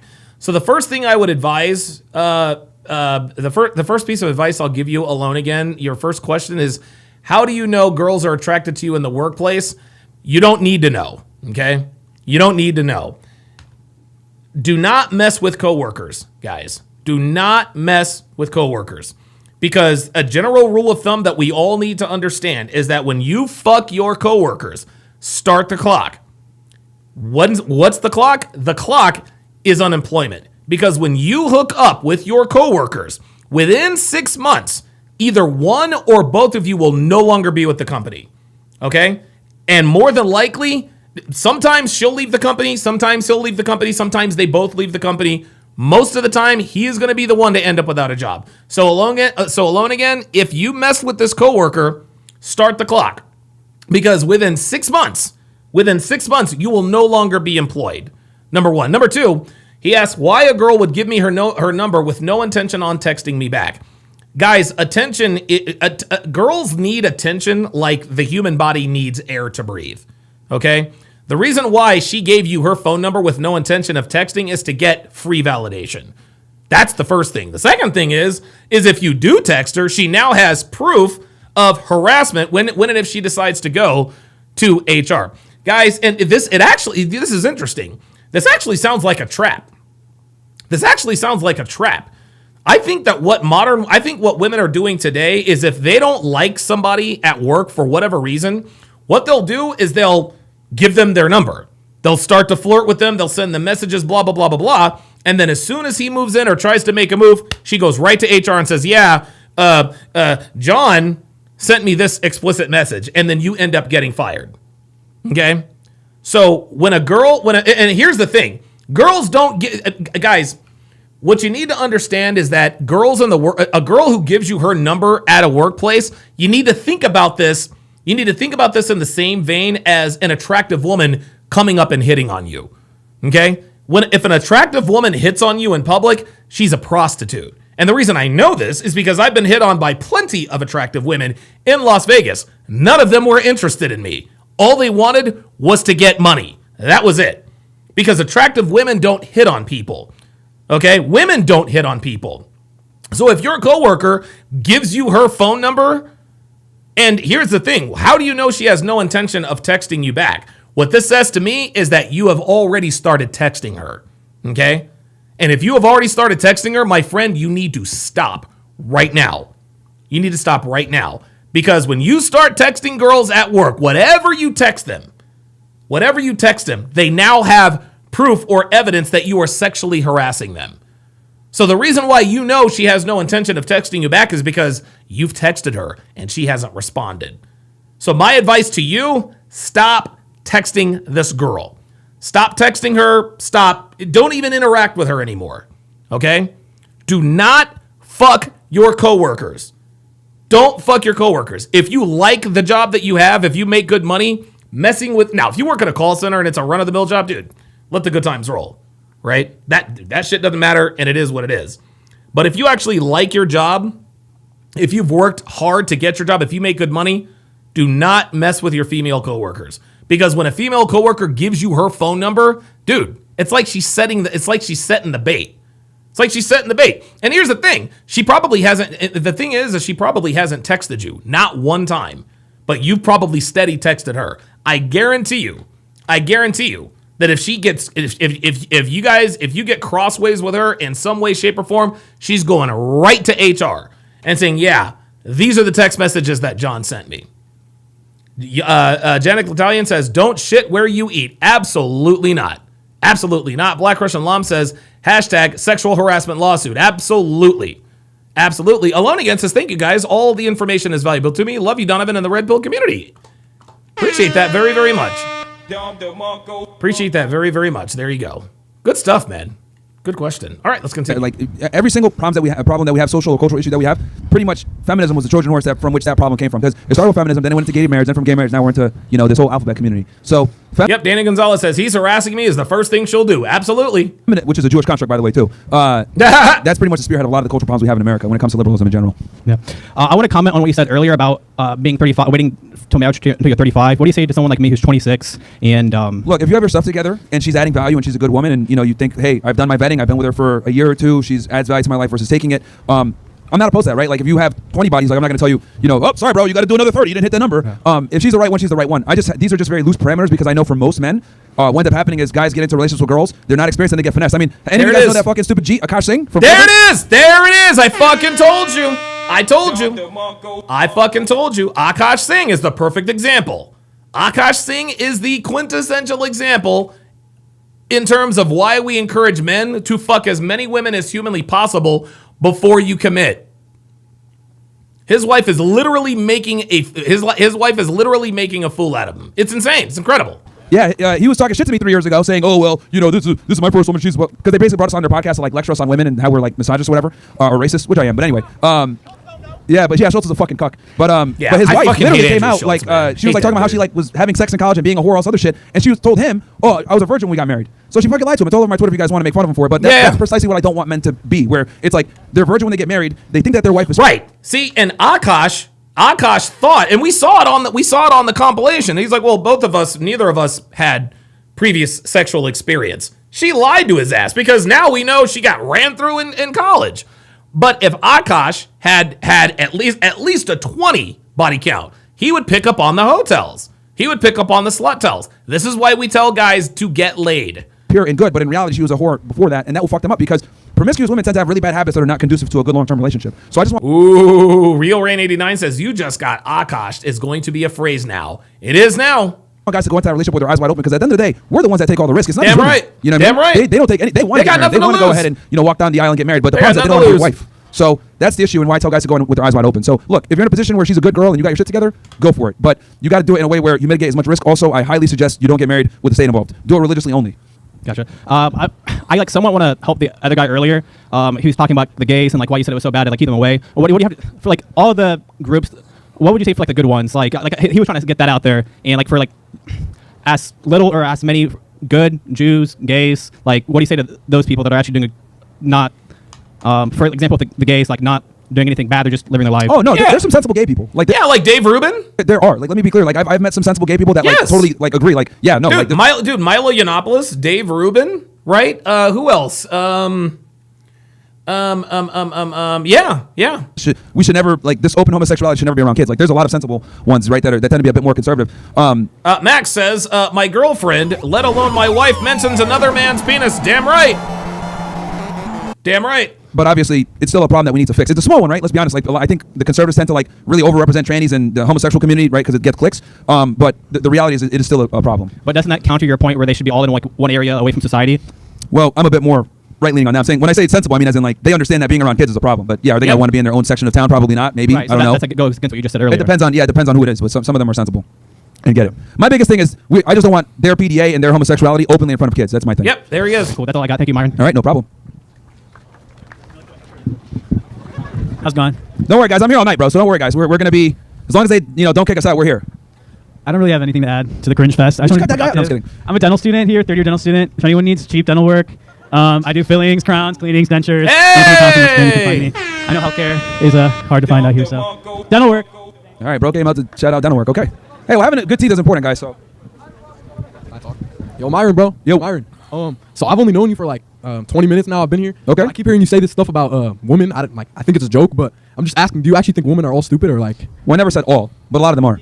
So where does that start? Like, is that just this generation, or is that like been going on for a while? Yeah, since feminism. Yeah, they've been retarded forever. But I mean, So my question is like, does that include your mom? Does that make your mom retarded? No. Like, does that include everyone around? Like your sisters, your mom? Yeah, women are stupid. They do dumb shit, bro. I mean, like my. Well, look, see again. I swear, for whatever reason, it's always niggas. It's always black men who like to mention your mom and your sister. You want to know why that is? Because the so-called black community is a matriarchy. The so-called black community worships the black woman as God. That's why when men make provocative statements, true statements about women, the first thing niggas like to do, well, what about your mom? What about your sisters? Yeah, they're pretty fucking dumb too. Mom is pretty basic because she comes from a different part of the world and she gets it, right? Yeah. But she was actually the one that like red pilled me on a lot of this stuff. But and it's funny, niggas think that they can trigger non-niggas by talking about their mama, right? Well, does that mean your mom's retarded? What was Myron supposed to chimp out? No, of course not. Myron kept it real. When it comes to women in general, especially like modern women today, retarded, bro. Yeah, bro. Also, I have a question. I know you were good friends with Charlie Kirk, right? I knew him. We weren't like good friends. Okay. He was actually supposed to come on our show towards the end of the year, and tragically, obviously, that didn't happen. But rest in peace to Charlie. Okay, I see. But yeah. So my friend and I we're always on TikTok, the internet. Do you have like an example? Yeah, bro. So like we've been seeing some like disrespectful, or you could call it disrespectful. I don't know. I have no opinion. Yeah, a lot of people were celebrating They're his death. making like stuff like Kirkification. I don't know if you heard that. They're putting like glizzy. The what? They're like, it's like this trend on TikTok, right? It's like pretty disrespectful. Uh-huh. They're taking his face and they're putting it on like a bunch of different pictures. It's like glizzies and stuff like that. Like yeah. glizzies in his mouth. Yeah, no, I mean people are weird, bro. What do you think of that? It's crazy. My thing is, making fun of people that passed away, especially in a way that he passed away, like just goes to show, a lot of people on the left in general or progressives are they want us dead, bro. Like, you know what I mean? Like, I would never celebrate the death of a political opponent. Like, that's just weird. That's So stupid. what do you say to people who like make these pictures? Like who made this picture right here? They're weird. Find God, man. Yeah. Also, I have a question. Yeah. So, you know how people have controversy over like who killed Charlie Kirk and stuff like that? Yeah. You think the media would have had a different perspective on it if someone like who looked like me, who's Muslim and who's black, would have killed him? No. Yeah, I mean, it would have been crazy if that happened. No, it would have been crazy, but it wouldn't have changed. They're just happy that Charlie Kirk is dead. Okay, I see. Okay, that's all I wanted to ask, bro. All right, no worries. What's going on, Myron? Yo. My brother put me onto the podcast probably like 2022. Just want to say, bro, I agree with like everything that you say. I think you're great. Thank you, man. All of Appreciate this. I'm gonna be on the podcast one day. I'm gonna make my own channel. I'm gonna get there one day. Okay. But right now, I want to say, as somebody, at first I'm like, my generation's cooked, right? But seeing as much people come here and agree with you, shout out Ohio State. Yeah, Because I didn't see that in Ohio State videos, none of that. But anyways. Yeah, guys, I think the overarching point here is, you're going to get some wokes and some liberals, right? And shout out to them because they, liberals and wokies, they usually don't have the balls to come up and actually have a debate. But what you are seeing is, because most of these people coming up here talking to Myron, they agree with what he says. They agree with the ideas that he espouses. This means we're making changes, man. Michael Tamu says, look how they ridiculed Kevin Samuels when he passed. Yeah, exactly. Besides that, I want to say, I just don't understand how everybody around here hates what they call hoflation, but they don't realize that them being simps is what causes it, and them being cucks, it's just retarded. The reality is women have zero incentive to improve because they don't have to. You get what I'm saying? There's no incentive for them to change their behavior, stop being 304, stop. There will be. There will be. Listen, Myron's right. But that's coming to an end. That is absolutely coming to an end. Okay, here is Fernando's.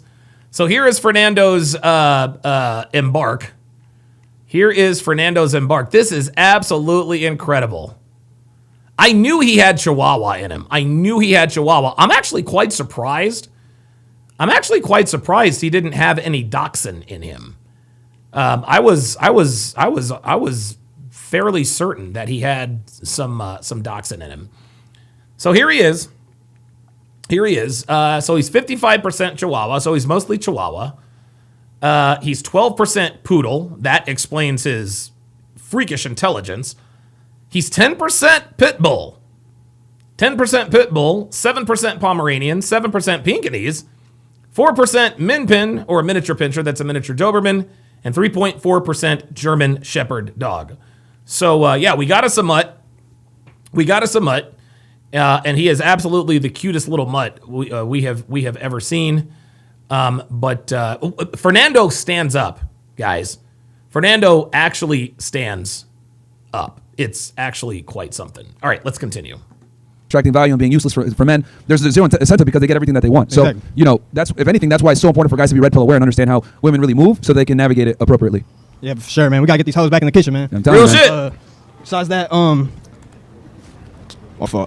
more question. For somebody like me who is like, I wouldn't say like woke in this generation, but somebody who just, I feel like, I don't want to say right because like what is right, but to my beliefs and to people who think like us, being in like my generation, like if you're, I'm 19 years old, like my generation, I would say is cooked, like I said. How does somebody like me get in a position like somebody like you and stay away from all this bullshit, all this transgender, whatever? All that stuff, I mean, you just put your nose to the ground and work really hard. I know that sounds really corny and nobody likes to hear that. No. Yeah, it's true. A big reason why I've been able to, be pretty popular and resonate with a lot of people is because like I worked for a while. I had a real job, right?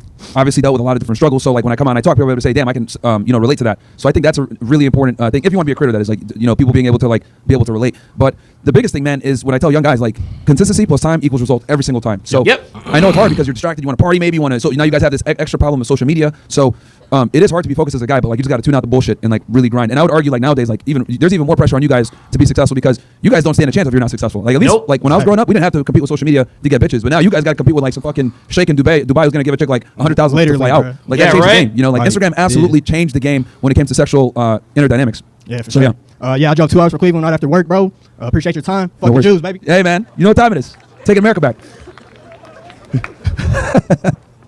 We got any feminists in here? No feminists? No. Oh, they're there. I guess it's a Klan rally. Fuck it. They're there. What up, Myron? They're They're just here at Ohio State, so I had to ask the question: Julian Sayin or Jeremiah Smith for Heisman? Jeremiah Smith all day. Jeremiah Smith. Say that again. Julian Sayin, our quarterback, or our number one wide receiver. Jeremiah Smith. I don't watch sports at all. Yeah. Jeremiah Smith, guys. Jeremiah Smith is gonna be a top 3 pick in the NFL draft next April. He would have been a top 3 pick in this year's NFL draft. Jeremiah Smith is awesome. He is awesome. Whatever team he goes to, he will be their number 1 receiver instantly. Oh, damn. I don't watch sports at all, but I'll go with the Ohio guy just for you. They're both Ohio guys. No, right? shit. They both play for us. I don't know. I honestly, this is kind of a hot take. I think sports are a waste of time, personally. Damn. I think watching professional sports or even college sports is you could be doing a lot more productive stuff with that time. Damn. But look, if you watch sports, I'm not going to knock you. And I do understand that.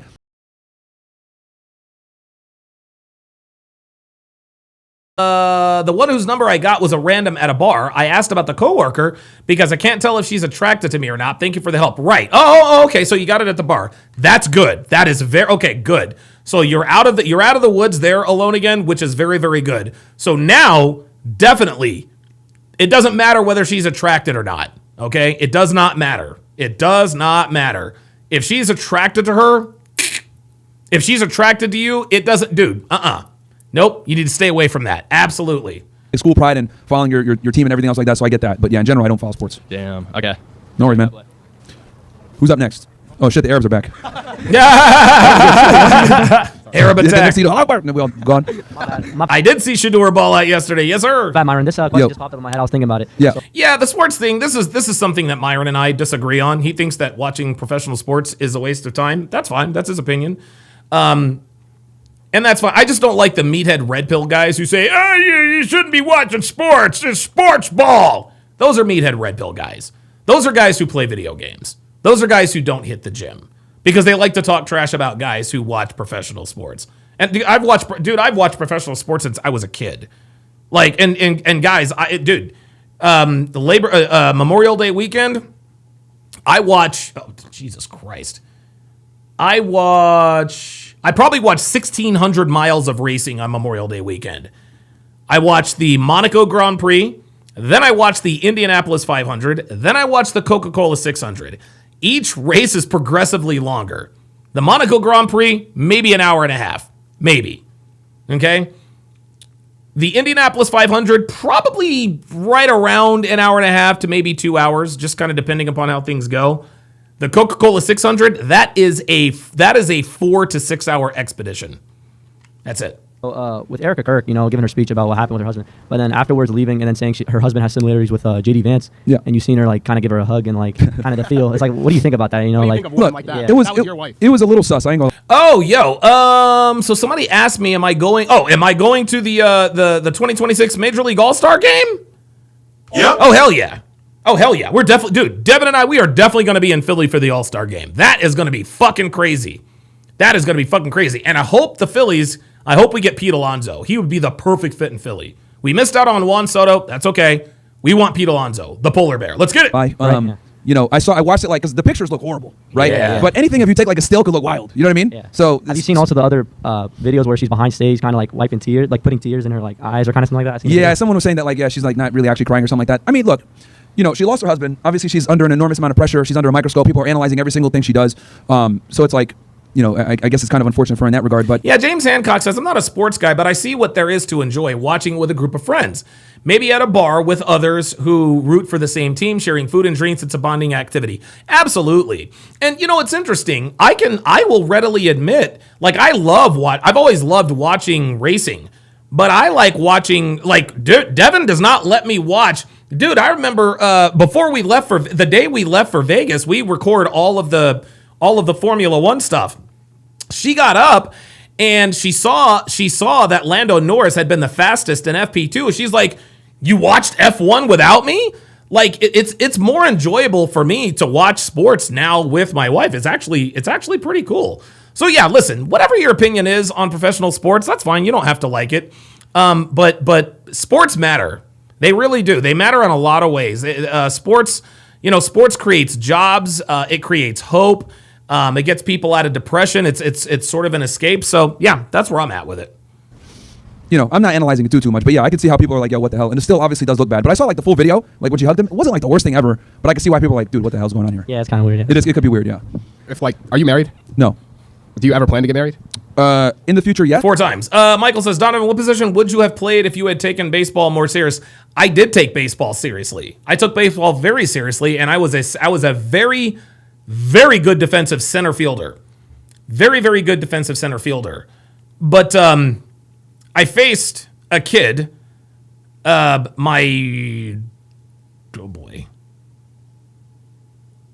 faced a kid my sophomore year by the name of Braden Looper.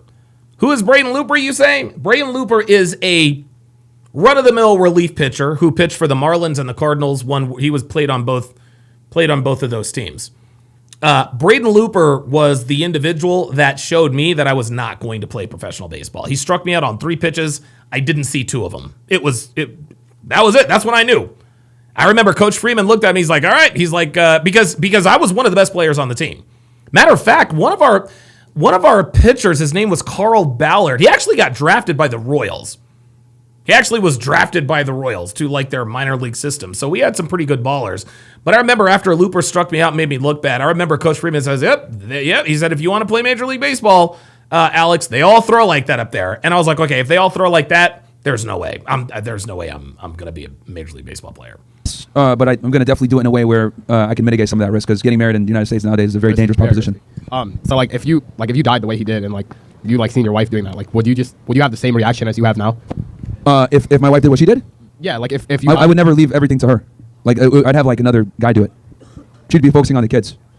Facts. Okay, and I have one more question. Yeah. So when a man like me, like I'm a Muslim man, we have to pay dowry to like the woman. How do you approach that? Because your whole like thing is that like women are hoes and whatnot. Yeah. How do you get a pure woman if you're gonna pay like 20,000-30,000 minimum? Yeah, Praetorian Guard says Braden Looper shut the Yankees down in the World Series. Actually, he made 2 relief appearances. You're talking about the 2003 World Series. The pitcher you're thinking about is Josh Beckett. Josh Beckett is the guy who shut down the Yankees. I think he was like 21, 22 years old at the time. And I think that was Miguel Cabrera's coming out party too. 19-year-old kid, played for the Marlins. Yeah, that was crazy. And a lot of these girls lie. Yeah, you just got to give her like a really good goat instead. You know what I mean?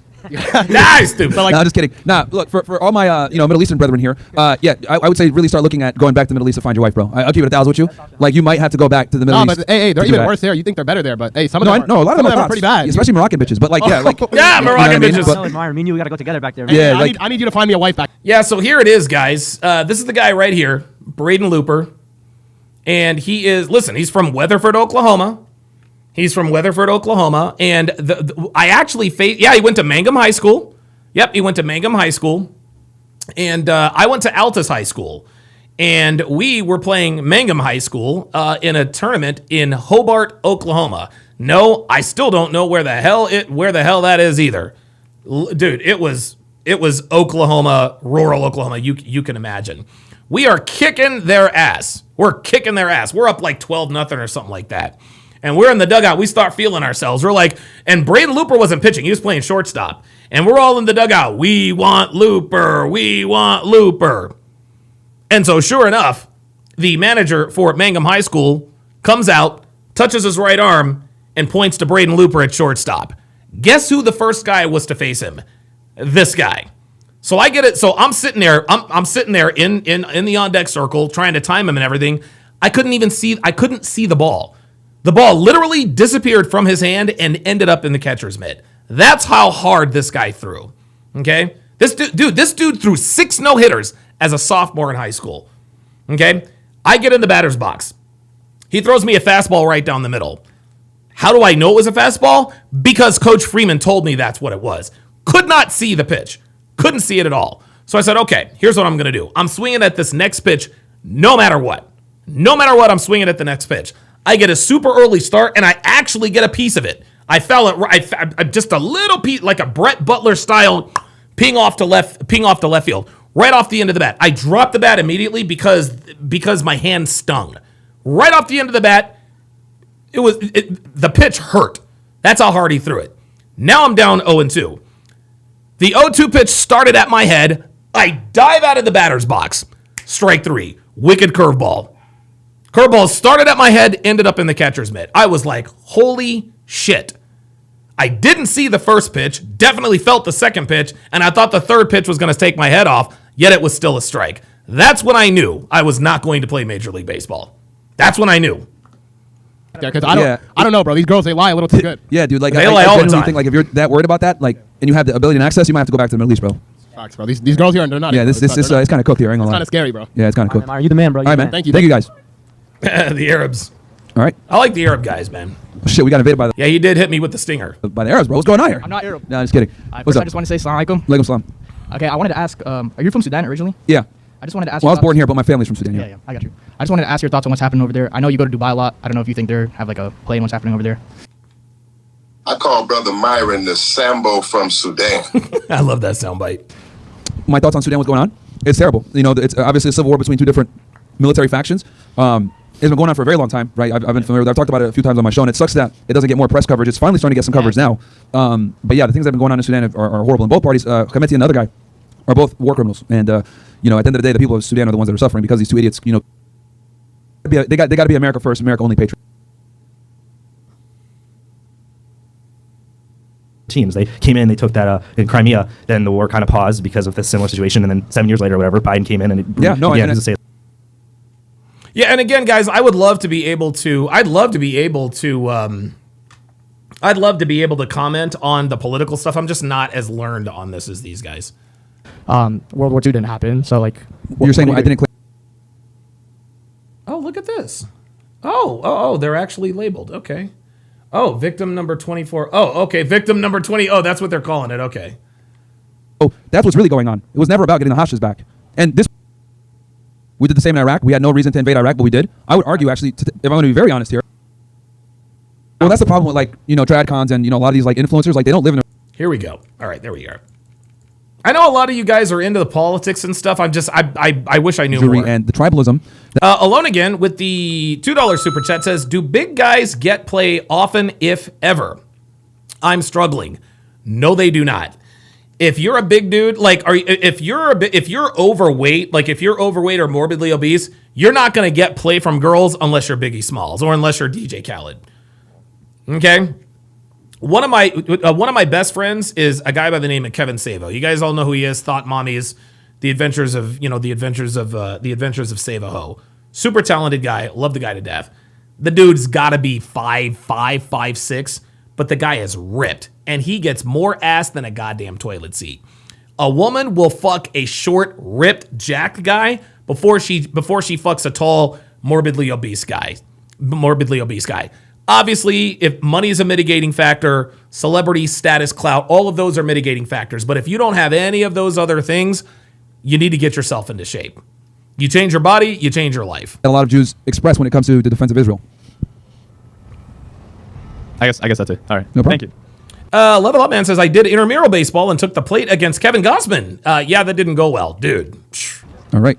Disagreement or? Yeah, stop. Well, disagreement, a question. I'm back. Yeah. So, for your big thing, initially you were saying 35, 6 figures, 6 months of savings, and, sleep with 50 women, right? Yep. Well, my only question is, I agree with most of that. I really do. I agree with most of the stuff. But one thing, how can every guy sleep with 50 women and then there still be chased women? That's kind of what I'm confused about. And still be what? Chase women? Yeah, good oh, women. Well, the reality is most guys are not going to do that.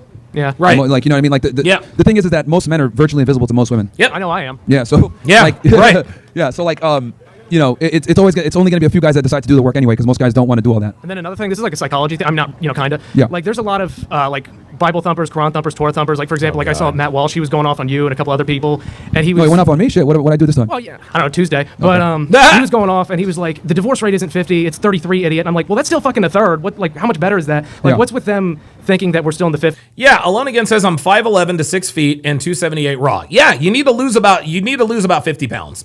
If you lose 50 pounds, you're going to be good to go. And still in this age. Carl says he trained powerlifting in university. Don DeMarco to you, man. Where that's attainable. It's fucking nuts. I mean, Yeah. look around. Well, that's the problem with tradcons and a lot of these influencers. They don't live in the real world a lot of times. Nope. Matt Walsh is like, "I'm married. Why can't you make?" He doesn't understand that the women that young men have now are not the same young women that he grew No up way, with. not a chance. Hell, even the girls from my generation are different because they didn't have social media and grew up with a cell phone like your guys' generation. So they're completely out of tune and out of touch with what young men deal with. And this is a big reason why so many of these tradcon influencers their base is older. They're not young men, right? That's why guys like me and Nick and others we get it. And that's why we resonate a lot better with younger men because we know what the fuck you guys are going through. These guys are fucking completely delusional. Don't know what's going on. It's kind of frustrating to watch because it's you see they'll even have kids our age and they'll just still not get it. I get if my dad doesn't, he's old as fuck, but when they don't get it, it's and they're in the mix, seeing this stuff. So I just never got it, Yeah, they're retarded, dude. That's one of the biggest blind spots that a lot of these trad conservatives have is they just don't know what it's like to deal with modern women as a young guy. Thank you, man. All right, who's up next? Chester's I got a down there question. barking. It's more it's about I can't even say. Trainees? But, Okay. Yeah. Just call them trainees. Call them trainees. It's fine. It's easier. Can you name a single major, and I'm not very educated, so it's more I want to see your opinions on it. Yeah. But can you name a major medical or psychological organization that classifies being transgender as a mental illness? Well, they'll never do that. No, they Well, never why will. is that? They would No. That's exactly right. See, this is the thing. The wokies have infiltrated everything. They've infiltrated everything. The wokies have all the power. So what this guy is trying to do, okay, well, can you name one organization? They're never going to do it. Dude, these same organizations call Myron a domestic terrorist. Dude, Kamala Harris blamed Myron and Andrew Tate for her having lost the election. She named them in her book, man. So if you got people like that naming Myron and Andrew in their book, no organization is going to call this whole gender dysmorphia thing a mental illness. Not a chance. Phantom Logs said one. Yeah, one. Yeah. If I'm not mistaken, Hang on, guys. What the hell is going on with?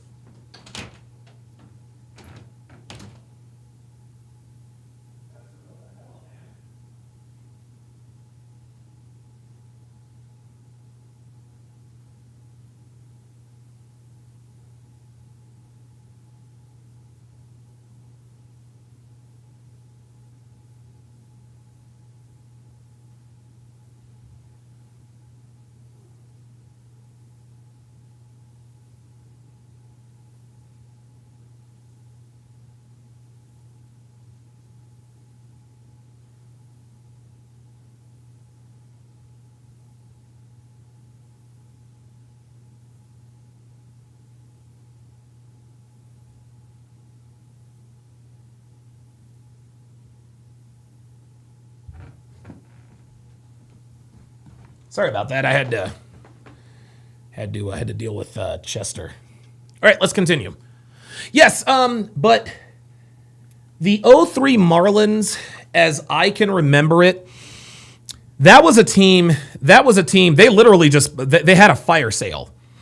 They had a fire sale because I remember obviously Josh Beckett was on that team. Miguel Cabrera was on that team. Mike Lowell. Oh, there's the original Marlin. Jeff Conine was on that team. Moises Alou was on that team. Gary Sheffield was on that team. Juan Pierre was on that team. Ivan Rodriguez was on that team, actually. Yeah, Dontrell Willis was on that team. Yeah, that's exactly right. That's exactly right. No, Albert Pujols was not on. Oh, no. Yeah. Yep, yeah, that was a really good team because after the Marlins won that World Series, dude, they blew up the team. They had a fire sale. It's crazy. They're unethical and fucked up. They would never do that. So that's like me just being a real nigga and saying it. But like they would never ever do that. Yeah. So why would you consider it mental illness? Because there's two genders, and if you don't understand what gender you are, something's wrong with you. And a lot of these people tend to have issues with being something like 80 or 90% of them are on some type of antidepressant medication. It's just like something is wrong with you if you don't know what bathroom you should be going to. Okay. And so that kind of answers a little bit my other one. Do you also believe homosexuality is a mental illness, since that used to be a medical view, or can medical understanding evolve? Yeah, I think something's wrong with them as well. Yeah. Okay. So like overall, do you think not respectfully, do you think your personal beliefs overview medical beliefs? Because medically, they don't think of it as a mental illness. Yeah. Again, the medical community is run by wokies, so you can't ask that question. Yeah, I mean they're not gonna because they don't want to be offensive. There would be all types of ethical problems with them saying that. Like if you were to say, oh yeah, well mentally, transgenders are mentally ill, they'd be, this actually comes back to that. Remember that gynocentric social order I was talking about? Yeah. Like since women run, especially when it comes to the psychology industry now, women are starting to dominate there. And when it comes to that, women by nature are more communitarian and let's all be in our feelings and be nice to people and everything else like that. So of course they're not going to label transgenderism or homosexuality as a mental illness, but it is. Something's wrong with these people. Okay, but studies show that actually people who transition tend to be like not be as depressed or have problems like that they used to face. That's not true. You don't people that transition and people that have people that identify as transgenders overwhelmingly have mental issues and have a high rate of being on antidepressants. Absolutely. Like, dude, you're losing this argument, brother. Medication or being on some type of mental medication. Was that before or after they transitioned? Both. Yep. Okay, so you think it after they transition, it would rise up rather than lower? Well, I don't know. Everyone's different, but I think putting in hormone blockers or putting in hormones in you in general is going to probably lead to some instabilities. Okay, so you think it's not natural. So you think there's more negatives rather than positives? Yes. Do you think there's any real positives? The trannies, they provide zero value to society. Gays too, zero value to society. Okay. Not zero value, Myron. No. Nope. Gotta disagree with Myron there. Okay? When homosexuals move into your neighborhood, your property value goes up. I'm here to tell you. Thank you. No problem. Hi, Myron. What's up, man? I just want to start saying, so I'm Jewish. I lived in Israel for a certain period of time. All right. And he said he's Jewish and he's lived in Israel for a certain period of time. Yeah, and one of my close friends is also Arab, and I'm still in touch with him until this day, and he's one of my close friends. So I do want to say that there's a lot of people there that do want to live in peace. Sure. But I also want to start saying, so you obviously criticize the Israeli government a lot. So I kind of don't understand why you don't criticize Hamas also, because I know there's a lot of peace treaties on the table that Israel has offered Hamas in the past, and they just didn't accept it. So obviously, I thought the most beneficial thing for them would be to accept it, to end the war, obviously. Well, okay. So when it comes to the peace deals, a lot of the times it's not a good deal. Israel breaks a lot of the ceasefires. And here's the thing: I've criticized Hamas as well. Like the thing is that we never. It's not Hamas that Hamas gets criticized no matter what, right? But we don't criticize the Israeli government or the IDF or what they're doing. It wasn't until they did what they did in Gaza that we finally, started actually talking about this topic. So that's kind of what it is when it comes to that, why it's a problem. And then let's just be honest here. What Israel's done over the past 2 years has been an atrocity, a genocide, and they've killed more people in the past 2 years than Hamas has ever done. Probably any of these organizations, whether it's Hezbollah, Hamas, etc., they've killed more than they've done probably all combined. Because when it's all said and done, it's going to be hundreds of thousands that die. Hezbollah. That's one. And then two, the other question you asked was about Israel and Arab relations, or what was the other one? No, I just want to say. Or the ceasefires, right? Yeah, or the deals. ceasefires. Oh, the other thing is that, when it came to the hostage thing, the hostage negotiations, Hamas understood that the only lever they had was the over hostage. this. Hello. Oh, first woman. Okay. Hi, how are you? Oh boy. Good, Oh. Okay. Throughout this whole night, you've kind of been saying a lot of things about modern women and Yes. how, I think you referenced something how you were talking to someone and women now are changed from the way they were before. Do you know why that is? Feminism. Why women are no longer the way that they used to be? Yeah, in what way have they changed and why have they changed? Oh, okay. I mean, feminism is the main reason. Right, but why is there feminism? What thing are they having to go against that is causing them to want to make a change? Well, what they try to go against is this. Yeah, there it is. Yeah. The answer, her answer is the patriarchy. The reason why feminism exists is because man bad. Patriarchy that they complain about. But there it is. Yeah, I mean, basically what we have now is women have bought into the feminism mantra of get a career, make money, put family on the back end. Being a mom and a wife isn't really respected. It's kind of actually, if anything, made fun of and shamed. Well, I don't think it's not respected. I just think women are going against the idea that they need to be givers. I mean, do you think the only role of a woman is to be a giver? Yeah.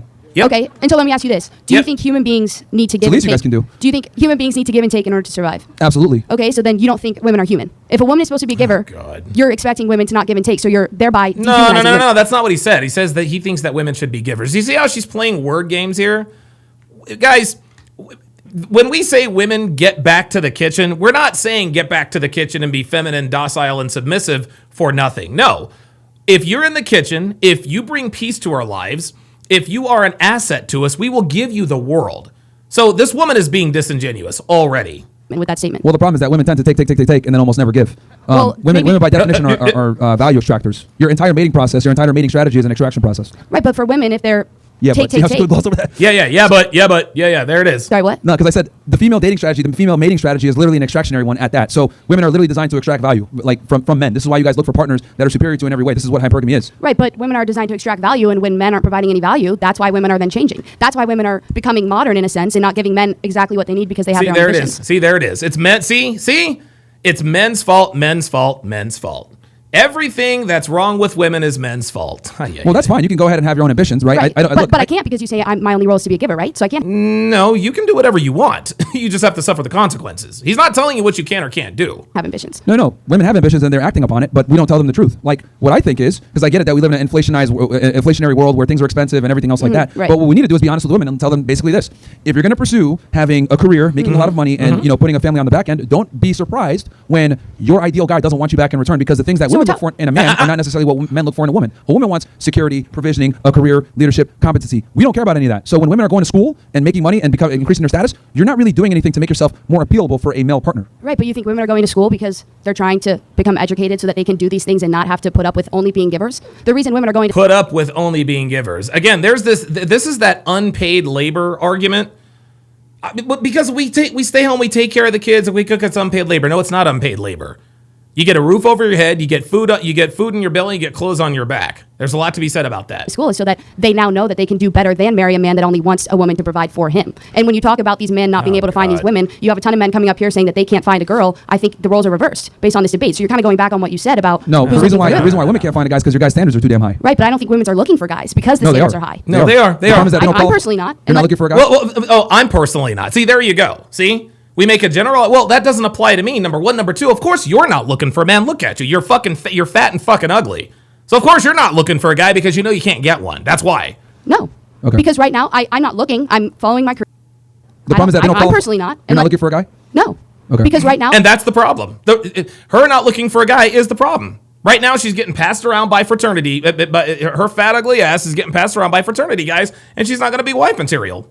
Live with the consequences. I'm not looking. I'm following my career. I'm doing what I want to do because I think right now the norms have changed. As you said, women have changed and there are modern women because we realize that we want to be more than givers. I want to be a giver and a taker because I am a human being the same way that you are a human being. Yeah, that's fine. You can go ahead and be a giver or taker or whatever you call it. But what I'm saying is that's what I call it. What I'm saying is you're taking your prime years and you're putting it Explain towards. prime years for me really quick. A woman's Give me prime years are between 18 and 24, 25. No, I don't need the ages. I just mean, what do you define as a prime year? That's what he prime just years. gave When it they to can you. like fertilize? Is that When they're Yeah, sweetie. That's exactly what he said. 18 and 25. Yeah. when they're at their highest beauty and most highest fertility. Yes, that is Okay. a woman's prime. Okay. So so cool. If women want to go ahead and pursue that, I think we just need to educate them, like I said before. But they are educating themselves, and you have a No, problem they're, with that. they're not. That's precisely the problem. Is that they think that they can go ahead and pursue the career, make all this money, get their status up, and then there's going to be Prince Charming waiting at the end. And I'm telling them that Prince Charming probably isn't going to be waiting there at the end, and you're going to have to settle for a guy that is at your level, if not worse, because you've pretty much priced yourself outside of the sexual marketplace. What do you define as Prince Charming? A guy who respects a woman and sees them as Well- human, or a guy who? Okay, doesn't? well, what women typically are looking for is a guy that's over 6 foot tall, making 6 figures a year, treats them nice, loves dogs, She is walked handsome, right but at into the same that. time can tell them to shut up and that they're See, no, okay. Well, those aren't my standards. Of course, they're not. stupid and is an asshole. Like They are looking for that. Sorry, I interrupted you. I didn't hear. they're looking for all of that in one guy a lot of times. Yes,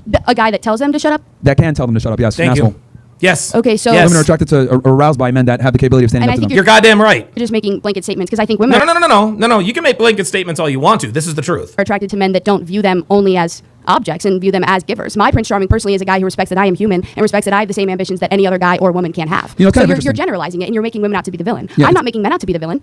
Yes, you are. You said the patriarchy. That's villainization. Well, here's the thing. I find it interesting when women say this, like, "Oh no, I just want a guy that's like gonna respect my blah blah blah." You know, if I take like what women say they're attracted to, and I look at the last 10 guys they fucked, it's gonna be completely opposite. Like, There what it women is. say they're attracted. There it is. There it is. There it is. There it is. Yep. There it is. Yeah. What women say that they're attracted to are very different from the guys they actually fuck. Versus what they're actually attracted to are two different things. Which is why, again, like I don't listen to what women say because what you guys are aroused by literally is the complete opposite of what you What guys is say a man aroused publicly. by?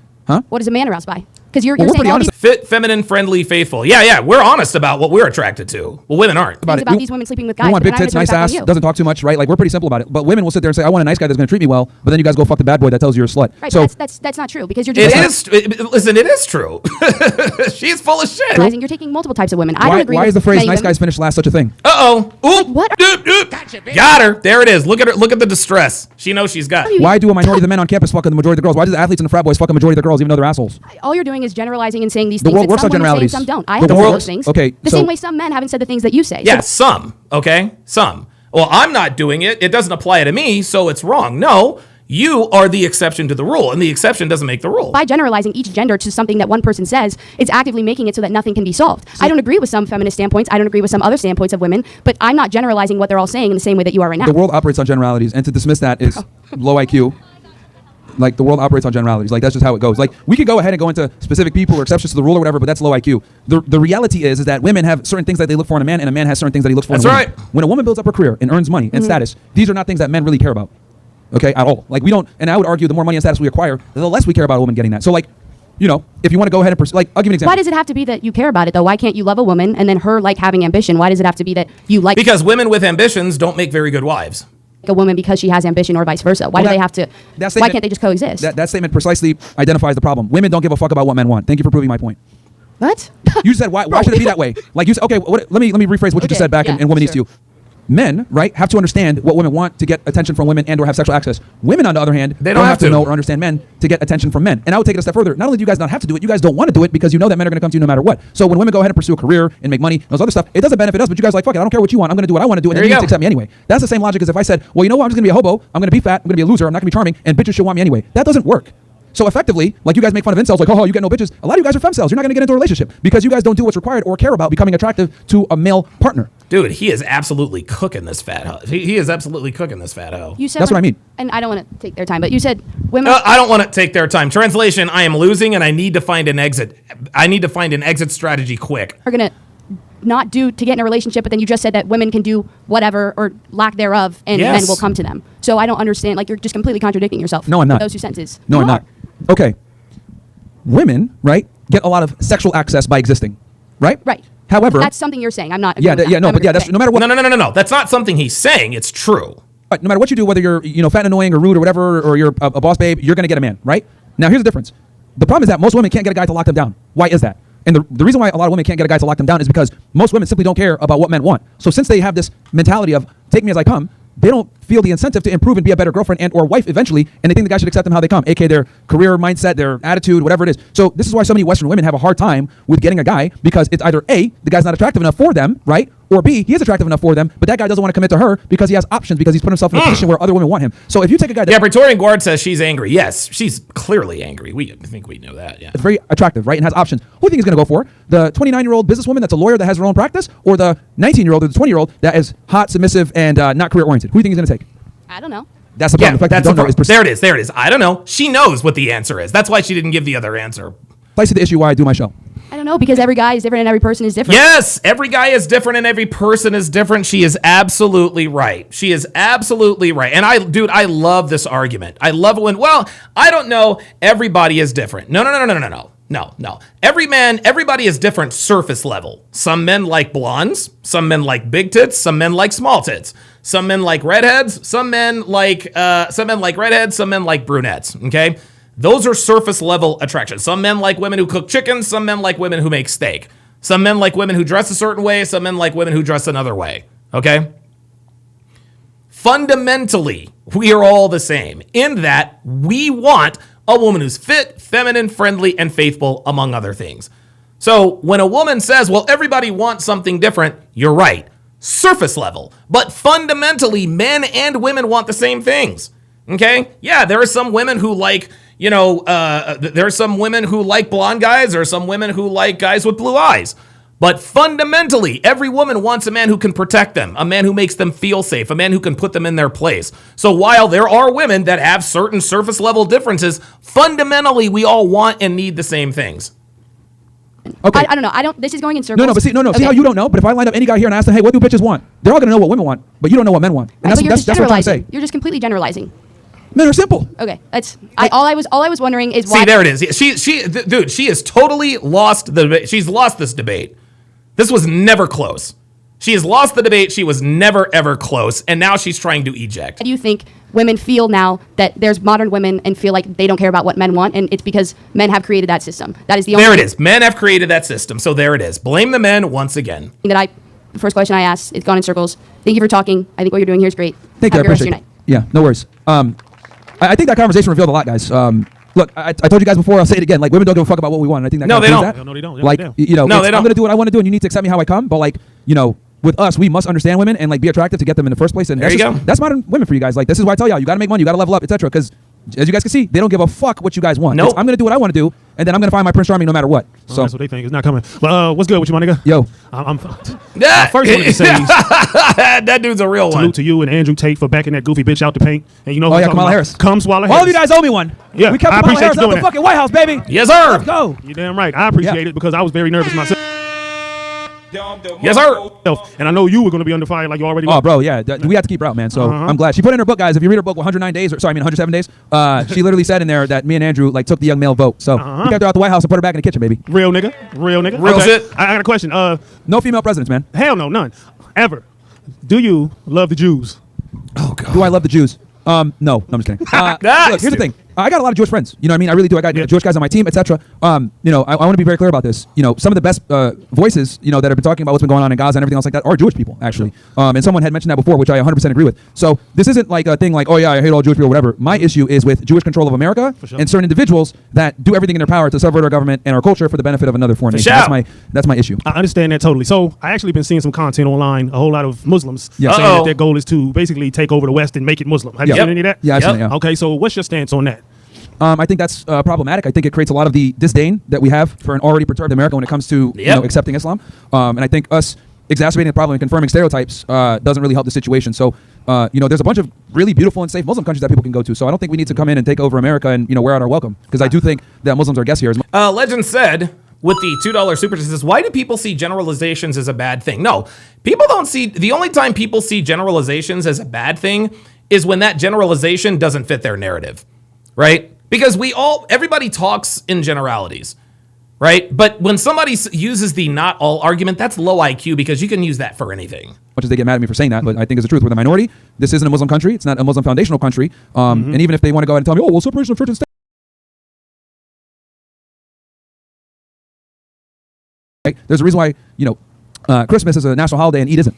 Right. That's right. Because I don't even know what that is. Fair enough. I don't know what you just said. Yeah. EID, whatever. Yeah. Okay, so, you know, because I've been seeing stuff like that, that's the reason why I asked you if you love the Jews. I mean, whether you do or you don't doesn't really make a difference, but the reason why I was asking was because it seems to me like we don't let him hoes, y'all. We don't let him it's like a hoes. default for Muslims to dislike Jews. Is that something that is that the case? No. A lot of them do. A lot of Muslims oppose the state of Israel. It's not really Jews that they dislike. It's opposing the state of Israel and the Zionists is what it is. Okay, so the overreach that they're doing in every country, they basically Yeah, like a lot of Muslim countries like are sensitive to the Palestinian plight, of them being displaced and occupied and having their land taken. Got you. Okay, so why don't you think the Palestinians can't simply go somewhere else where people won't be bombing them and killing them? Well, I'm not saying they should. I'm just saying because if I was getting fired on at my neighbor across the street, I would either move or attempt to kill them all. And I don't think, of course, killing them all is not going to happen. Yeah, right? well, they're not going to be able to make that happen. So, if someone broke into your house, right, and took over a significant amount, would you just leave and go try to find another house? No, of course not. You defend your house. I certainly would not want to move. But what I'm saying is, so you would stay there and fight, right? It seems to me like it's coming to a point where you would stay there and fight then, right? I would fight like hell. There you go. Of course. There But you what go, I'm saying is, it doesn't seem like the fight is going to go well. You feel me? Palestinian now. I mean, I could be. You know what I'm saying? Whatever. I'm saying like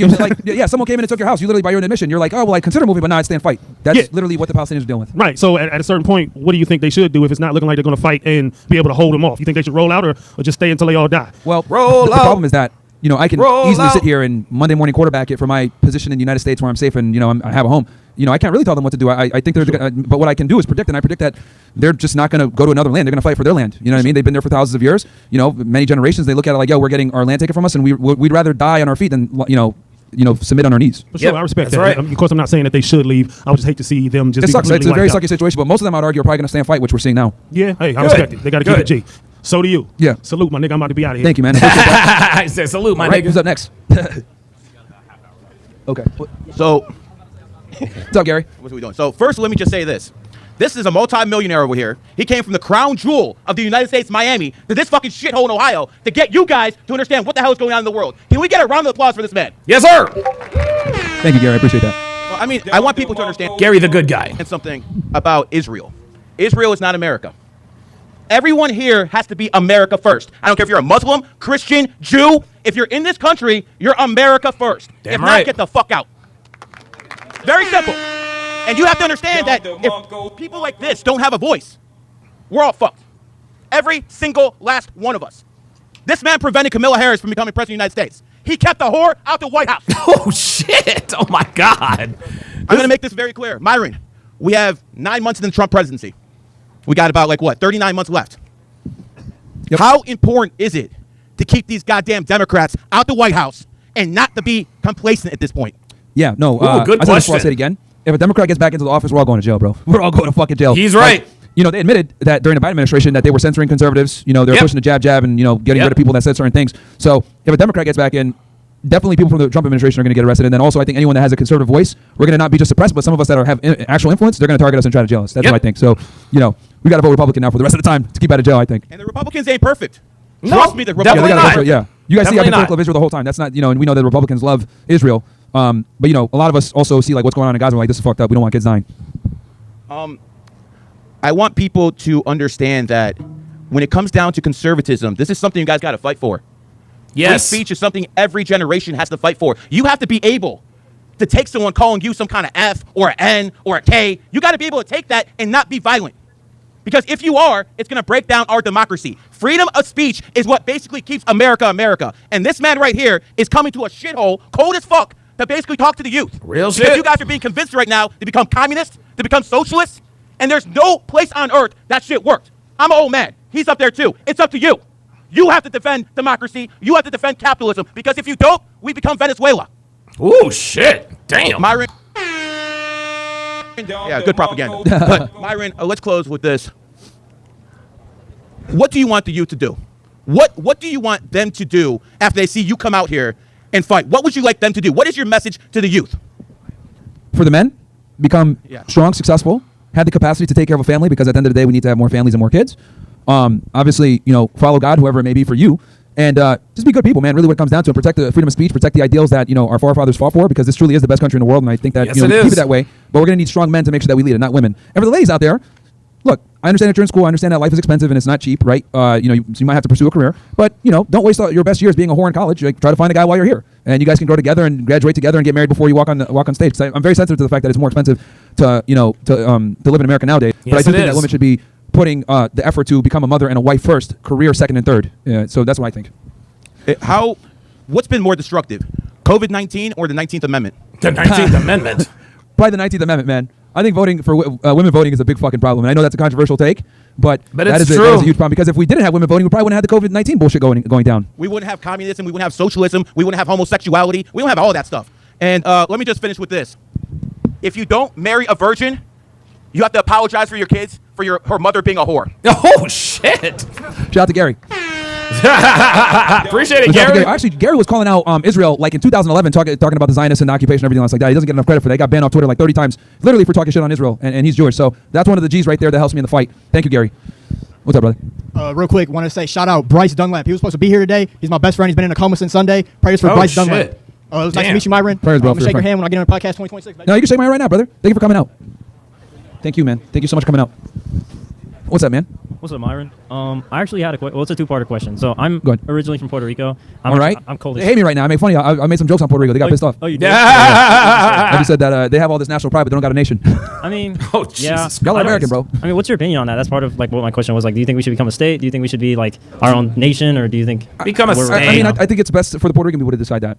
Yeah, you know what I mean? Yeah, I definitely agree with that. Yeah. And on my side of things, like right now as a territory, we're in a really weird spot. We have a really corrupt government. Not too long ago, actually, like one of my closest friends, her father was the governor of a municipality, and he took about like $1.2 million from that municipality, which is the one I'm from, Guaynabo.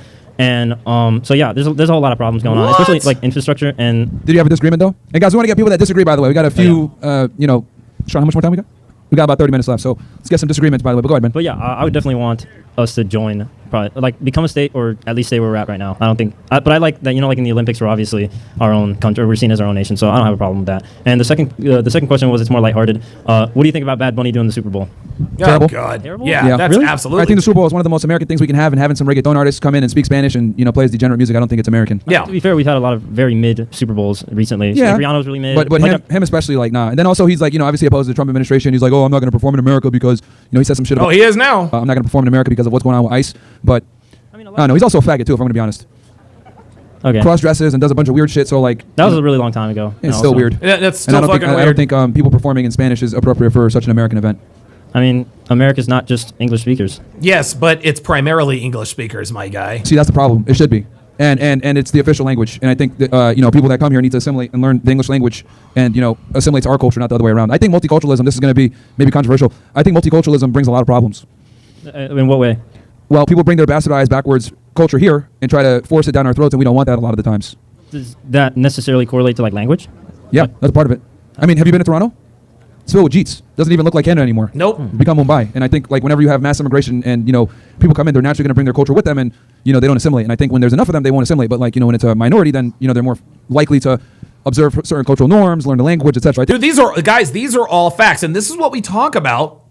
This is exactly what we talk about when we talk about cultural assimilation. It's fine if you want to keep your culture. But this is America. You got to be respectful of America. I think it's like ridiculous to come to the United States and not speak English. Like that's crazy. I don't think he's bringing a message that's like backwards or anything. It's actually kind of like loving and like I don't know. Like, No. Bad Bunny? Yeah, Bad Bunny. It's a bunch of degenerate reggaeton, bro. It's like talking about And it's not in English. Like, dude, nobody wants to have to buy Rosetta Stone to watch the Super Bowl halftime show. I'm sorry. Being doing a whole bunch, doing drugs and partying and being a DJ. And I get it. Like that's what music is. But like, do we really need to platform that at the Super Bowl? I mean, it's not very American. I don't know. I just think that's a slot that should be reserved for maybe an English-speaking artist. Actually, you know what? I might disagree with Myron. I think it's probably a little bit more. Sadly, it's a little bit more American than we realize. English singing artist, maybe English-speaking artist. Like, didn't we just have like Snoop Dogg perform? I mean, like that dude smokes a bunch of weed. Yeah, he's a retard too. But like, you know what I mean? At least he speaks English, my guy. He's a retarded leftist. But like again, I think with Bad Bunny, I don't know. I don't think that having a reggaeton artist headline the Super Bowl is a good idea. They're doing it from a business perspective. I get it, like because they want to bring the Latino community is very like. He won that artist of the year. Yeah, you guys really band together, but it's a business thing. But anything else, bro? Oh, no, that was it. Okay, cool. Let's get to the next person. No worries, man. Thank you for coming on and discussing. What's up? Hello, brother. What's up? What's your disagreement? I don't even disagree, brother. Just first question on like. Shit, we need disagreements. Who's disagreements? All right, quick question, please. All right. First question, super quick. This weekend, biggest UFC pay-per-view in the past few years, Islam Makhachev versus Jack Della Maddalena. Do you have an opinion on that? Who do you think's gonna win? I don't watch sports. Fuck. Not even UFC, bro? No. All right, fuck. All right, second question is, like, as an American citizen, what do you think we should be doing? Because there's no secret. Every single one of our politicians is either blackmailed by Israel through Epstein Island and a bunch of other operations, or they're taking money for Israel. So how should we as Americans, decide who should we even vote for, who should we even, etc., support, all that stuff? How should we even decide any of that? Well, for me, it depends on what your interests are. For me, I vote a lot on foreign policy, immigration, that type of stuff, things that are going to keep the country secure more from external threats, because mass immigration is a national security threat, in my opinion. Okay. Because it brings a lot of inherent problems. But I think we need to vote for politicians that are like hardcore nationalists. Like, that's really the only way to go about it, right? Like, guys that only fly the American flag, guys that only care about America. And, some of these politicians will sit there like, oh, no, I care about America too. But a lot of times they're more interested in just getting into power and striking deals on the side versus being like hardcore nationalists. So that's what I think we need to be focusing on with the next candidate. Hopefully we'll see what happens in 2028, who runs. But, yeah. All right. And last statement, not even a question. Just want to say one thing. I want to say thank you so much for everything you've done, especially talking about Palestine. Especially that one time I seen that clip of you talking about Hind Rajab. Yeah, of course, yeah. A lot of my friends, they used to be like huge, like we love Israel because we're Christian. But then when you drop that clip, a lot of them switch up their views and they start saying like what happened with Hind Rajab and all that stuff. I just want to thank you as a Palestinian, bro. Thanks so much, man. No, thank you. And I didn't know that. I'm glad that I'm able to wake people up on that topic, man. Thank you so much. Recipes to Hind Rajab. For those of you that don't know, she was a child that was killed in Gaza, where they shot the car up like 300 times, man, when she was there asking for help calling 911. So, yeah. What's up, man? How you doing? Good to meet you. So you mentioned previously that if a man wants to have a successful long-term relationship with a girl, he shouldn't live with her. Does that change? One day I want to have a wife and kids, but are you like, would that change at all if I'm like married, or does that like cohabitation ever change? Yeah, I think and this is one of my more controversial takes too. I think cohabitating with a woman does a lot of things negative for you as a guy, right? It increases familiarity, which increasing familiarity actually makes you less attractive to your partner. Yeah. Makes you lazy a lot of times because your girl is going to say, oh, eat ice cream with me instead of going to the gym or whatever. Yeah. So look, I'm not saying don't, live there, like maybe sleep there a couple nights a week or whatever, but do your best to be outside of the house. Like, try not to always be there around her. Obviously, as the kids get older, you want to be there, but like, really, you can be a good dad without having to be there all the time. What I mean? Especially when your kids get older and become teenagers and stuff like that. That's when you're needed more as the father to come in as a disciplinarian. But in the early years, man, let her deal with that shit, bro. Let her change the diapers and do all that stuff. And I'm hoping that if you're a smart guy and you got your money together, everything, you're working all the time anyway, and you're supporting, so she does have that ability to help. Maybe even have your mother or a nanny help her out, because obviously I don't want her just being there struggling with the children herself. It's very hard to do that job by herself. So you should be creating all the resources for her to be an effective mother. There you go. And be able to do it efficiently without her suffering, without you being there. So, and I think that's the man's duty, is to make her job with motherhood as easy as possible, and create every opportunity or create an environment most conducive to her being able to be a mother without being stressed out. So that means you move your mom in there to help out, or a nanny, whatever, you do what you got to do. Okay, that's actually your job, is to good create that advice. environment as a man. Thank you. No worries, man. See, no one ever clips that part, though, when I say that for women. They just clip the part where I say women are dumb. And they're dumb because they don't want guys to do what I'm just saying right now, which is like, I'm saying this is what guys need to provide for their woman. And if you don't want that, you're fucking dumb, which I would, if people actually listen to everything that I say, we'll be like, no, that sounds like a good idea. Shit, maybe I should be a housewife. Yeah, right. Just a quick question. So you said, if I heard like partially from the other convo, you said like to move to America, you think you need to speak English? Yeah. What, like, can you elaborate more on that and like why that is? I think it's disrespectful to not just yourself, but it's disrespectful to people that live here and everybody else if you come here and you just expect us to learn your language and speak your language. Like, when you come to a country, we were fucking here first. This country belongs to us. You adapt to us, not the other way around. a visitor, you should assimilate, especially if you're coming in as an immigrant, you want to be here long term. I think, if you're visiting, that's one thing, that's different. But like if you're here and trying to become a citizen or, get some type of long term status here, you should learn the English language and, respect the country that you're in. Because let's be honest, bro. Anytime I get an Uber and the person speaks Spanish, I start fucking punching air. I'm pissed off because it's like, what the fuck, man? Like I don't like. Yeah. Okay, I kind of see where you're coming from, but it's also very frustrating when you get a Spanish-speaking Uber driver who speaks very broken English who wants to have a conversation with you. It's like, come on, man. Like, I obviously don't understand what the fuck you're saying. Let's just get to where the fuck we're going. the fact that like I don't think you need to know like you don't need to know English to come here. Like my mom, when she came here, she didn't know the full English language. Did she learn it though? She has been learning. Like she's Boom. better than Then she that's- is. then that's good. But That's good enough. I think they should make an effort to try, because in this like country, it's kind of hard to navigate like not knowing English, and that's like any country you go to. Like you're gonna go to Japan speaking English, expecting them to like know your way. But like I don't look think at Japan. Japan is like, a utopia almost. It's homogenous. They're nationalists. They don't like mass immigration. Matter of fact, like their new president now is trying to like deport people and shit because they got these Nigerians coming in and committing a bunch of crimes, right? Like mass immigration does lead to problems, man. Because a lot of times when you get this mass immigration, you're not getting the best and the brightest. You're getting the fucking retards a lot of times. That's right. So they in their country super safe. You can fall asleep on the train. If your phone falls out, someone's gonna put it in your pocket for you. So there is a degree where nationalism promotes more safety because people actually look out for each other and they care about each other. This is where a lot of times like multiculturalism can create problems. That's right. Yeah, I think if you're gonna come to the United States and you intend to stay here long term, you should learn the language. My parents did it. They came here as immigrants. They learned the language. They figured it out. I think everybody else that comes should do the same. Okay. And then since I don't think anyone's asked this question, but what are your thoughts on like college? Since we are on like It's a scam. A lot of times it's a scam. This coming from somebody that went to a prestigious school himself. Northeastern has like a 5% acceptance rate. We're damn near Ivy League. And even I say like, nowadays I think, if you're going to college and you want to be an engineer or a doctor or a lawyer, like you're pursuing something where you need a college education, cool, go for it. But, Right. like, if you're, majoring in like women's studies or some shit, that's retarded. God, yeah. Like I believe it is like kind of, especially with how much it costs. Like I'd say if it was like free or like very like low cost, I'd be like okay. But with like What's tuition now for you guys? I know for like out of state it's like 60, but I think per year it's like 30. Is this a state school? Out of state. Out of state. Okay, what's in state? 20? I think in state is like 20 to 30 or Dude, this somewhere in school, that range. this school when I was looking at colleges was like 10K in state. So it's like doubled. Yeah, it's in doubled. like 10 years, 10, 15 years. Jesus. Honestly, in the world we live in, college isn't really that necessary anymore. But I still think it's like really No. good to like. I'm doing it for my mom, but I'm also like if I'm going to be something like I want to go to pharmacy school, it's like it's not a bad choice. Sure. My thing is, pre-med, pre-law, that's when college is necessary. I think people just need to be intelligent about it. So, like, for example, if you got a full ride, fine, go. You know what I mean? It's not going to hurt you. But if you're paying your own way, like, definitely make sure that you're majoring in something that's going to get you a job at the end, or it's leading to that job. Maybe you want to be a doctor, you have to get your undergraduate. Fine. That's my thing. Like, I would tell people nowadays, and that's the only time you should is to be far more selective and cautious when you go to school. Because like when I went to school, it was still maybe somewhat affordable where you can go undeclared. But like nowadays, dude, they've jacked the price up on you guys so much. Like Northeastern now I think is like 70 or 80K a year. When I went, it was like 36, 40. Illinois. God. No, not Northwestern. Northeastern in Boston. Northeastern. Okay. In Boston, yeah. And then Northwestern. Yeah, I think that's just outside of Chicago, if I'm not mistaken. Like I know with all the views you have about women, you have a girl like that. Woman. I don't get it. I think works for you or whatever. Yeah. Does she agree with like, or this is a question for you, but him and Angie, like, bro, you gotta catch up. Like him and Angie are no longer together. Do you like agree with everything he says, or like do you have some disagreements with Normally him? I never give It doesn't matter. a microphone to a female, but I'll do it for you this one time. You want to tell him real quick what your thoughts are? Yes, I agree. 100%. Like with everything he says? Yep. Okay. All right. There it is. And then could we just take See, that's how you gotta have your girls, guys. There it is. There it is. There it is. There it is. Yes, I agree with everything he says. No qualifications, no pause, no nothing. Yeah, I agree with everything he says. Can we take a quick Yeah, break? sure. She's Iraqi too. She gets it. Yeah. Yeah. Don't want to take a quick pick.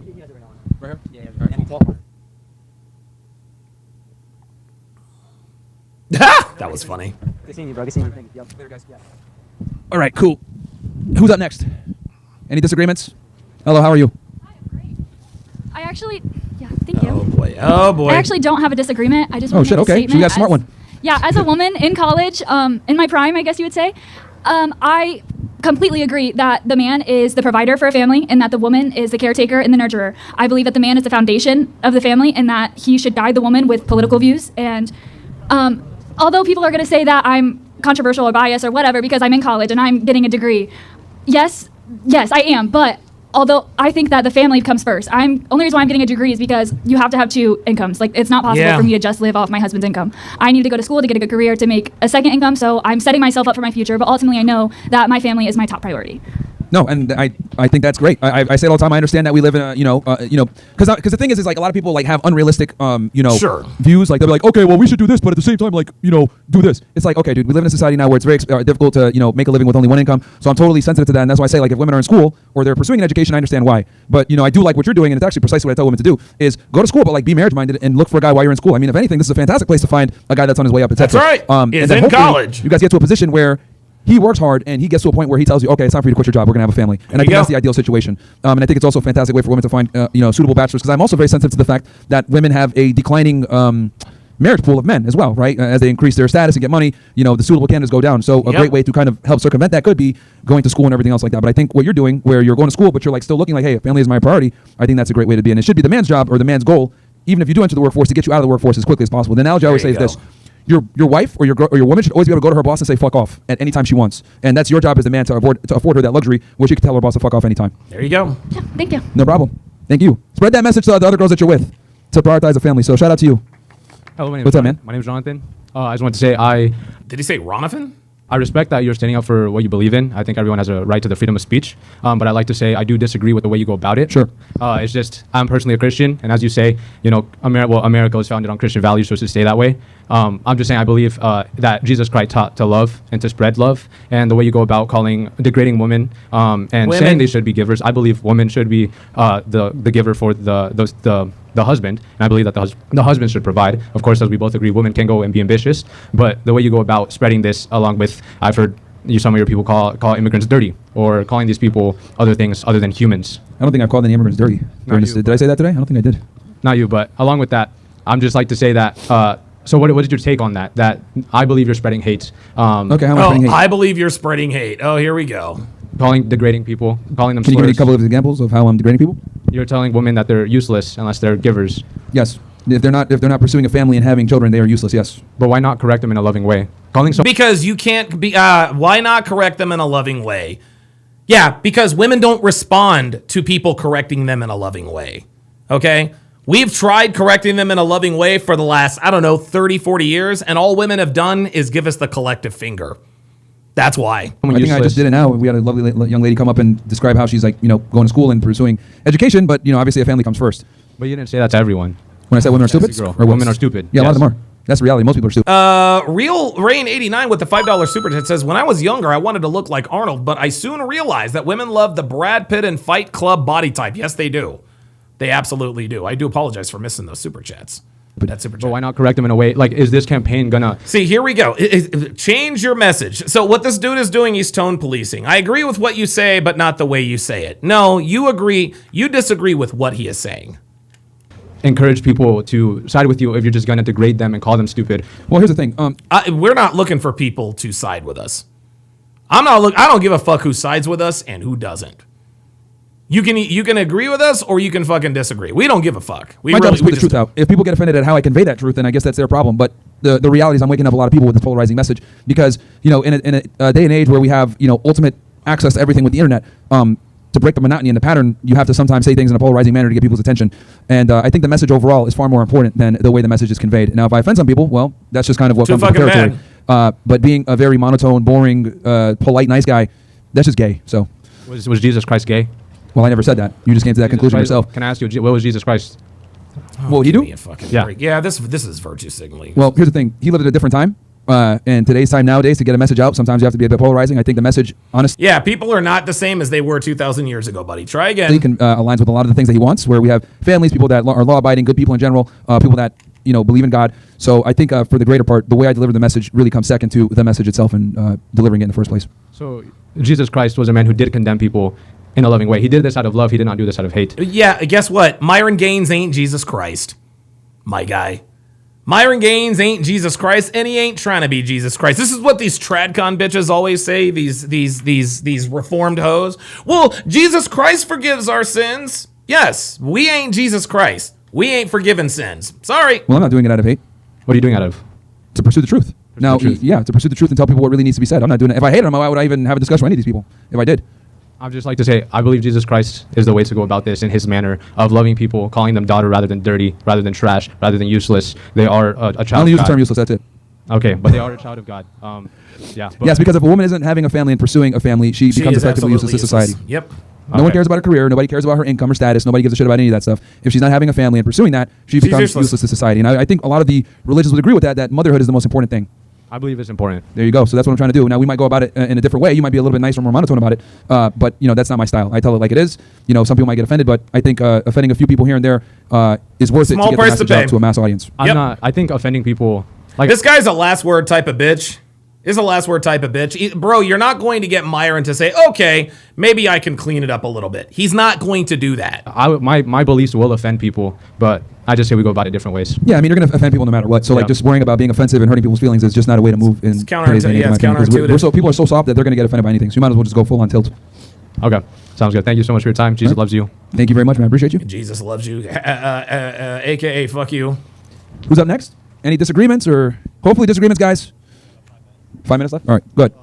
What's your disagreement? I just kind of watch your videos, but I just can't grasp one concept. Okay. Are you Muslim or you aren't, or I grew up in a Muslim household, but I'm not practicing or I'm not religious. I understand that. So I grew up in a Muslim household and all that good stuff, and I know a lot of Muslim people, but I feel like the new gen of Muslims coming up kind of gravitates towards the more liberal side.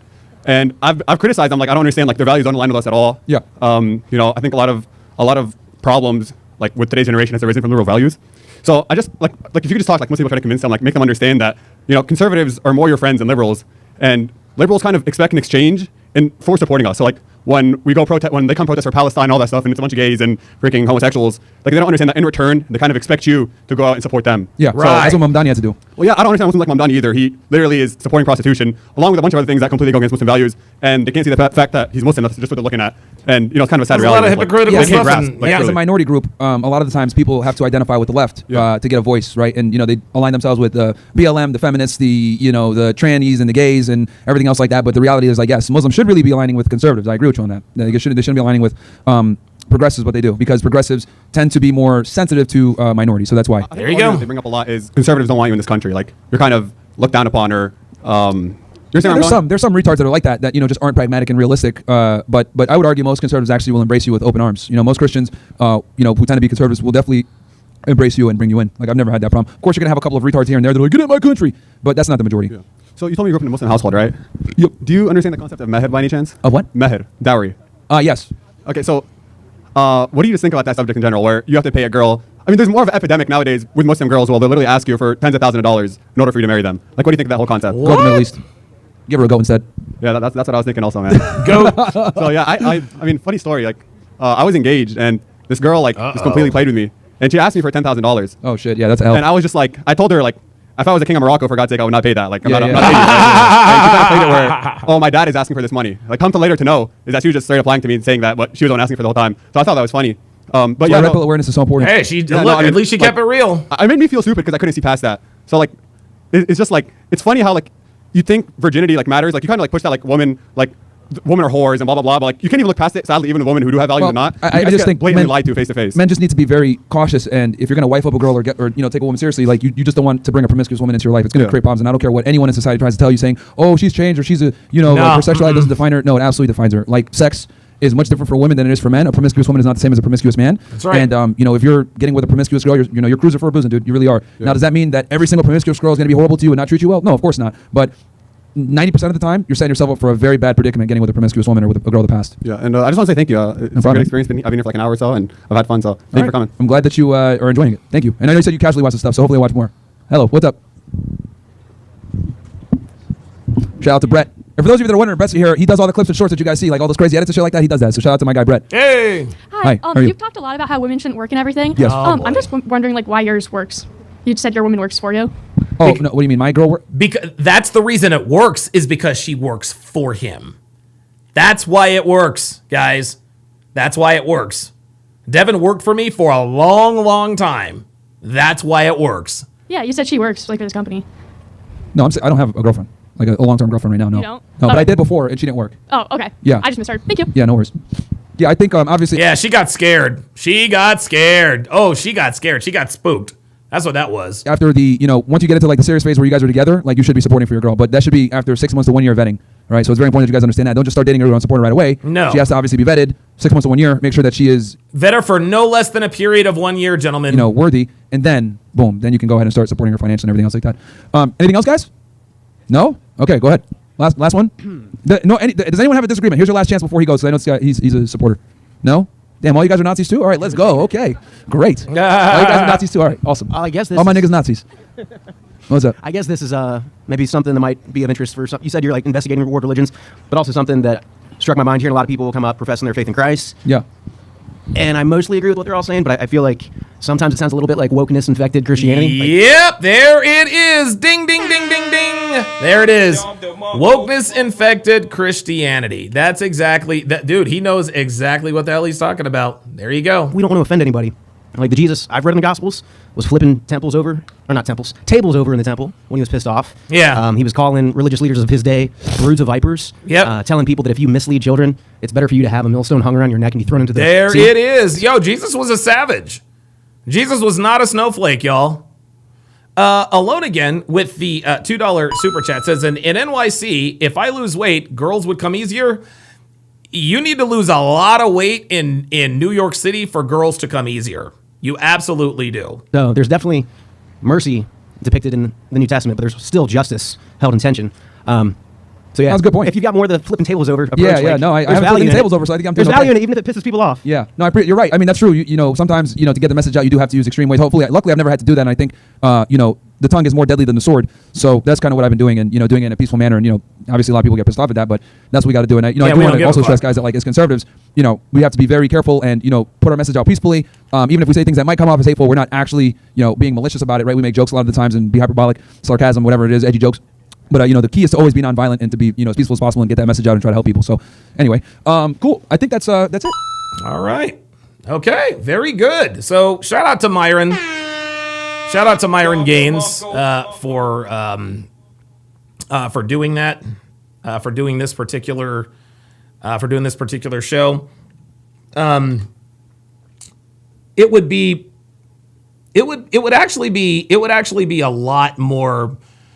It'd be a lot more effective if we had more people that disagreed. But the fact of the matter is that these people, anytime someone disagrees, but they're afraid to talk to or debate someone else, what it means is that fundamentally they know that their thinking is flawed because they don't know how to defend their position, right? And they're so ego invested. They're so tied to their position. They don't want to ever see evidence to the contrary. That's how this works sometimes, guys.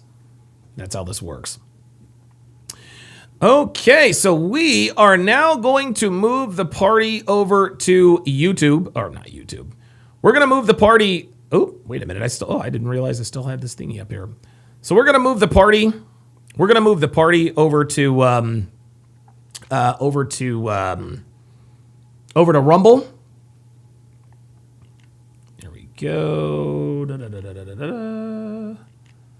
Give me a second here. All right, perfect. So this is going to be Love is Blind Season 9, Episode 8. It's going to be absolutely crazy. Let's go ahead and put this up now. You can watch live for free.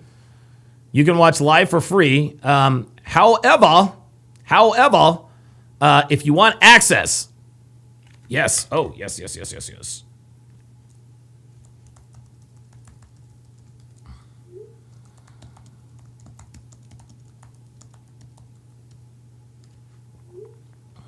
There we go. Fire on Hair says, looks without game is a car without an engine. Yeah, you need a lot more.